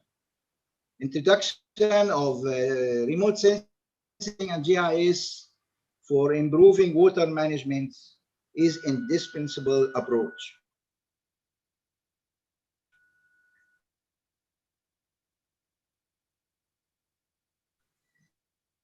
Countries across the region also have been with huge goals, including integrated water resource management, including decentralization and stakeholders' participation and engagement. One of the very critical issues is the reality that the quality water services have to be paid for through a sustainable institutional and financial arrangements has prompted countries in the region to follow a number of different, often innovative mechanisms towards financial sustainability. In some countries, private sector involvement and long-term partnerships for water supply are being implemented.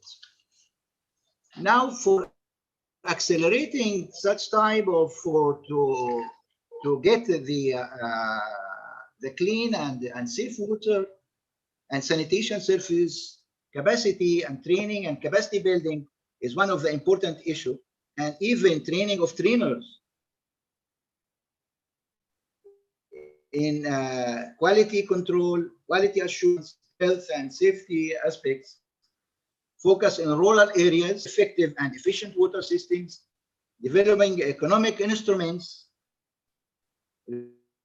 regulations, sustainable fund, promoting stakeholder capacity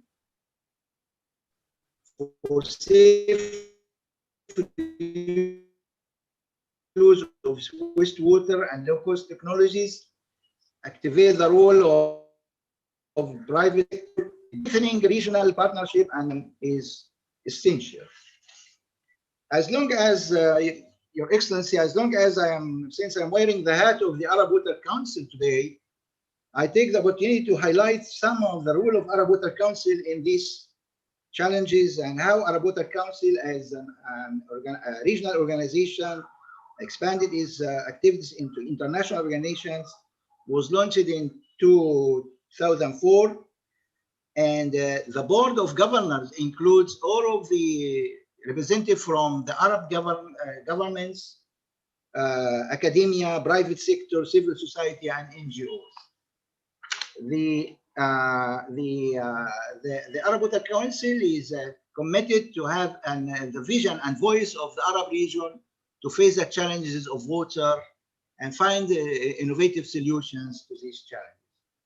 Over and above, full cooperation and coordination with the numerous regional and international organizations, mainly our mutual strategic collaboration between the Arab Water Council and the League of Arab States and the Arab Water Ministerial Council in the region. This is considered the most significant activities where the Arab Water Council contributed to the formulation of the Arab Water Security Strategy from 2010 up to 2030 and developing the first 5-year plan for this strategy. And the tools for this, the Arab Water Council established a non-conventional water resources network and recently launched a regional climate security network for Arab women in water, and network for children and youth network for raising awareness and giving training through affiliated Arab Water Academy affiliated to the Arab Water Council.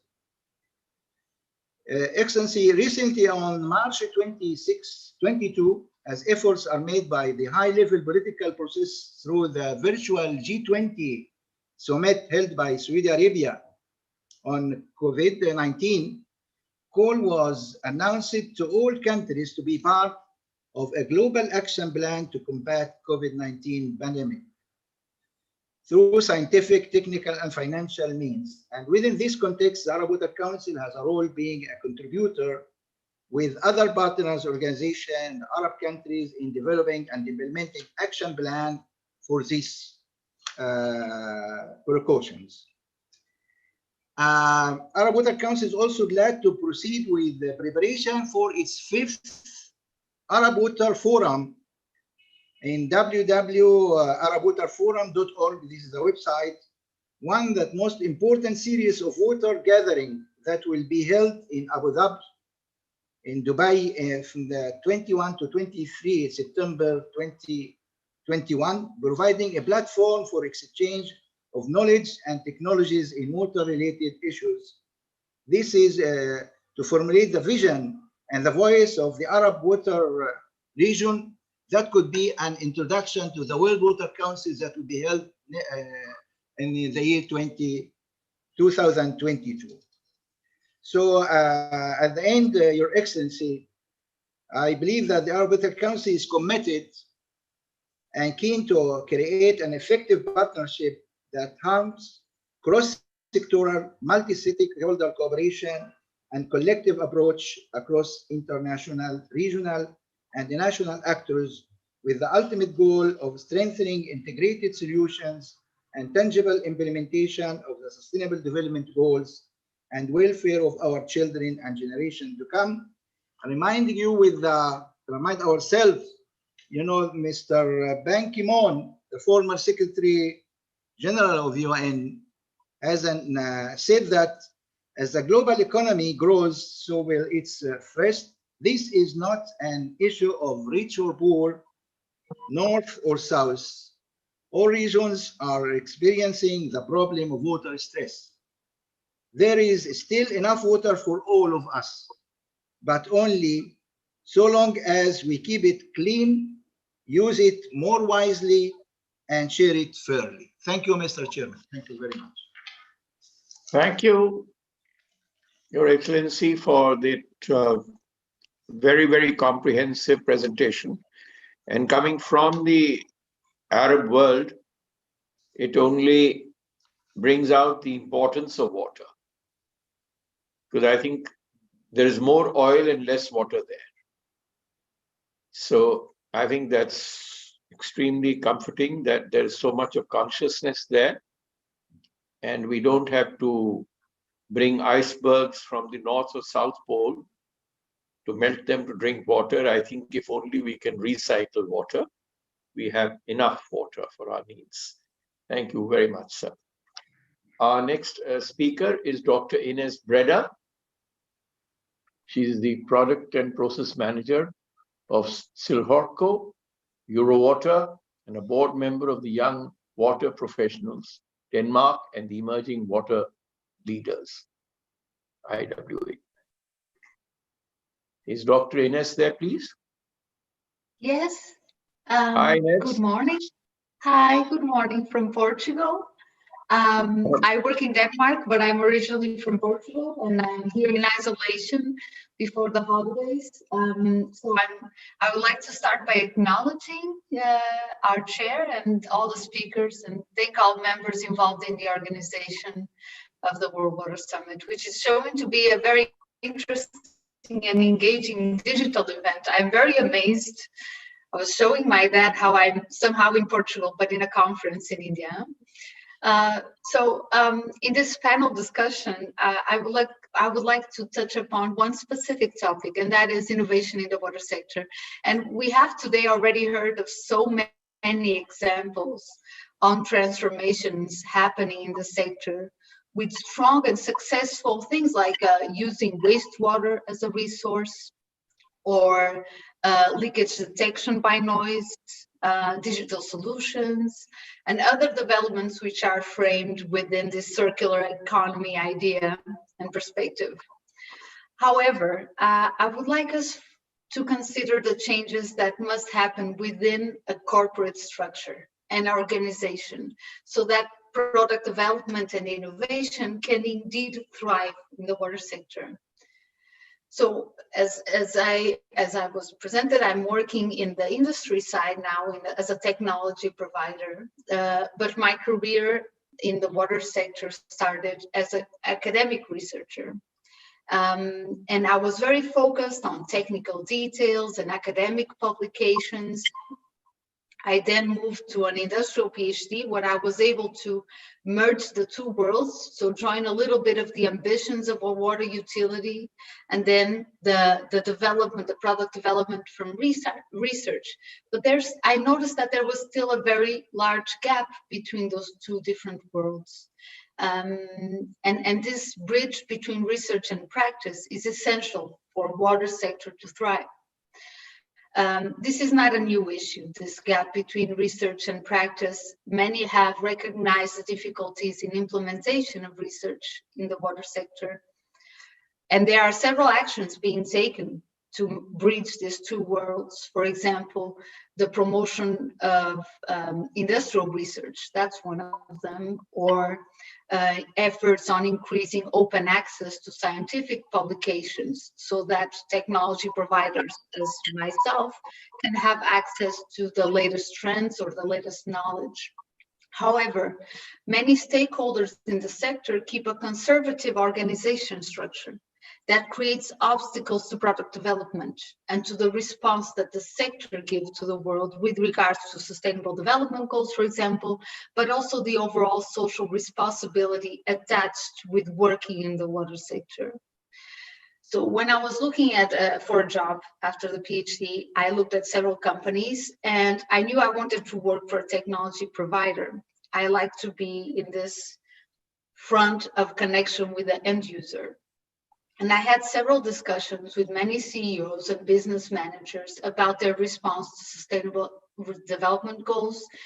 And it was clear to me that many times the company was using words like smart water, digital water, Internet of Things, without creating an organizational change within the business structure.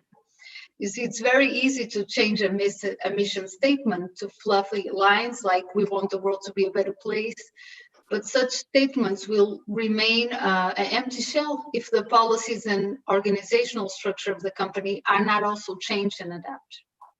And there are several ways that we can take action internally to promote innovation in the corporation. And today I'll focus on one of them, and that is the inclusion of young water professionals in decision-making process.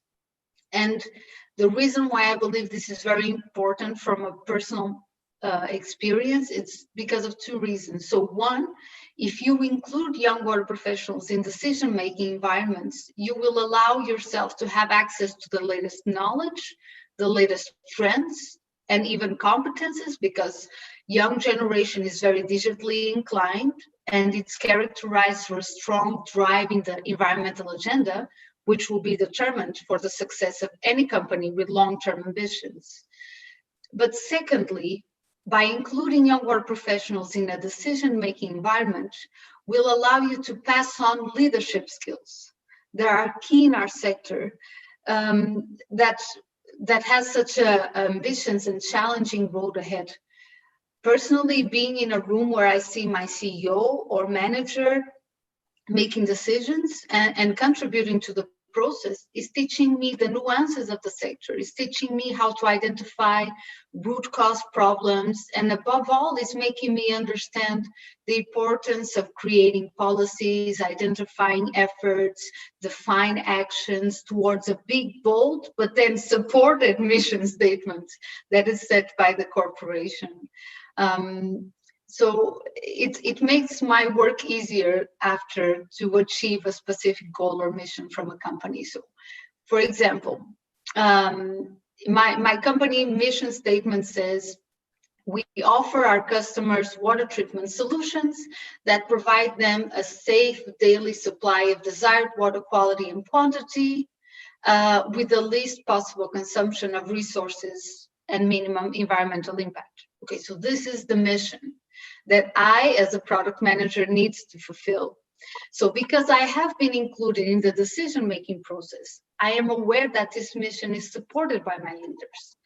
So as responsible for drinking water production, I will make the decision to focus on decentralized solutions using chemical-free technology with minimal environmental impact.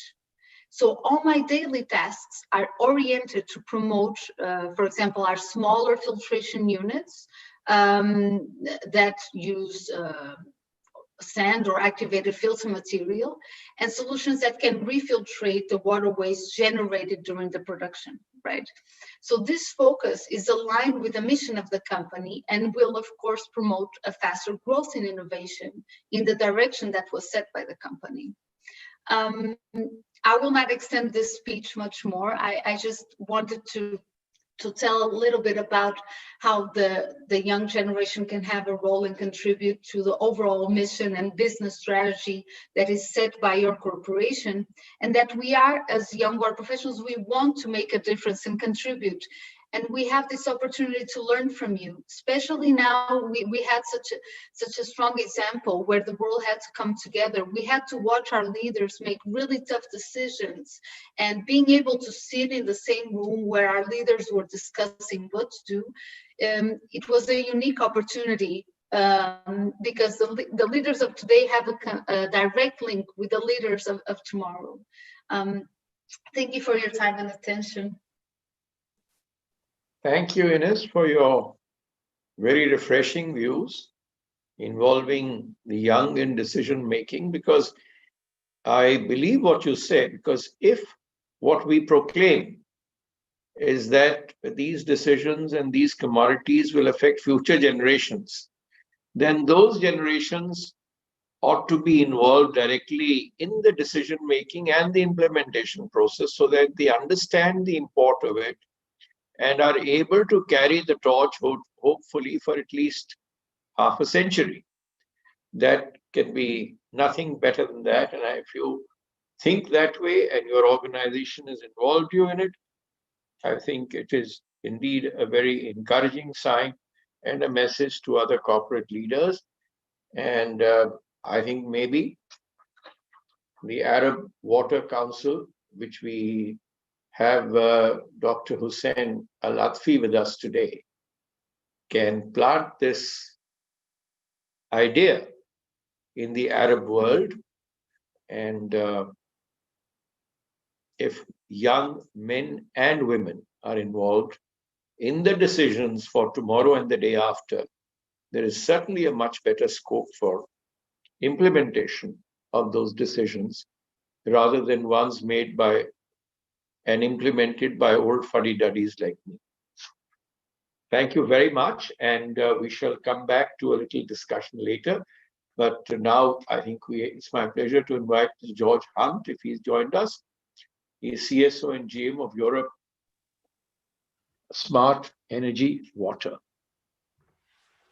George, are you with us? I am. Can you hear me okay? Hi, sure. Okay, great. First of all, I'd like to acknowledge the chair and fellow speakers. It's been a fantastic discussion. Thank you very much. And thank you for having me here today. I'm coming to you from the UK. So it's good afternoon to most people, but good morning to Ines, I think, as well, maybe just. My name is George Hunt, as the chair said. I'm currently the Chief Strategy Officer and General Manager for Europe for SEW, Smart Energy Water. This is a role I've taken up fairly recently after returning to the UK from Australia, where I worked for Sydney Water for 5 years. I'll talk a little bit about that in a moment. I've got over 30 years experience in the sector across both energy and water.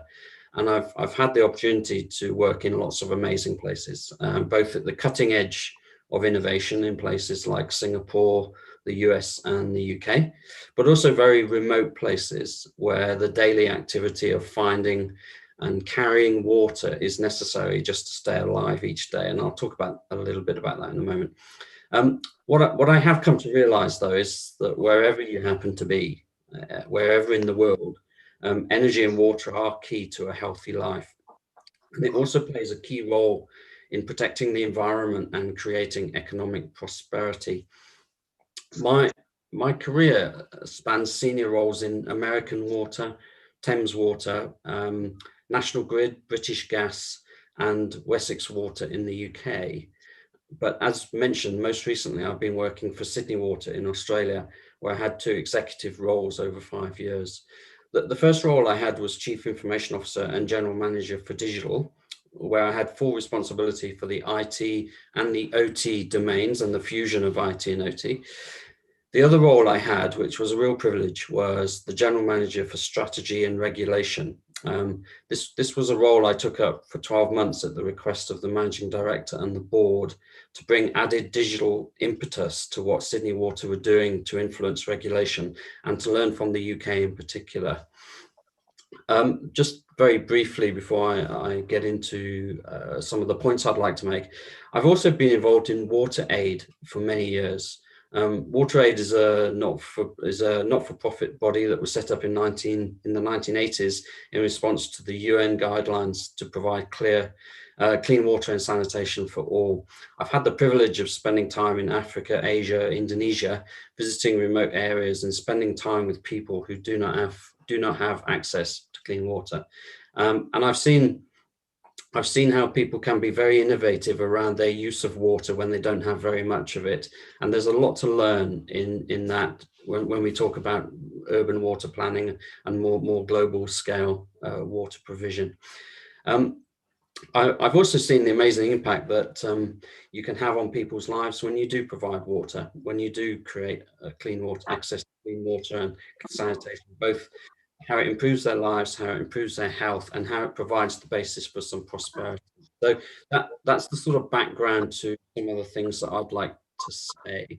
I'm going to, if it's okay, I'm going to talk a little bit about some of the work that I was doing at Sydney Water, and then I will bring in a little bit towards the end about how smart energy water is to support the agenda that we're talking about here today. Sydney Water is the largest water and wastewater utility in Australia. It covers the whole of Sydney, whole of Greater Sydney, and over 5 million citizens. The population of Greater Sydney is set to grow to 8 million in the next 30 years. And it's in Western Sydney where most of the growth will take place, where water is scarce and the underlying urban heat is rising. Sydney Water is also a state-owned corporation, which means it is owned entirely by the New South Wales government, but still operates with an independent board of directors. This provides Sydney Water with the benefits of large-scale government, but also to whom it pays a dividend, but also a much greater level of agility and commerciality when it comes to business and digital transformation and public-private partnerships. And that's been really important in some of the work that Sydney Water's been doing. So it's had the backing of government, but it's also had the basis to provide innovation and partnership, both with other energy companies or other utility companies, but also development companies and investment companies that are building smart precincts and smart buildings. So the first thing I'd like to mention is that the government has set a very ambitious agenda for Sydney to become a global smart city that can rival Singapore, New York, London as economic powerhouses. And that's been set as a government agenda. The next thing I'd like to say is that as an organization, Sydney Water have set an ambitious strategy to become a customer-centric business. For years, it has been largely an asset-centric business. It's been about building and operating assets, but the idea now is to become much more customer-centric, focused on keeping bills affordable, protecting and enhancing the environment, and providing a good shareholder return to government. Sydney Water is also now subject to competition. Investors are being invited to develop their own integrated water and energy solutions that has the potential to disintermediate Sydney Water if the company had not been operationally efficient and trusted. So just in terms of, you know, the big key challenges, the role of customers, the role of climate change, and the introduction of competition coupled with significant growth has actually caused Sydney Water to look at how it provides water and wastewater services. And what's very clear is that if we did more of the same, or if the company did more of the same in terms of its approach to water, it would cost in the region of $30 billion just to get the major assets up to specification and capacity. And these are costs that future generations like Ines and Rishi will be paying for years to come. So we're making decisions today that will have major impact on future generations. This in turn would also increase customer bills significantly and drive up the carbon footprint by consuming huge amounts of energy, especially where desalination plants were needed to augment the natural supplies. So doing more of the same would just not work. The extra population, the desire to create beautiful green spaces with extra trees, again, as Rishi mentioned, comes with a lot of extra consumption too. I'm not sure how many people are aware that are listening, but Sydney has, or Australia and New South Wales have just come out of a very significant drought. The water resources in the region were approaching 40%. And we were calculating when day zero would be. So if we'd have carried on, if the drought had carried on and we were carrying on using water in the way that we're used to doing it, Sydney would quite simply run out of water. I'd like to mention that the traditional philosophy towards water provision in Sydney and across other parts of the world where I've worked has generally been very wasteful. One of the speakers mentioned that we generally take water, we use it once, and we dispose of it. And even in Sydney, for every litre of water that we extract from the environment, we discharge a litre of water deep into the ocean after treatment. And we could describe this quite simply as a linear economy. And a linear economy is not the future. And we've heard that from a couple of speakers as well. So what we realized is we have to do water and we have to do energy differently. So in my role as General Manager for Strategy, I put a strategy together that was initially labeled Sydney Water 2.0. This was just a tag, really. But in essence, Sydney Water were changing their paradigm from being a utility company to being a resources company, or a smart resources company, embracing Industry 4.0 and all that technology and digitization had to offer. So where are they today? I'm pleased to say that Sydney Water, and so are many of the companies across the world, like Sydney Water, are operating with a very different mindset, and they're transforming very rapidly against these drivers. And we've seen it in some of the speakers as well today. They're no longer working in a wastewater silo. They're working very collaboratively with other utility organizations, with major construction partners, and with government departments, local councils, and also indigenous communities. The indigenous communities are very important because they've looked after the land and water for years, thousands of years, and they know how to use the natural resources in an efficient way. And the company is truly embracing their knowledge and bringing them into the conversation, and also bringing young people into the conversation, as Ines and Arishi mentioned as well. Together, Sydney Water are delivering a truly ambitious agenda that places water, energy and digital at the heart of driving economic prosperity, as well as environmental sustainability, public health and well-being. It's a true water energy nexus that is unfolding in Sydney and other parts of the world. I'd also like to say that Sydney is no longer an asset-centric organisation with a customer veneer. They're truly customer-centric, with citizen at the heart, and a future strategy that is supported by government, regulators and customers. Plus it is attracting investors, which is also quite important. Sydney Water also embarked upon a once-in-a-lifetime digital and business transformation program. This moves Sydney Water from being an analog business with a digital veneer to becoming digital at the heart as well, using smart technologies, data insights, hyperconnectivity, and multi-utility collaboration. Perhaps the most interesting shift, and it's been mentioned already today, perhaps the most interesting shift has been that they've moved from supporting what I previously described as a linear economy to now supporting a circular economy, where we're looking much more about, rather than take, make, use, and dispose of water, we're recovering water and we're using it for secondary use. We're treating it so that it could be indirect or direct potable, and we've got the backing of government and the backing of regulation, and we're having a conversation with citizens about how they feel about using water more than once, and how they use it in order to create a much more sustainable future world. There's a phrase which I really like, which is that we've moved from a linear economy to a circular economy. If we get this right, we will turn it into a nature positive economy. And I really like that phrase because it embraces everything that we care about looking after the environment, using water very, very carefully, and also looking out for the future as well. So I think what I'd quite like to do, there's lots more I could talk about in terms of technology, but if it's okay with the chair, I'd like to just share a couple of slides about how this is playing out in the creation of Western Sydney, and how SEW, Smart Energy Water, is providing the technology that is actually serving the citizens to be more educated, engaged, and empowered about how they use water, so that we can start to make a difference collectively. Would that be okay, Mr. Chairman? How many minutes? Just a couple of minutes. Just a couple of minutes. That would be all. Okay, sure, go ahead. Okay, no problem.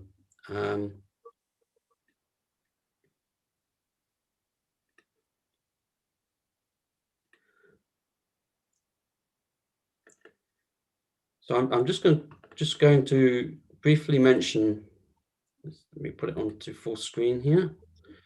I'm just going to briefly mention a little bit about SEW is providing a digital platform for citizens to engage with how they use water, how they manage water, how we predict water, how we provide service resilience. And it's a platform which will connect the citizens into the things that they care about when it comes to water. The platform is a really easy to use platform. It's very intuitive, much like the platforms that we're used to using for retail, for banking, and for other purposes.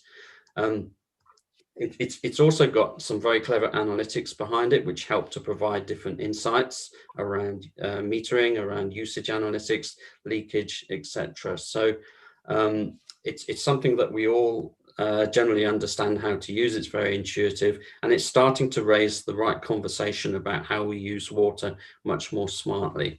So at that point, I will stop sharing and pass it back to the chair, if that's okay. Thank you so much, George. You've really been hunting around for water the world over, I see, from London to Sydney. At the very beginning, I think we had the first speaker, Arushi, I think, talk about why is the Thames water so blue still? Well, I think you have much more blue water than Sydney. And I think there is no water which is more blue than Botany Bay that I have seen in Sydney. And I just thought, you see, you've been associated with Sydney and probably New South Wales, you mentioned. There was a law there, I think, which the New South Wales government had introduced. And that was that if you want to erect a new commercial multi-story building, you have to restore a heritage building in the same vicinity, probably. So why don't you think, if it's a bulk water user who's given a large quantity of water to consume, a new consumer, or maybe an old one too, if it's a bulk consumer, why shouldn't he be called upon to restore an old water conservation facility, which is probably lying in a dilapidated state or has gone defunct? Because you mentioned about, you see, the indigenous people. Now, we've forgotten what they did. We've forgotten about the green infrastructure. We've just started building the grey infrastructure. Now, I think, what do you think that these two ideas, maybe beginning the questioning with you, that about the Thames water issue, what do you think worked there? And in Sydney, as I said, how do you keep Botany Bay so blue? And probably you see why, you see this business of responsibility sharing. As I said, if you want to build a skyscraper, you've got to go and restore an old complex somewhere in Sydney to restore the heritage building or keep it there. So similarly for water structures, somebody who's a big beneficiary today has an obligation to restore something that existed in the past through the wisdom of the ages. Thank you very much. That's a fantastic opportunity to share a few thoughts here. Your first comment about Thames Water and blue water. I worked for Thames Water when the early stages of bringing the river back to life were taken, and this was almost 20 years ago that these things took place, and the benefits that we get today are such that the water is cleaner and more, the Thames River is more clean and alive than it's ever been in its history. So these things do work. If I now translate that a little bit to New South Wales and Botany Bay, and also Sydney Harbour, which we're all very familiar with. Sydney Harbour, as recently as 15 years ago, was highly polluted as well. Sewage used to be discharged directly into the harbour. And at the time, the company could not get backing from the government or from the regulators to invest in the infrastructure necessary that would help to address the pollution. So what happened was a community of citizens, and they were called the Poo Marchers. They were surfers, but they were generally people who cared about bathing water quality, about water quality. They got together and they lobbied government, and government got behind the idea of investing in deep ocean outfalls, which meant that any sewage that was treated to a basic level was discharged 4 kilometers out into the ocean. And now the harbour is beautiful and blue, as you described. So that was the point where the government, the regulators, and investors started to get together and collaborate to create better outcomes for livability. Livability was the term that was phrased at the time, is how do we create more livable environments for citizens, which included water, included green areas, as well as the buildings and precincts that people needed to live. And that was a great example of creating an economic model whereby if you want to invest in a new building, you have to invest in restoring an old one.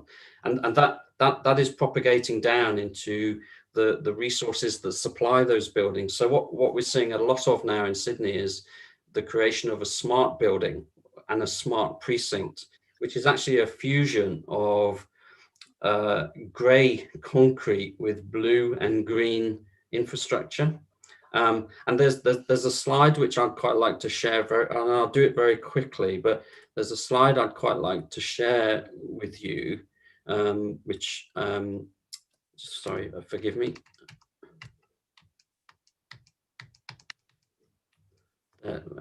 Too far. This slide here, I'm so sorry, I scattered around then. This slide here is a slide that we've been using for urban planning. And I hope that what you can see is that there's a change of planning process here, which basically says start with the water, preserve the green, overlay the grey, and then start to integrate it all together into a smart area. And this is a change of government policy that is now finding its way into how new buildings, new precincts, new cities are being built. And of course, there's a huge overlay of digital technology connecting the assets that serve this environment. So it's a really nice question that you asked, because it was really the change of government, change of regulation, and the collaboration with investors and other large organizations that is now making a huge difference. And I think we're seeing that in lots of different parts of the world. Thank you, George, for that very practical, insightful, and I think a very futuristic presentation, which I think, you see, since we are talking of the future, this is where I think what Ines mentioned is the corporate culture has to change. And we've got to involve the next generation into the decision making, because it is they who are going to see the ill effects of today's mad and greedy decision making and profit making in the immediate future. So I think it's not only decision making, or economies don't have to be secular, but I think they don't have to be, decisions don't have to be shallow, they must have depth, and depth which goes down to future generations. So that is, I think, the essence of sustainability, in my view, that yes, a decision today is a decision which should hold for future generations also, and should not be robbing somebody today excessively so that future generations are impoverished. I think, Ines, would you like to add to this? In which areas do you think the younger people ought to be involved in water management? Well, I think that we are in a very multidisciplinary need of approach. Somehow, I think in several areas is required. But I, as a young industrial PhD, I would say that, or young researcher, that it was clear that at some point, what was required for me to complete the PhD was not to create a solution for a community, it was rather to achieve X number of publications.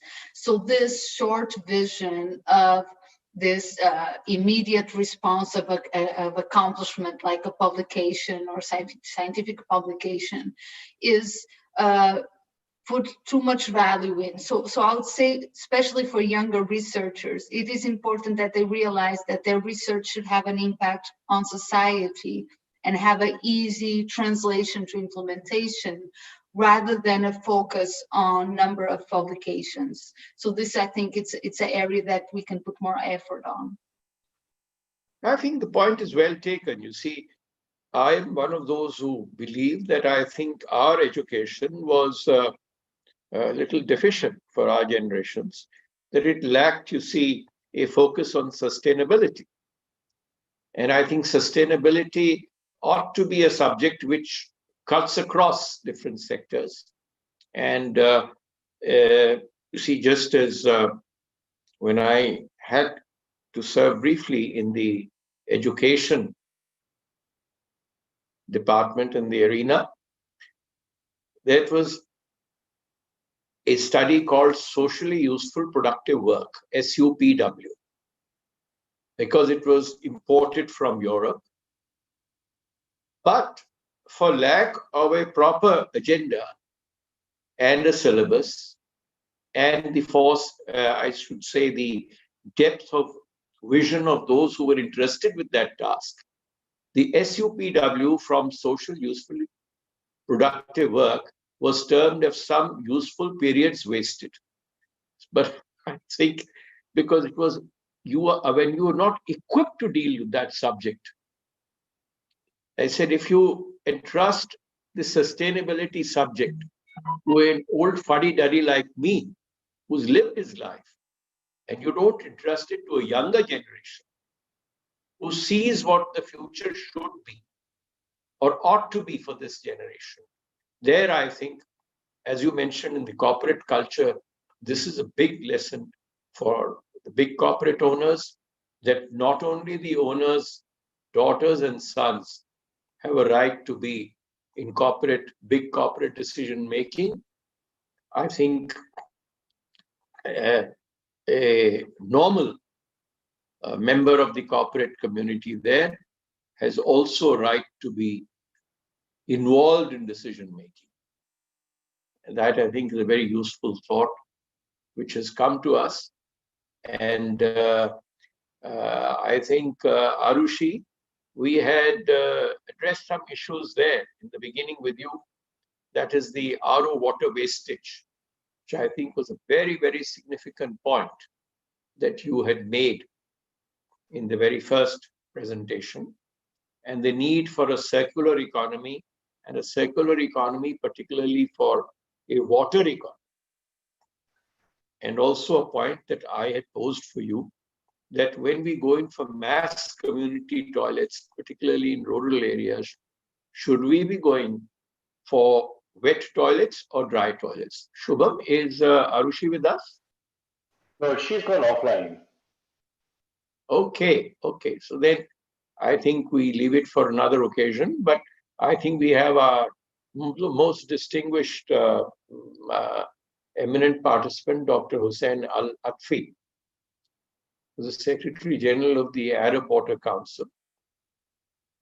Dr. Al-Atfi, would you like to comment on the kinds of ideas that have emerged from George and Ines about the involvement of younger generation, and you see looking at sustainability and the examples and the responsibility or the objective to make, as they said, Sydney to be virtually a smart city for the future, an intelligent city, a smart city of the future. Don't you think the Arab world ought to take up this challenge? Thank you very much, Your Excellency. I would like to thank the distinguished speakers. I am fully agree with what's mentioned about the engagement of young and our coming generations in decision making. This is a very important challenge, and we are all committed to do this. In fact, we are believing in this. That's why we have established a network for youth and children, just to start to have this type of engagement in the business. The other thing maybe I have to add to this, my colleague mentioned about the gap between research and decision making. Maybe I add also the gap between the research and scientific community with the politicians, who are having the decision to do, even to approve the budget or so on. So that's also another area that. Meanwhile, I have to add to this very challenging engagement of all the key players in the decision making is a must now. It's a cultural change, it's a social change, that's all. But still, this is the innovative solution to do this. Maybe I'll add also the governance issue, institutional issue, how to coordinate all of this, how to integrate all of these policies, how to mainstream all of these visions and thinking in the planning and the integrated plans to do this. You know, I tell you something, as I mentioned that you said that something about, you know, in the Arab region, more than 60% of our water comes from outside. So this is another challenge, how to keep in a good relationship, how to cooperate, how in cross borders issues. So such type of challenges need it's a cross border challenges, so it needs cross border solutions. So how we can integrate this is our commitment for the next future. I think you made a very, very valid point, Your Excellency. That is, I enjoyed this meeting. I did this. Cross-country or inter-country riverine systems are extremely important, and we are having one such issue right now with a neighboring country on the other side of the Himalayas in respect of the mighty Brahmaputra River, because that is one of the largest water systems in the world. And whatever development or utilization one country does, somehow, I think it has its implications on people downstream. Yes. And just as we think that nuclear proliferation, chemical weapons, all these have a global impact, I think similarly, water sources do ultimately have an impact on all civilizations or countries which live along the banks of that river. And maybe some international law may be brought at some stage of time, hopefully not too late after the damage is done. It is an opportune time, and I think your Arab Water Council would be doing a great service to other regions if you were to move this point, because I appreciate that. I think one of your main water systems originates in the Sudan and comes into Egypt. Yeah. And if that is taken care of collectively beyond the cutoff point, you have to ensure sustainability of civilizations down below, because water is as essential as the air. We have air quality laws, but we don't have inter-country water quality laws or water allotment laws, so to say. I think it's been a very, very useful discussion. But before we wind up, we have about 7 minutes to go of the allotted time. And I leave it again open to George and Ines. Since Arushi is not there, if you would like to make any further points for discussion, for consideration of the panel or for the listeners. George, would you like to intervene? Yes, certainly. Thank you very much for the time today. I think we've talked about very important topics today. We've talked about climate change. We've talked about water scarcity, about health, access to sanitation, the role of young people in helping to make decisions that impact the future generations. I think also the role of government regulation in order to provide the environment where some of these things can happen. And it's really a nexus of all of those things coming together with somebody that has a bold vision and good leadership in order to deliver those outcomes. So I think that's an important point, is that no one entity can do it on their own. This requires a collaborative effort across a whole range of responsible agencies across the world. But actually, it's a problem we all share. You know, much like the impact of COVID, it didn't discriminate where you lived, where, you know, how old you were, it didn't discriminate at all. We all had to address the problem as citizens together. And this is a similar problem on the horizon if we don't do the same thing. So just as a leaving thought really is, we talk about a lot of these companies providing water and wastewater services and also energy services as utility companies, but actually I think they will all evolve into smart resource businesses, embracing the circular economy with hyper connectivity to customers and citizens. So I think there will be a paradigm shift in this sector. I don't know how far ahead you have to look to see real evidence of that paradigm shift, but I think the role of the utility will change, and they will become smart resource companies or smart recycling companies that are focusing on the provision of clean water and the responsible treatment of wastewater and being energy efficient in the way that they do that to keep the carbon footprint down. So it's very exciting to be part of this sector, but the challenges are quite immense.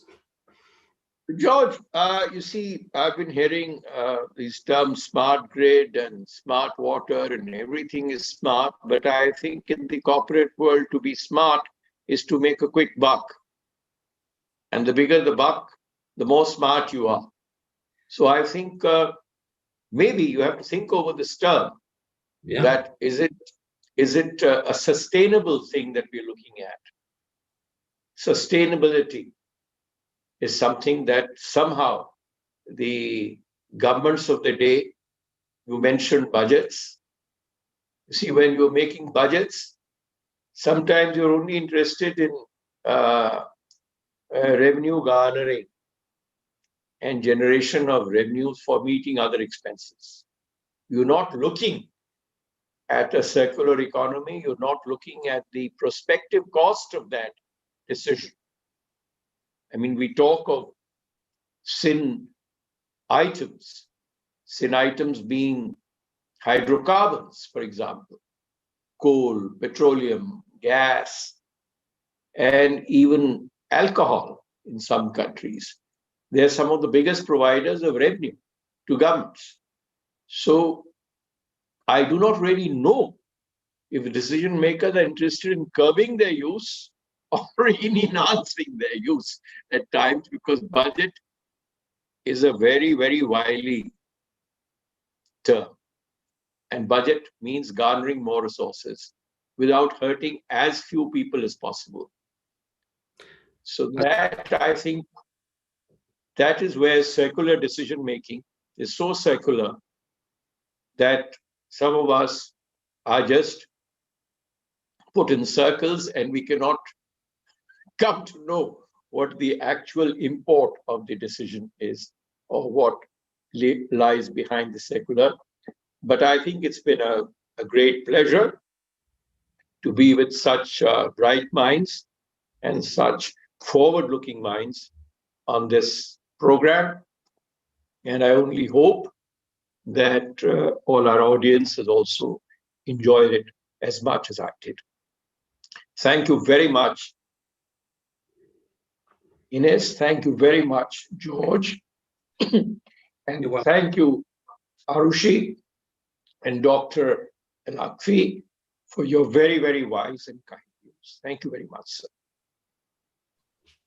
Thank you very much, Your Excellency. It was a great chairman. Great speakers also.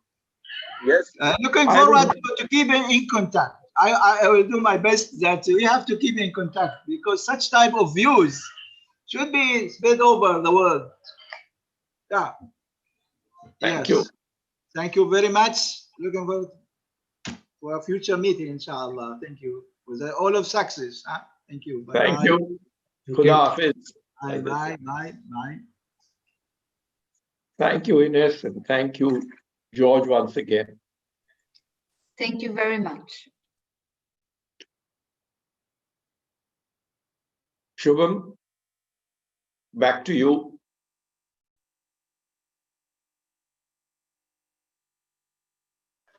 Thank you very much. Thank you.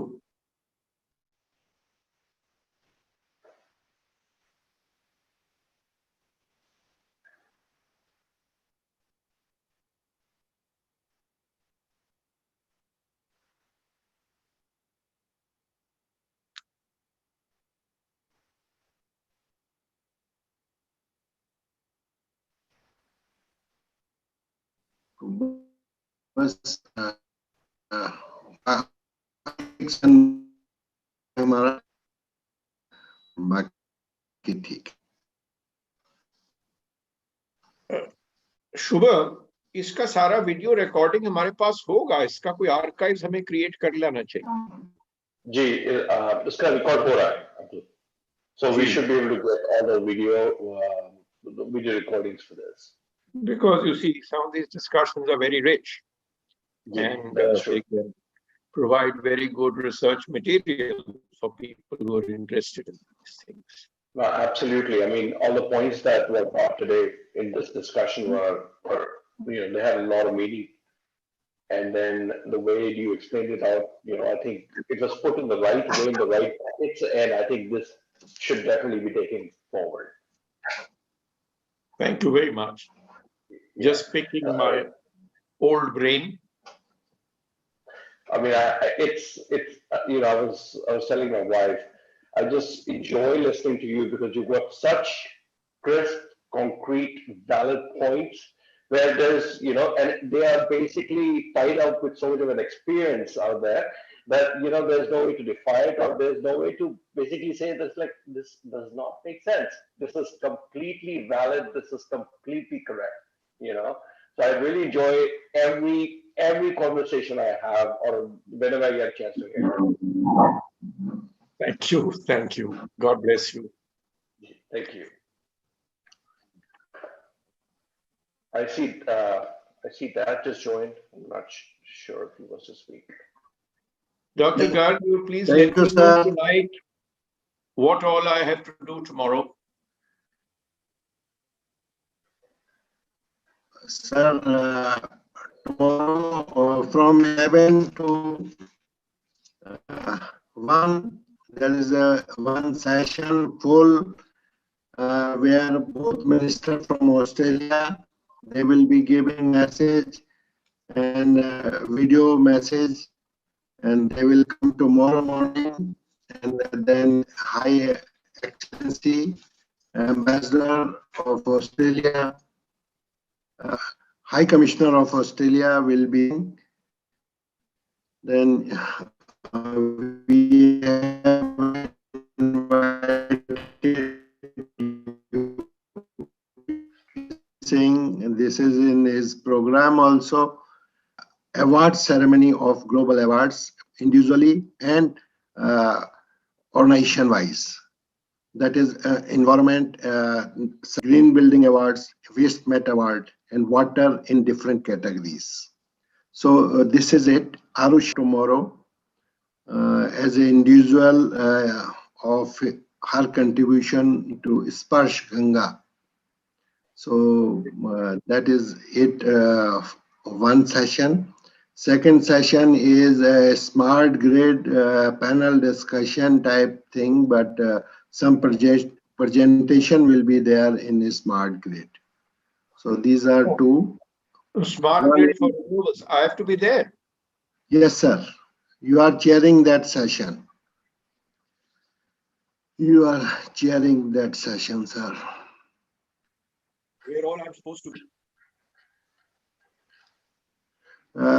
Smart grid session will be in hall 1, and other will be in any hall. So that is not a problem because it is common. Just request Puneet to just give me a small schedule early in the morning as well as the links.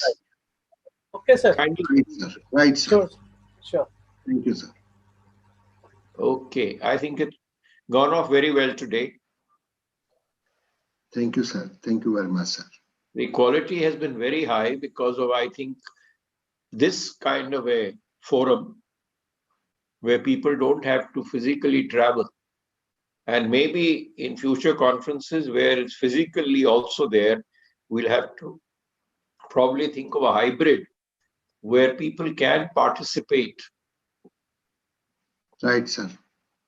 I think there's a query coming on the screen.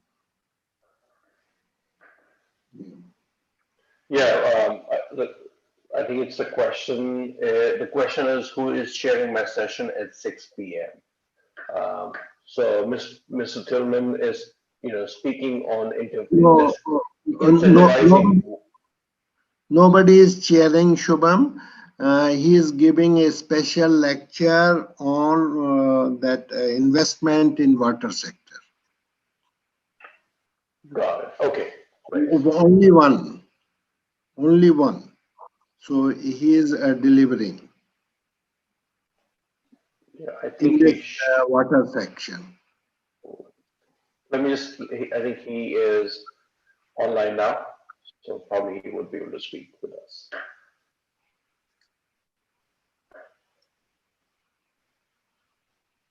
Thank you. I think Rajiv Sharma has been wanting to speak to me. I'll just speak to him.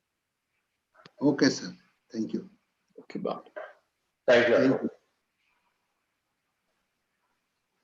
Good day. I'm not sure if you can hear me. This is Jeroen Tielman. Hello. Yes. And let me check how I can, start my video as well. Yeah, please. How are you doing? Just fine. Thank you. I should also put my jacket on, I think. Yeah. But there is a time. My time, it's 6 minutes past 1 o'clock in the afternoon. Oh. So we have 4.5 hours time difference with India. So we will have at about 6 p.m. Today.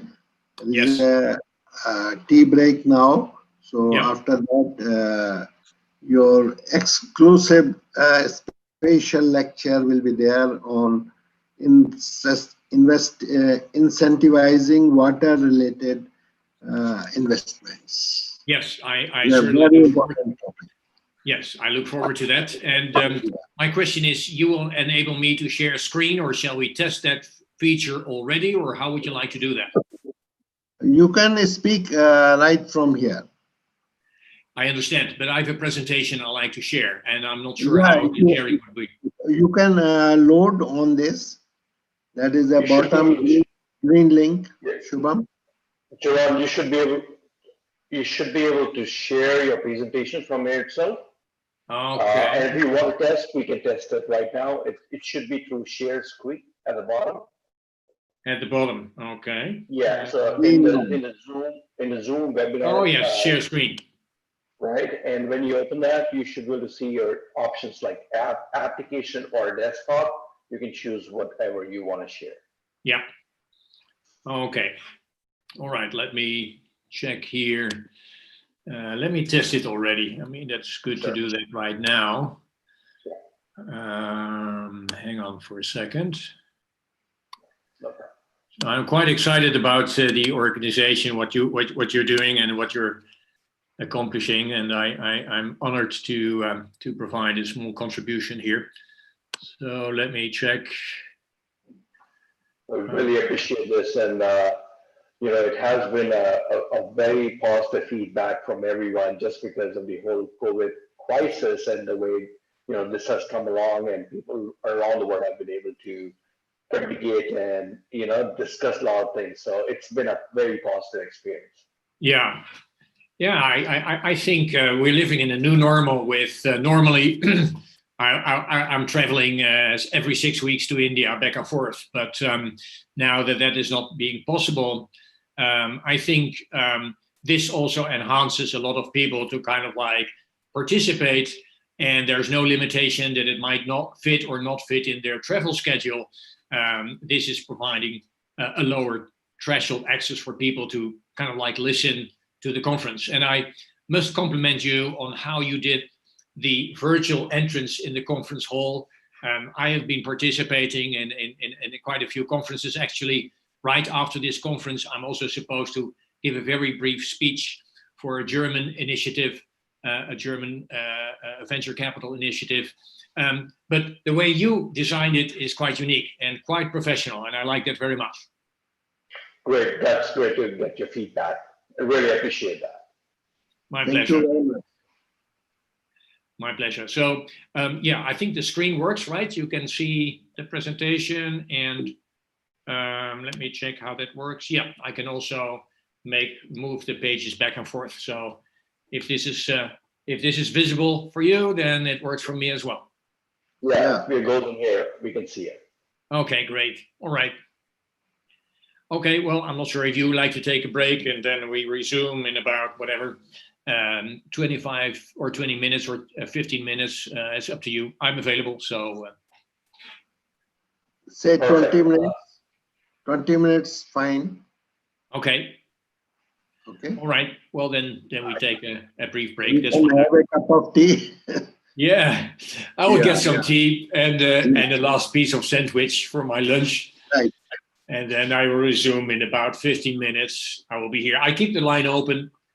So Yeah, and Shubham is from US, California. So this is a night time there, so he's just waking up. Oh, right. Yeah. Well, this is truly global, and the themes are truly global as well. And I'm now active in India for about 2 years through a joint venture we have, and it's really thrilled to basically see that sustainability, like water treatment, and good financial returns can go hand in hand. 2 hours ago, I was briefly participating in a webinar just as a listener in Bangladesh, or Bangladesh originated.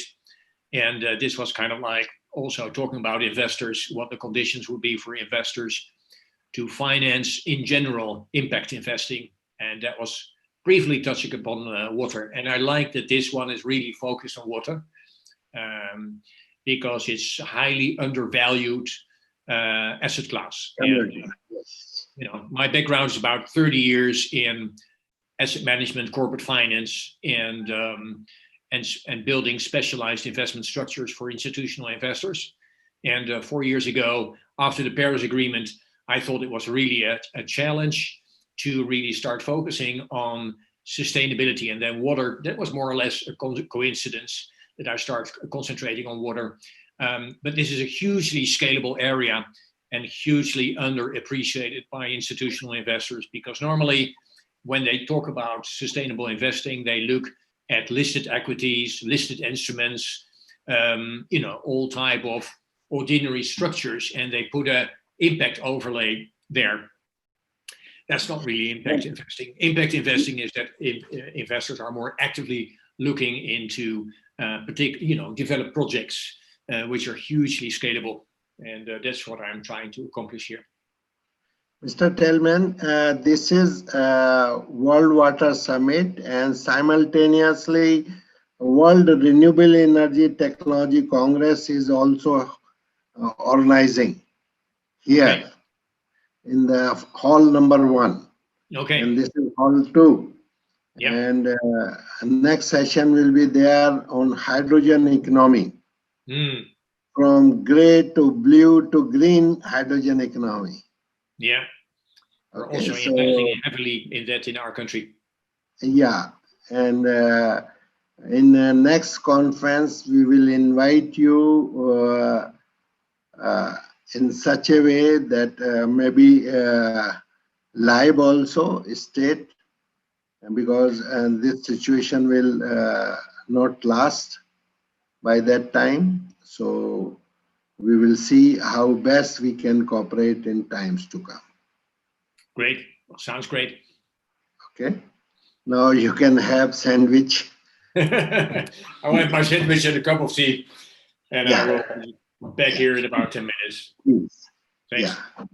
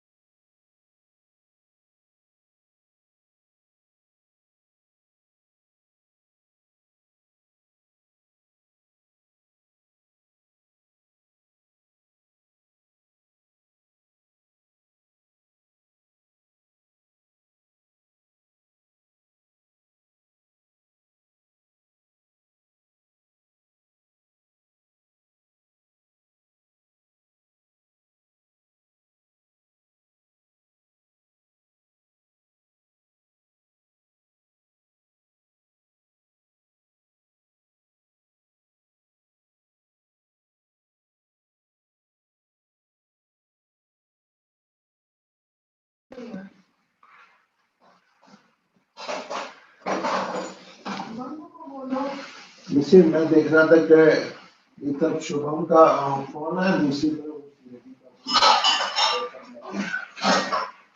आपका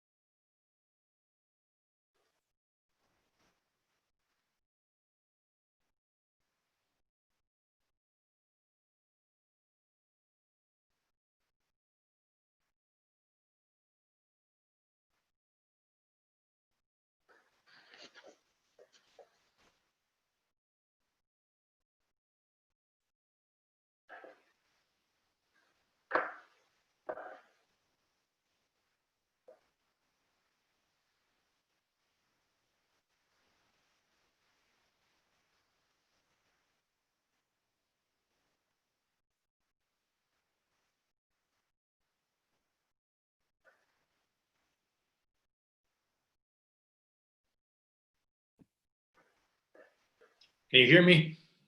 Yeah. Yes, I can. Great. So are we good to go? Okay. Yeah. Perfect. So let me just announce this real quick.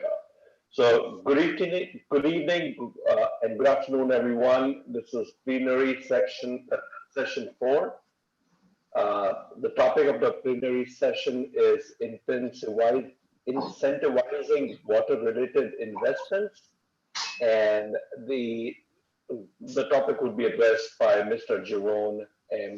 Tillman, founder, managing partner, Keystone Capital from the Netherlands. Mr. Tillman, on to you.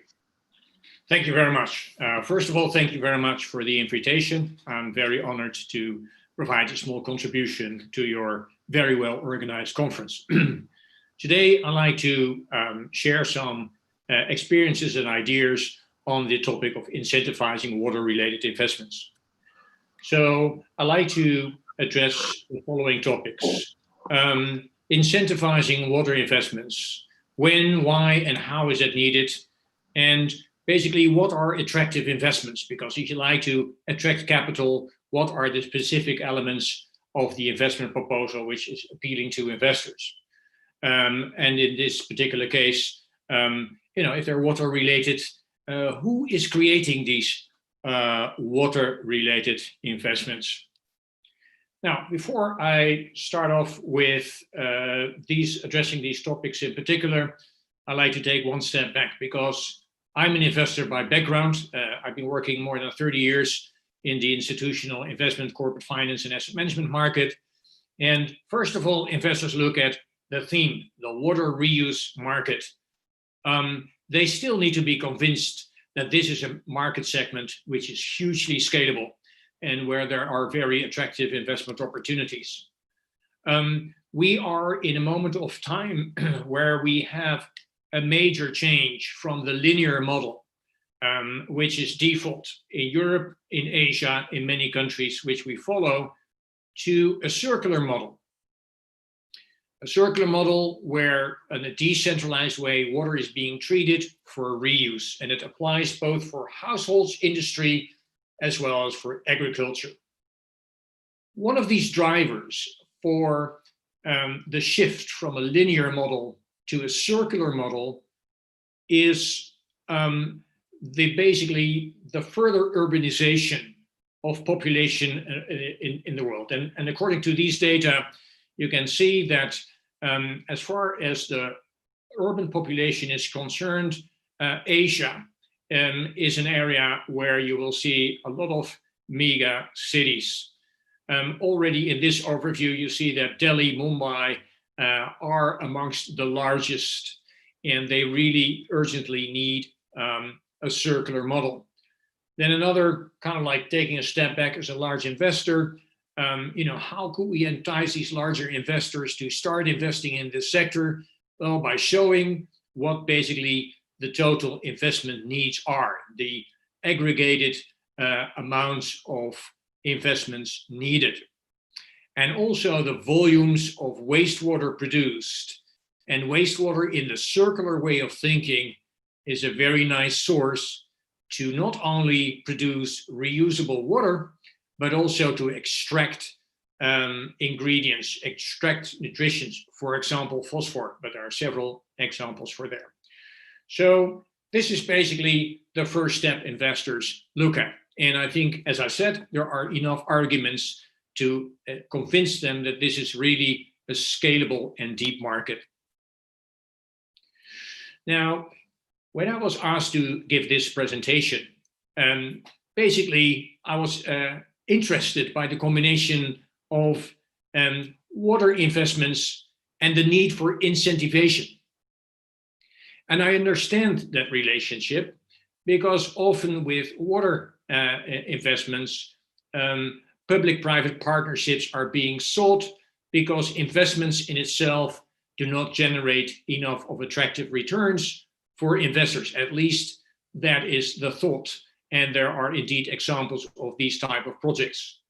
My point in this presentation is that there are ample of products, but they need to be co-developed with capital as a starting point which do provide attractive returns. Hence, they might not need any external incentivation provided by governments. This process of getting this incentivation is normally delaying projects, and we're talking about traditional large water treatment projects, which take a very long time to get the finance. My point is, rather start small with small projects which can be hugely scalable. And decentralization is a major theme. Now, let's go back. There is a scarcity of attractive investments, apparently, because otherwise the combination with the need of incentivation and investments would not have been made. So if these attractive investments are not available, why not develop them? And that is an activity I decided to start working on 4 years ago.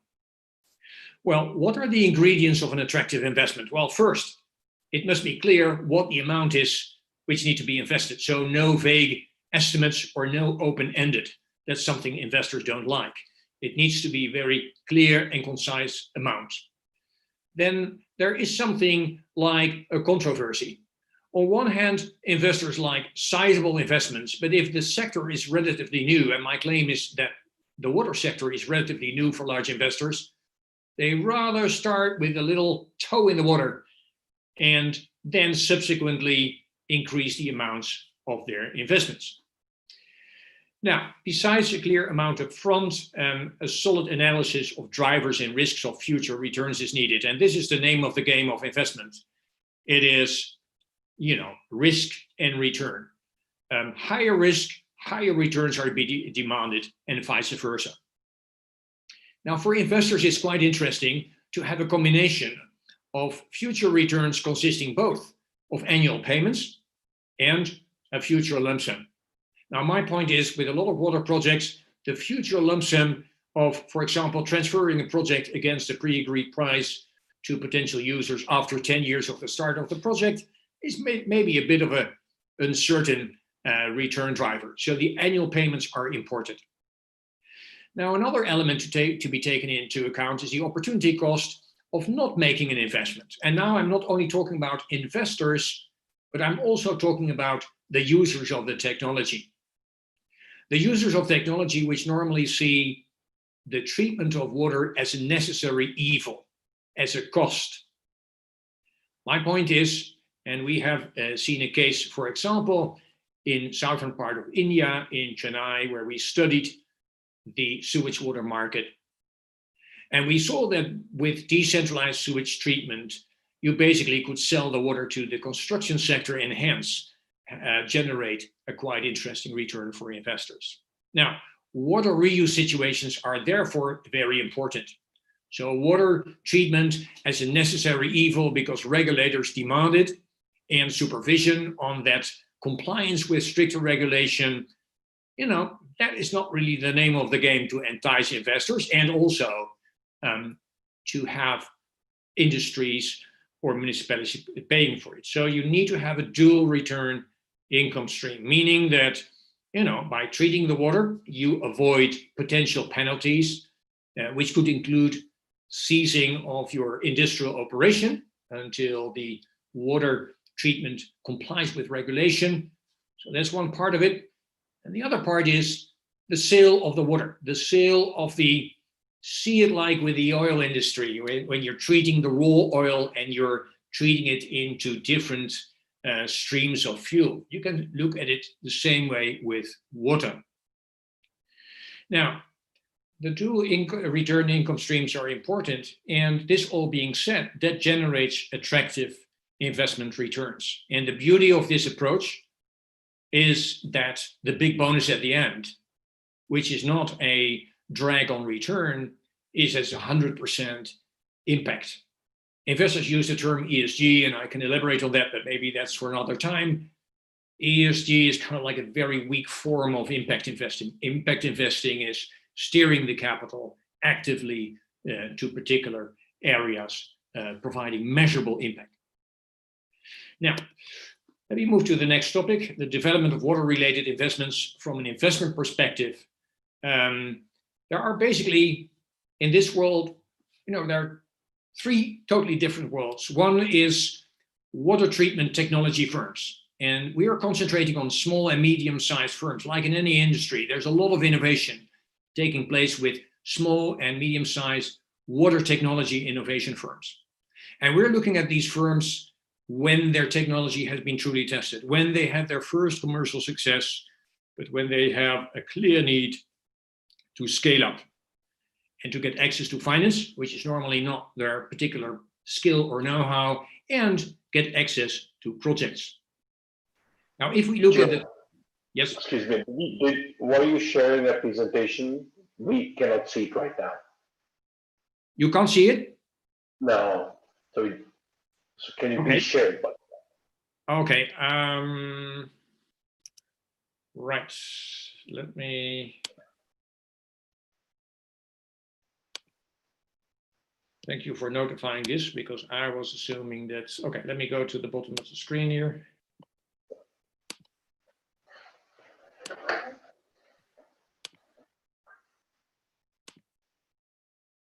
Okay. All right, I'm sorry for that. Okay, so we have, let me do the full screen. Does this work? Yes, it does. Thank you. Okay, all right. Good. So we have the three different worlds which we need to connect together. Water treatment potential clients are normally skeptic towards innovation, and they rather stick to known technology. As I said before, water treatment is often seen as a necessary cost only. Now, private capital is preferring proven track records, low perceived risks, minimum sizes, which are significant, like I alluded to before, and sometimes they are focused on short performance only. Now, with the water treatment technology firms, I just elaborated on that, they need assistance with scaling to make their technology really scalable. And innovative technology, what is the value of innovative technology? Is that you can do something better and cheaper than the current standard. So it's important to convert this innovative technology into a cost saving of the potential user of the technology, and therefore creating space for providers of finance, and it could be different sorts of finance, to make a decent return. Let me go to the next slide. This is an example of how we look at innovative technologies. We look at it at a project level. Originally, I thought corporate finance would be the way to really provide access to investors to this space, but while we were working intensely on projects and finding some opportunities, we got convinced that we need to look at it on a project level.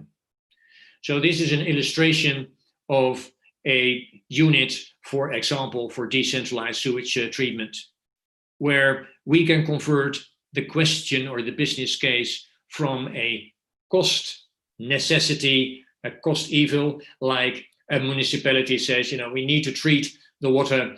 It costs us, there are quite some costs involved with it, but we just need to do it.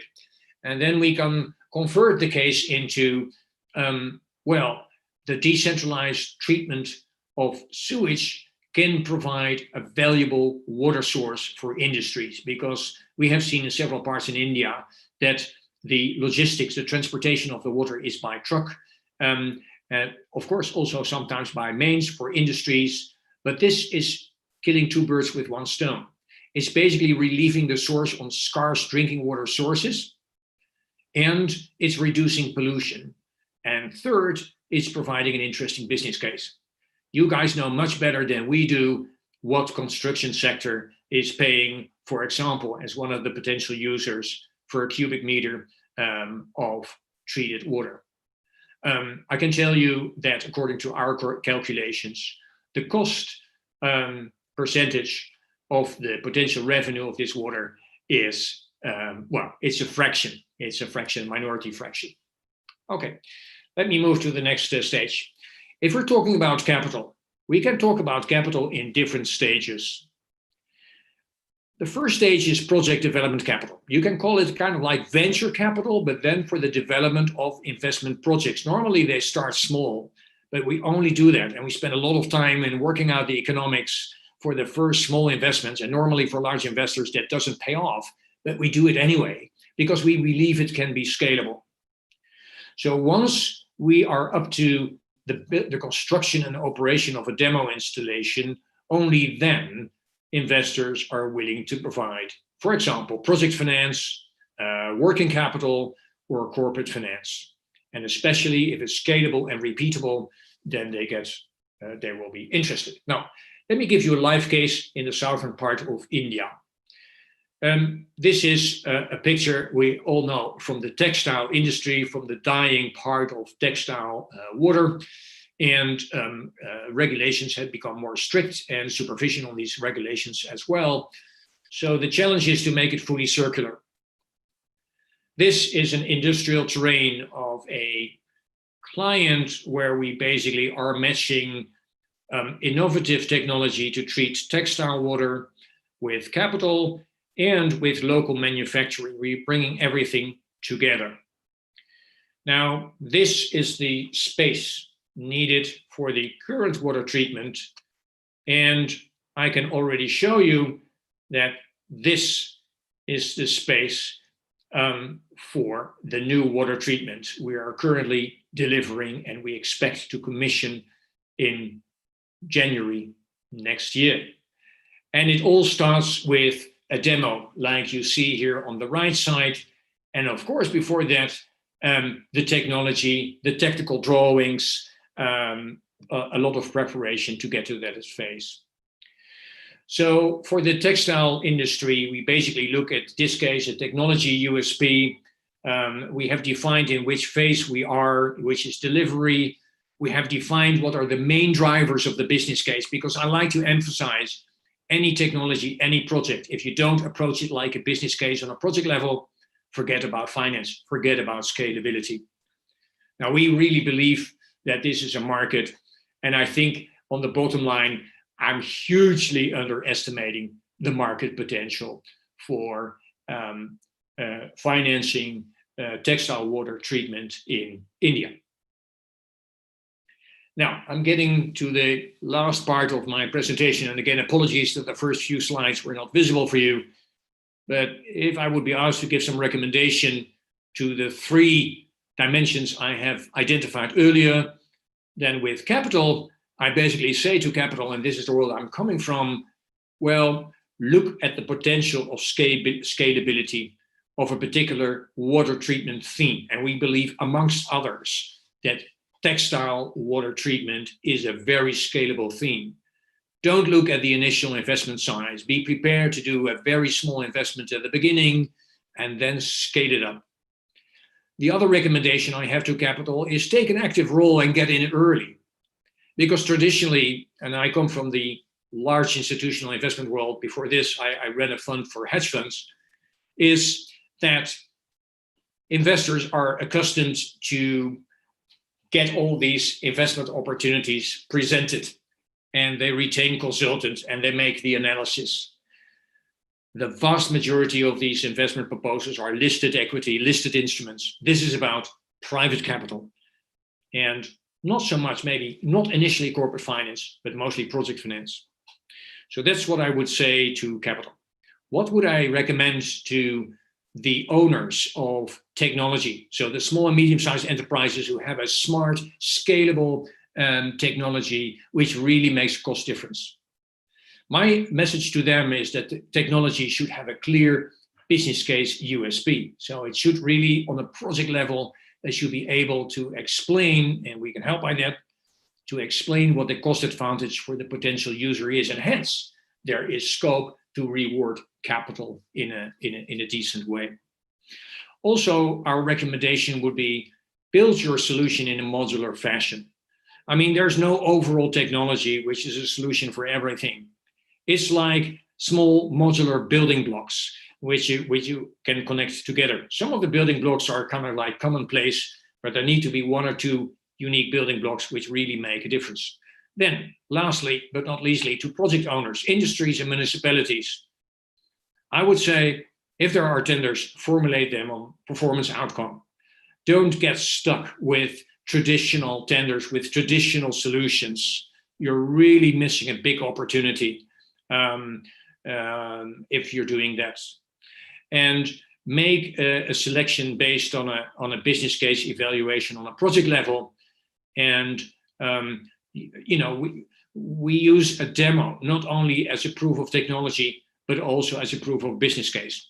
And in January, we will start a project in Bangladesh, doing exactly the same for the textile industry. We want to build a business case together with local partners and technology providers to show to the textile industry that, yes, it makes sense to invest in water technology. And I think this is my last slide. And maybe this is a bit financial technical, but forgive me for that. This is the area I come from. What is needed is a water reuse incubator or acceleration fund. And this can be only a few million, 5 million euro, it could be even less. And this is financing new technologies, the application of new technologies into live cases with live customers, which are hugely scalable. There are many industrial development banks, yes, I know, and but this requires the first start at a very small scale. And there, like I said before, even the development banks, in my opinion, they are maybe too much traditionally thinking about the initial investment needs to be large, to be interesting. My point is, start small and accelerate it in a scalable theme.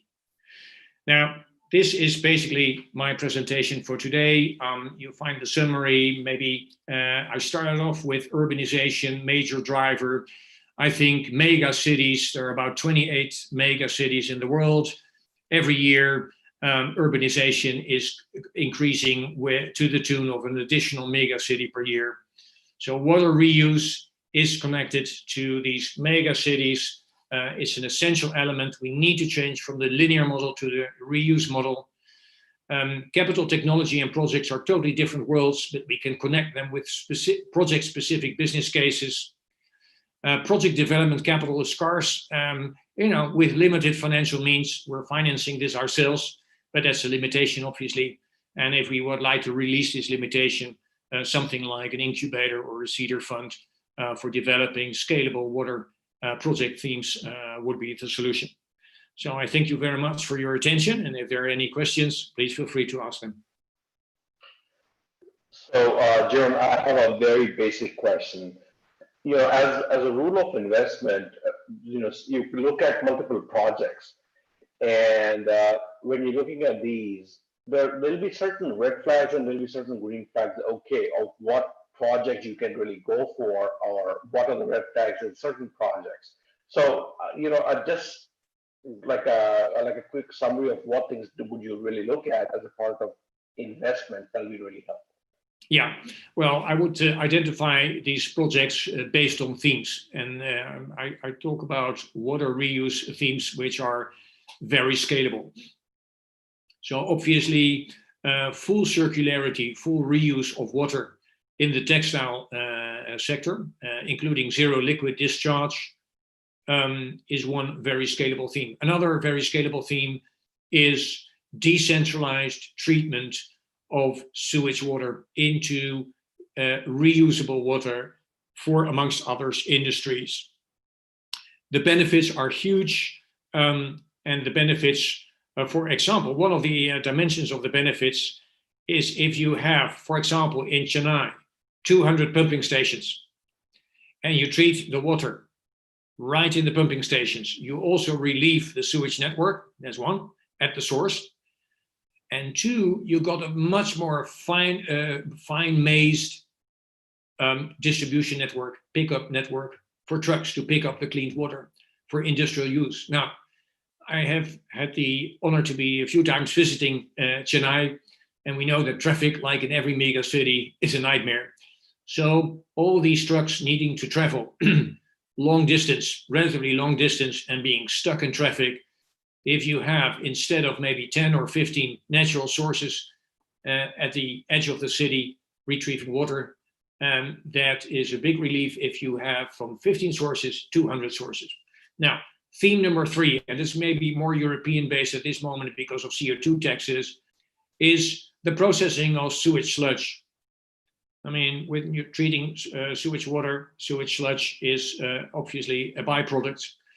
In Europe, it's a problem because it needs to be incinerated. It cannot be used directly for agriculture, for example. Now, there are a combination of several technologies which can very efficiently convert the sewage sludge into, amongst others, reusable energy. And I hear people saying, yes, but that's already happening with biogas. Yes, that's true. But don't forget, there's a lot of innovation in that area as well. And projects which were not economically attractive so far become economically attractive.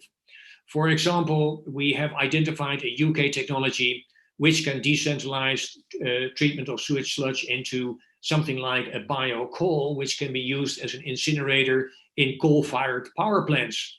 It can replace biomass, and as such is becoming, the real good transition type of fuel. Now, these are just a few examples, and there are more. We're not limited to these themes, but it starts with the top-down of what are the main problems and what are the main opportunities, which are very scalable. Great. And I think just to add to this question I asked, how has your experience been from an impact standpoint when you have governments getting involved in this? So to let me rephrase my question. From an ROI perspective, you're looking at a strategy in terms of what projects you really want to go for. On the other side, if you're looking at the governments playing up a role in these projects, is there like a correlation that you can really look at? Yeah, well, that's a good point. Let's say with governments, we can help them in formulating a business case where the government can make money, instead of the government seeing it as a necessary cost to invest in water treatment. Now, at the same time, like everywhere in the world, governments can act, they take their time, a lot of decision makers are involved. So it is our experience that, let's say with industrial users, industrial situations, we can book more quickly results for scalable themes. But as I said before, if we can make clear to a government that we can provide turnkey solutions where we help them converting the business case into a necessary cost into help their water company. For example, in one city in India, we said to the local government, we said, we can convert this whole discussion about decentralized treatment of sewage water into a discussion with your municipal water company, where we can basically, in the end, assuming we also get financing for the equipment, we can enter into a long-term contract that we deliver to you clean water, to your water company, your municipally owned water company. And knowing that you as a water company, as a municipally owned water company, can make good money by selling the water to industries. So we help them in that type of way of thinking, in converting, formulating a business case where the question migrates from the original question, what is the cost of an installation, and we need to negotiate about the price, etc., to what do you see as total demand, industrial water demand, and how can we deliver out of sewage this industrial water? Because there are two main advantages for governments to do that. One is they can make money instead of being at a burden on their budget. And two, they are alleviating the pressure on scarce drinking water sources. Because like everywhere, the scarce drinking water sources, you have a competition between industrial users and private users. And I think in Chennai, we know that the hotel sector tried to take on an initiative to alleviate this pressure. But that is another thing which I think is, and I'm not a politician, I'm just a simple entrepreneur, but I could imagine there is a political win if the government can say, well, we make money through our water company and we solve pressure on scarce drinking water sources. For me, that's a no-brainer. But that's the ideal world, and we live in a different reality maybe. But that's what I believe in. That's a great point you mentioned, because there's an understanding about the value add for both the organization, and it's a symbiotic process where the company is doing something good and there's value being added to by its functioning, and on the similar lines the government is getting some value add from it. So that's amazing, and I think that's a great thought process as a part of whatever your business strategies are. So I really want to thank you for giving such wonderful insights today. And we look forward to getting more expert knowledge in times to come. So thank you very much. Thank you very much for the invitation, and I wish you a great conference, and I will gladly listening in tomorrow as a participant. Thank you very much. Great, thank you. Mr. Chairman, this is Dr. Anil Garg, and it's a nice presentation and nice talk, which is self-illuminating and truly focused on the subject. So we will like to invite you next year in August 21st, 22nd, and 23rd. And hopefully it will be live, not virtual. And we will interact more and see that how best we can cooperate to have a win-win situation and turning into synergy. I look forward to that. Thank you very much. Very honored, and I look forward to that. Thank you. Thank you very much. Have a good day. Okay.